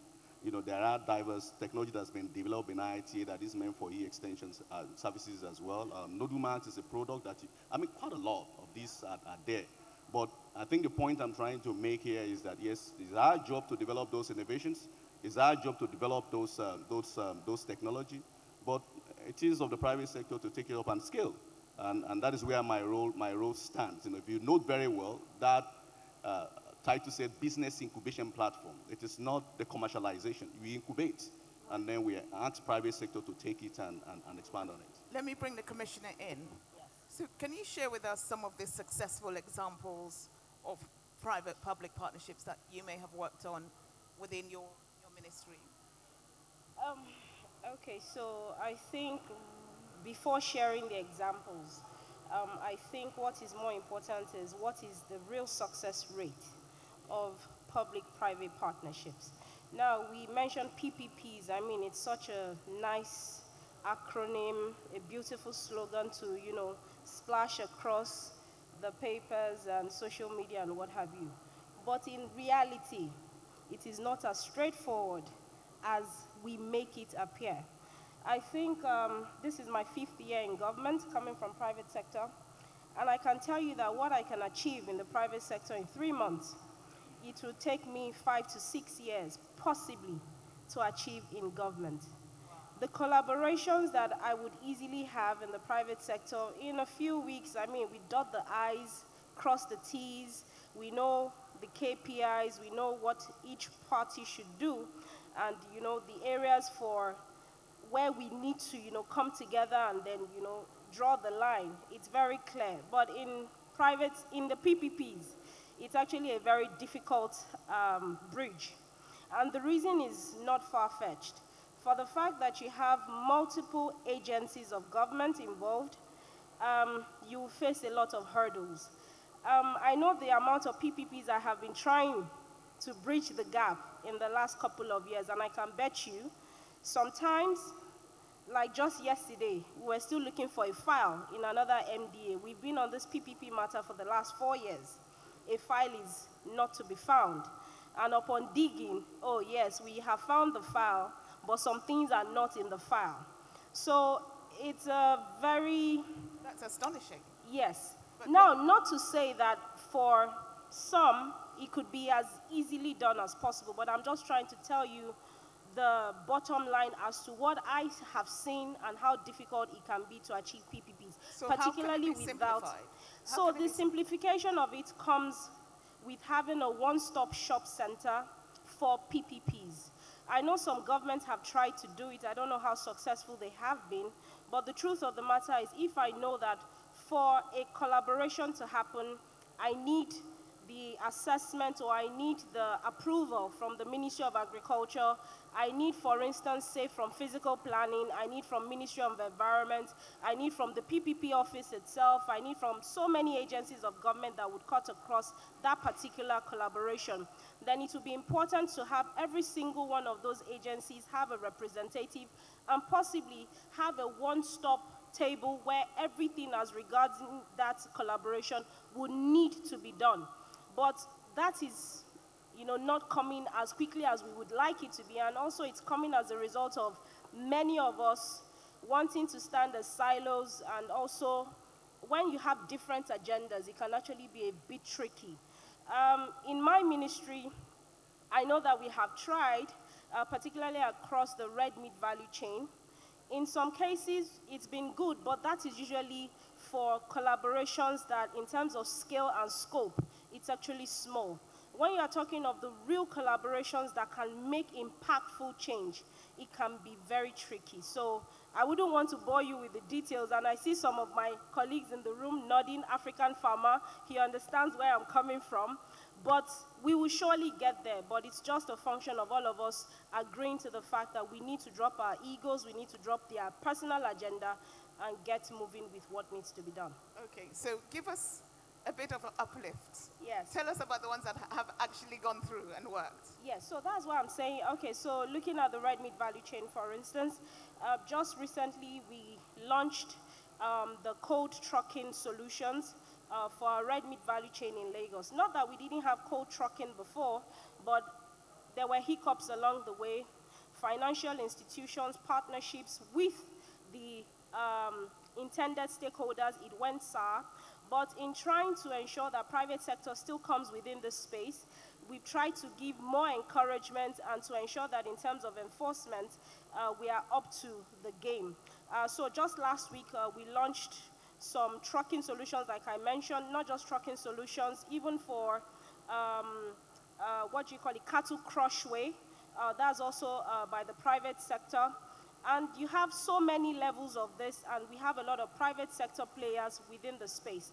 But what I will still clamor for is that the real game changers, the real large-scale collaborations, it's been very difficult to come by. Now, within some sectors of government, yes, it happens, but it means that at a very high level, there has to be that intervention for it to happen. If that intervention is not also coming from high up, you can face a lot of hiccups. So Yes. final question, if you had a magic wand, yes, what would you kind of like wish for in your industry that would kind of solve your headaches? If I had a magic wand, that's a very difficult question, because I would probably ask for the elimination of a lot of people. I'm so sorry, and when I say eliminate, I don't mean kill, but trust me, there would have to be a total wipeout of several layers that we have put in place. Yes, that is not allowing a lot of things to move as fast as they should. Yeah. Yes. Well, I'll come to you with the same question. What keeps you up at night in the work that you do, and that you would wave away with a magic wand?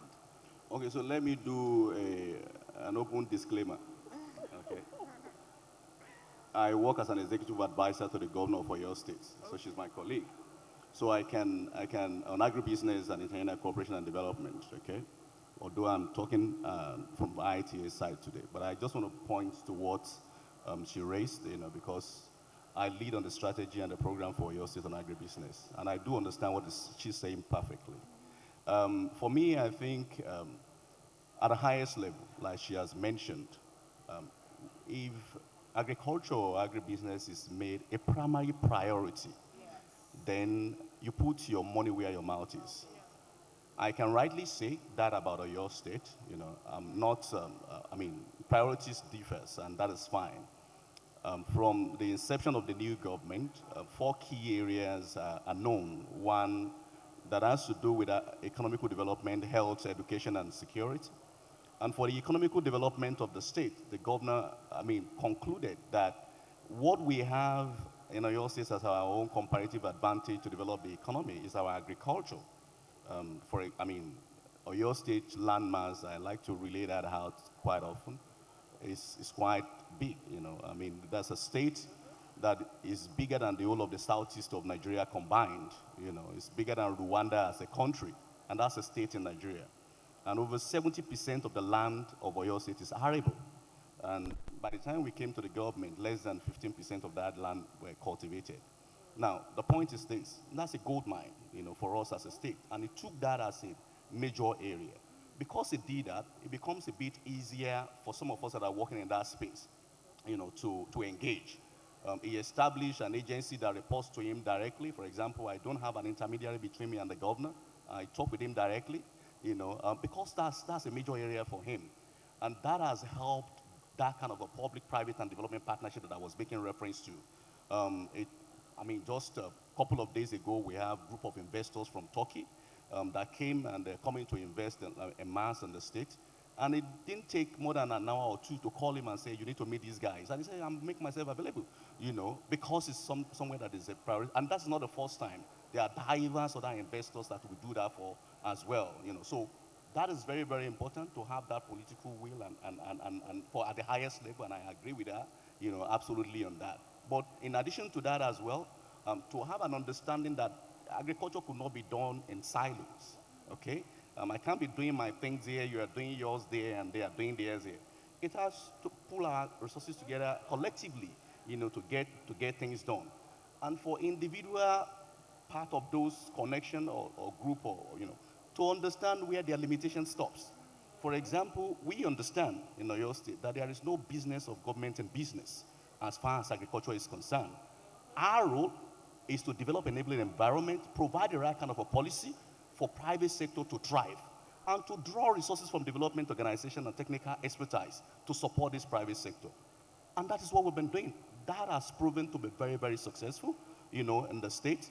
Just yesterday, the vice president was in the state, and one of the reasons why I came a bit late here, to commission a particular road, in the state, over 70-something kilometers that was never in existence in Oyo State, and has just newly been built. Now, that is very important because the reason why that road was built was not just built for any reason than agricultural reason, So our whole strategy has been designed around the agribusiness of the state. And the governor said, but where you go, I follow. Because in his own understanding is that wherever there is nothing like transformation without a rural infrastructural transformation, you can't say you are having transformation if you are focusing on rural agriculture. So that is quite important. If we are engaging in areas where we're supposed to be engaging, trying to do business, then we are already doing what is. Yeah. That's my point. Thank you. Okay, so I see that we're actually running out of time rapidly. The conversation has been so engrossing, I didn't even notice. So we have 3 minutes left, and I would like to throw open to the audience. If anybody has a question for our panelists, then, I see a question over there. Does someone have a mic?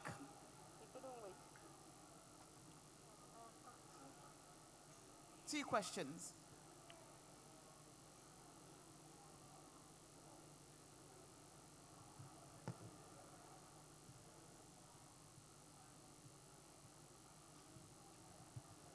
Thank you. Please introduce yourself and let us know who the question is for.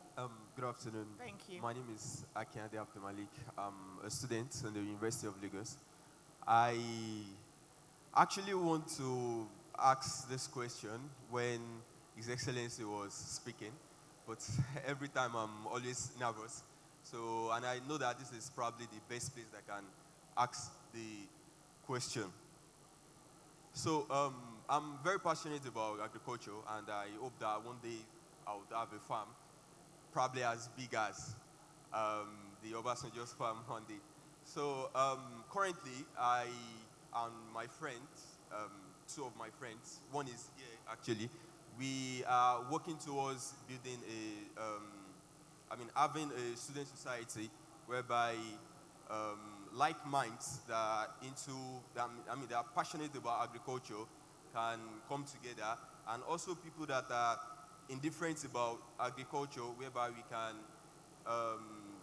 share the awareness of the potentials of agriculture to them. So we are trying to bring everyone together, and then currently we are in fact about 45 of us. So my question is actually in two. So one for me, and then one for our society. So the first question is, are there any specific initiative, projects, or opportunities, okay, maybe collaborations that you would recommend for our society to consider? And then the second question is, what advice would you give me to help us, me and my friends, to help us to achieve our goal of creating awareness to students about exploring the potentials of agriculture in Nigeria? Thank you. Okay. Do you want to? Your question is quite broad, and it's also not giving enough information. When you say your cooperative, your society, the advice, it's actually not very, very specific. Now, I think myself and Dr. Akonde will share.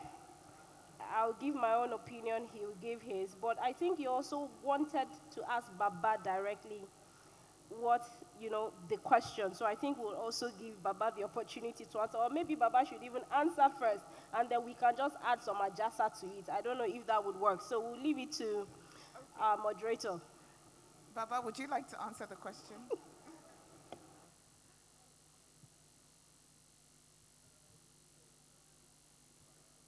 Thank you, sir. Oh,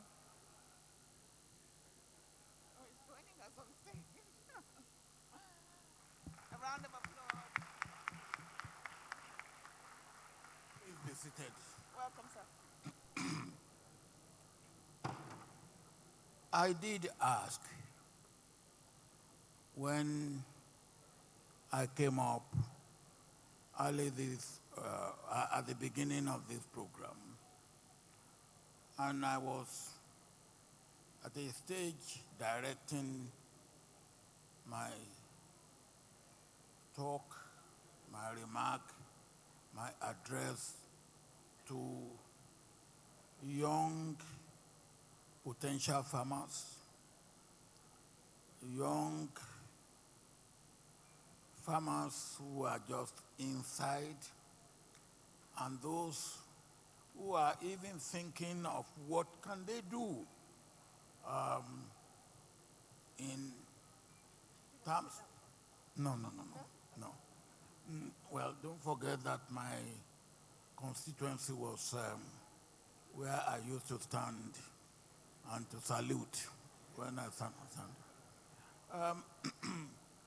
So when you say your group or you yourself, you are referring to young, those who are already trying to be in farming, or those who are there and they are trying to find their way forward. And I said the first thing is interest. And don't forget that. If you are not interested in farming, don't go into it. Um, if you don't want to get wet, what are you doing in the river? Don't go into it. It is risky, hazardous, but it is also rewarding and can be profitable. Now, so the first thing is interest. If you have interest, if you remember what I said, whatever form of farming you want to go into, you need land. Even if you are going into aquaculture, you need land. I am going into beekeeping now and honey making, what they call apiculture. I need land where I will put the box for the to make the beehive. So land is very, very important. And I said, and you heard what Dr. Akande said, we didn't quite get the Commissioner of Agriculture in Lagos State to say more or less the same thing, but I hope we will get her. Now, there must be deliberate effort to encourage, to incentivize, to provide the conducive condition and environment for you, if you show interest, and for you to get land, if you show interest. Then I believe that the next thing is you need money. You have got interest, you have got land, you are still not there. You need money. And if you remember, I think you were here when I made my remark. It's not money at the rate of interest rate of 25%. That one you won't make it. Now, any interest rate for agreed business that is more than single digit, forget it. You will not make it. And that, I think some of the people who have spoken on the panel made this clear. You need money. And government has to see agriculture as a security issue, a national security issue. And if it is seen as such, then I believe the rest will be easy. But then you, as a farmer, must see agreed business as a business. Agreed business as a business. You don't do a business and say, well, and you don't think it through. And if there's anything, what do you have to do? You think of what can be the worst case scenario in your business. And that is very, very important. I'm saying this, what I will say next, I'm saying it because I know maybe Commissioner for Agriculture in Ogun State, in Lagos State, will also make us know. I believe that Lagos State hasn't got as much land as Oyo State. But even the little land you get and water you get, you can do agribusiness. You can do aquaculture. But you also need to give encouragement. I will just support the point made by Dr. Akande, because I have part of my farm or farming enterprise in Oyo State. And the encouragement that I get from Oyo State government, I don't get much like that in any other state, not even in my own state, which is Ogun State. Thank you.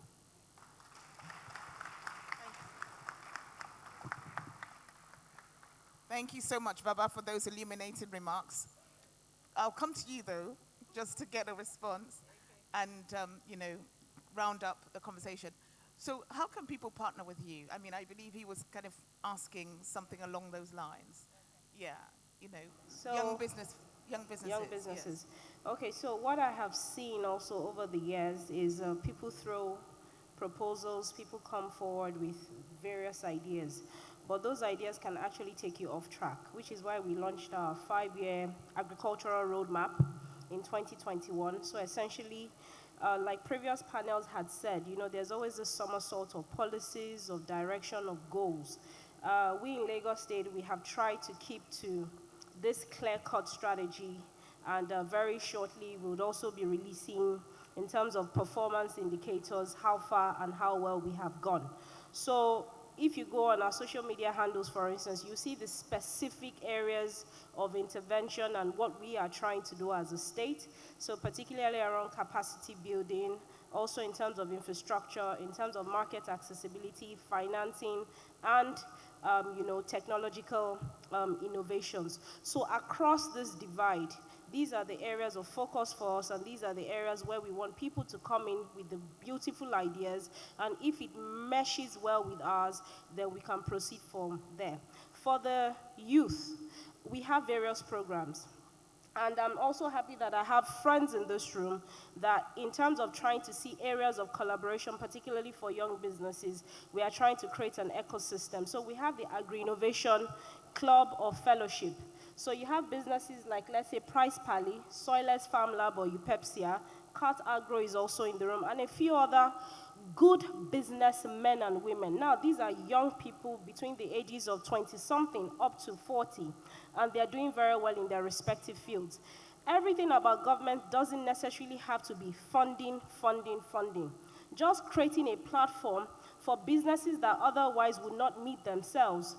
We are trying to create that platform where a Soilless Farm Lab can now start to collaborate with a Cat Agro, because Cat Agro is an e-marketplace, or another business like Price Pally can actually latch on to some others for more produce and what have you. So creating that ecosystem is something we are trying to do. But aside that, we also have an ecosystem for incubation for various businesses. So if you're interested in aquaculture, for instance, or livestock, or even in rice, there are opportunities that are bound, and we can make that possible. More importantly, market access space. That is a big problem that we have seen over the years. And looking at the Mushin Food Hub that we commissioned in December, for instance, we have young farmers who otherwise would not have been able to sell directly to consumers, now being able to do that and maximizing the profit that they would have otherwise lost to middlemen. So we are trying to create as many opportunities as possible, and we are also giving the open access to you to reach out to us. Let's share the ideas, and if we see that synchronization, then we move with it. Thank you so much for that. So I'm sure the minister will be very happy to have conversations with people after this. I'm sorry, 3 people have said minister in the last 2 hours. So say amen on my behalf. Amen, yes. Commissioner, soon to be minister. Amen. So we have time for actually one more question, I'm told. So over here. Thank you.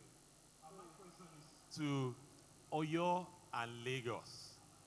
Now, my father was the second group managing director of Odua. Lagos needs supply. Yes. Oyo has land. Yes. I've operated in Oyo for over 27 years. You have dams, you have water, you have reservoirs. Can you commit to us on this platform a new relationship, a new collaboration between Oyo and Lagos, so that 3 months, 5 months down the line, we can have supply of all the foods we need? Can you commit to us, sir and ma? Thank you. Can we seal it with a handshake? That's African farmer. Just this morning, we actually have a plan to start our roadshow for Produce for Lagos, and also to try to ensure that what we are building, which will be the largest food hub in Africa, because we want to launch phase 1 by December of this year, is to ensure that states like Oyo, Niger, Kwara, Sokoto, Kebbi, Ogun, they are on board with us on this. We know where our comparative and collaborative advantages can come, and we've identified Oyo as a key partner, particularly for the Southwest. So for us on our side, Dr. Akondesa.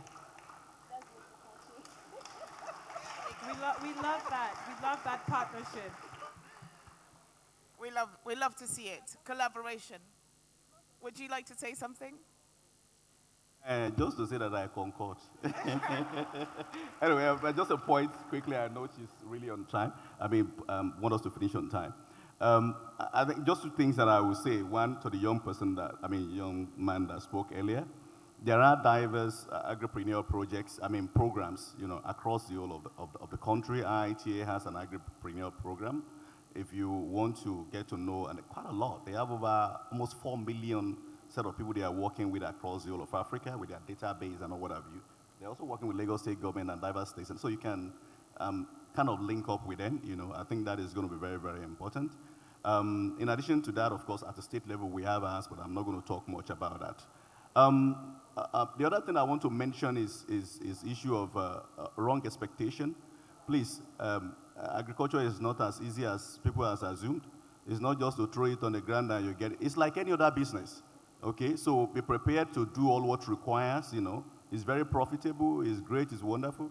But I know African farmer will tell you much more than that. That thing is not that rosy, so get the right thing done, have your business plan in place. We can't go into all the details here because of the time.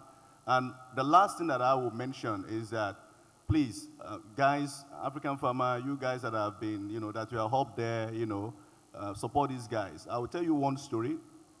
I won't go too much into the detail, but I wish that the Honorable Minister is here, now.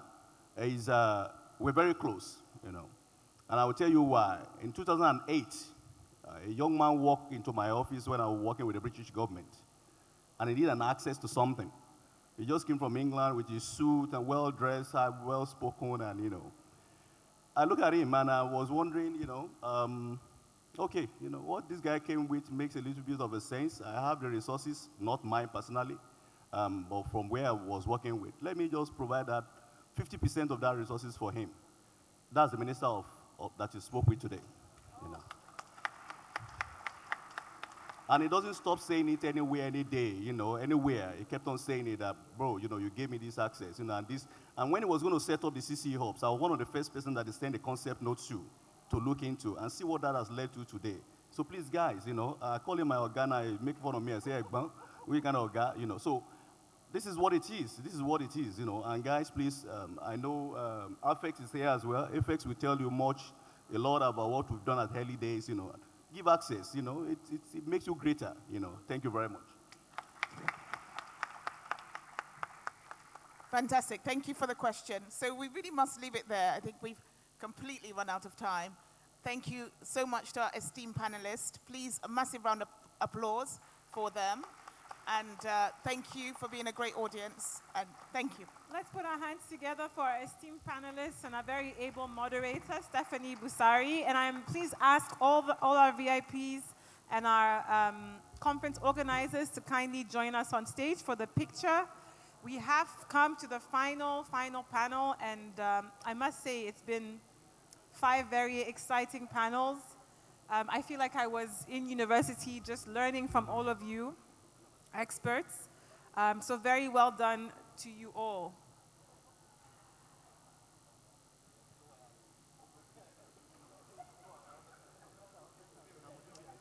Yes, we all are VIPs. I know I called the VIPs, but I want you to know you're all VIPs. We just can't all fit on the stage today.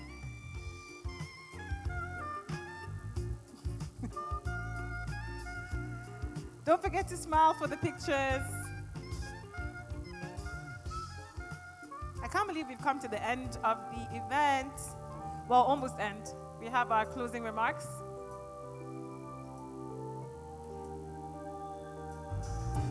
Thank you very much, all.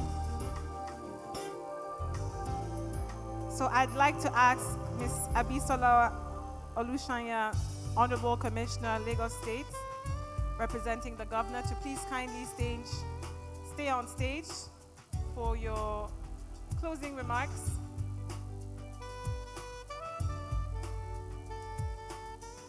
just to let you all know that lunch will be served. Well, I guess it's like early dinner will be served. The food will come to you. Again, the vendor is Toasties. You can find them in Lekki, Ikoyi, BI. They're actually one of my favorite restaurants in Nigeria. All right, so for closing remarks, let's put our hands together for Ms. Abisola Olushanya, Honorable Commissioner of Health for Lagos State, ably representing the Lagos State Governor. Thank you. Yes, please. Thank you very much. I think first and foremost to have this platform, Baba, His Excellency, we would like to appreciate you very much for what you have done for the sector over the years. You are a beacon of hope. You are a beacon of what is possible within the space, and you serve as an epitome of hard work and the belief you have that agriculture can indeed contribute a lot to the Nigerian economy. So thank you for not giving up, and thank you for being that beacon for the rest of us. Representing the Governor of Lagos State, Mr. Babajide Olushola Sanwo-Olu, I just want to say a big thank you to everybody for coming, and particularly to the Obasanjo Farms Nigeria Limited for choosing Lagos as a destination for this summit. We may not be as big as Oyo, we may not have as much land as Ogun, we may not produce enough like Niger or Kwara, but guess what? We are the Las Gidi of Niger. We are the tech hub for West Africa. So when you want to get the movers and shakers in Nigeria to come to your event, guess where you must come to? Is Lagos. So thank you for choosing the Center for Excellence. And trust me, we may not be the agri-hub for Nigeria, but we are surely getting there. But we are trying to make sure that when it comes to market space for food and food systems, you have no other place but Lagos to call your destination and your home. So thank you very much, Obasanjo Farms, once again. Thank you for the organizers. Baba, like I said, we appreciate you so much for choosing Lagos, and we thank you all for coming.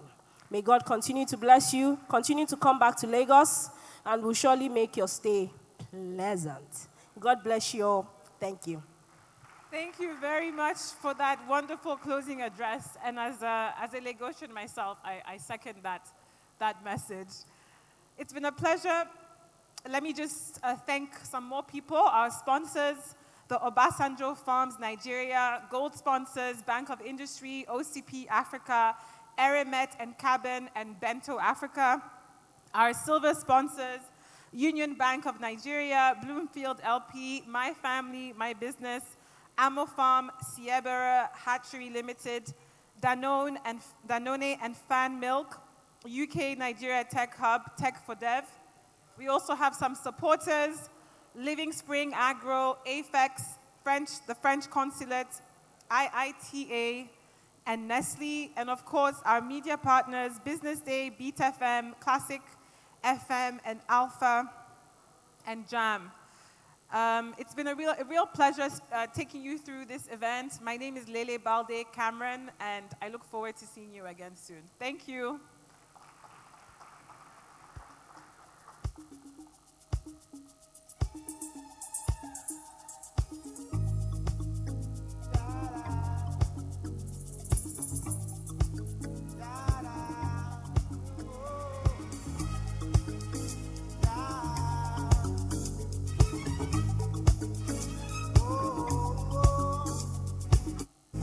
Well, my friends, the time has come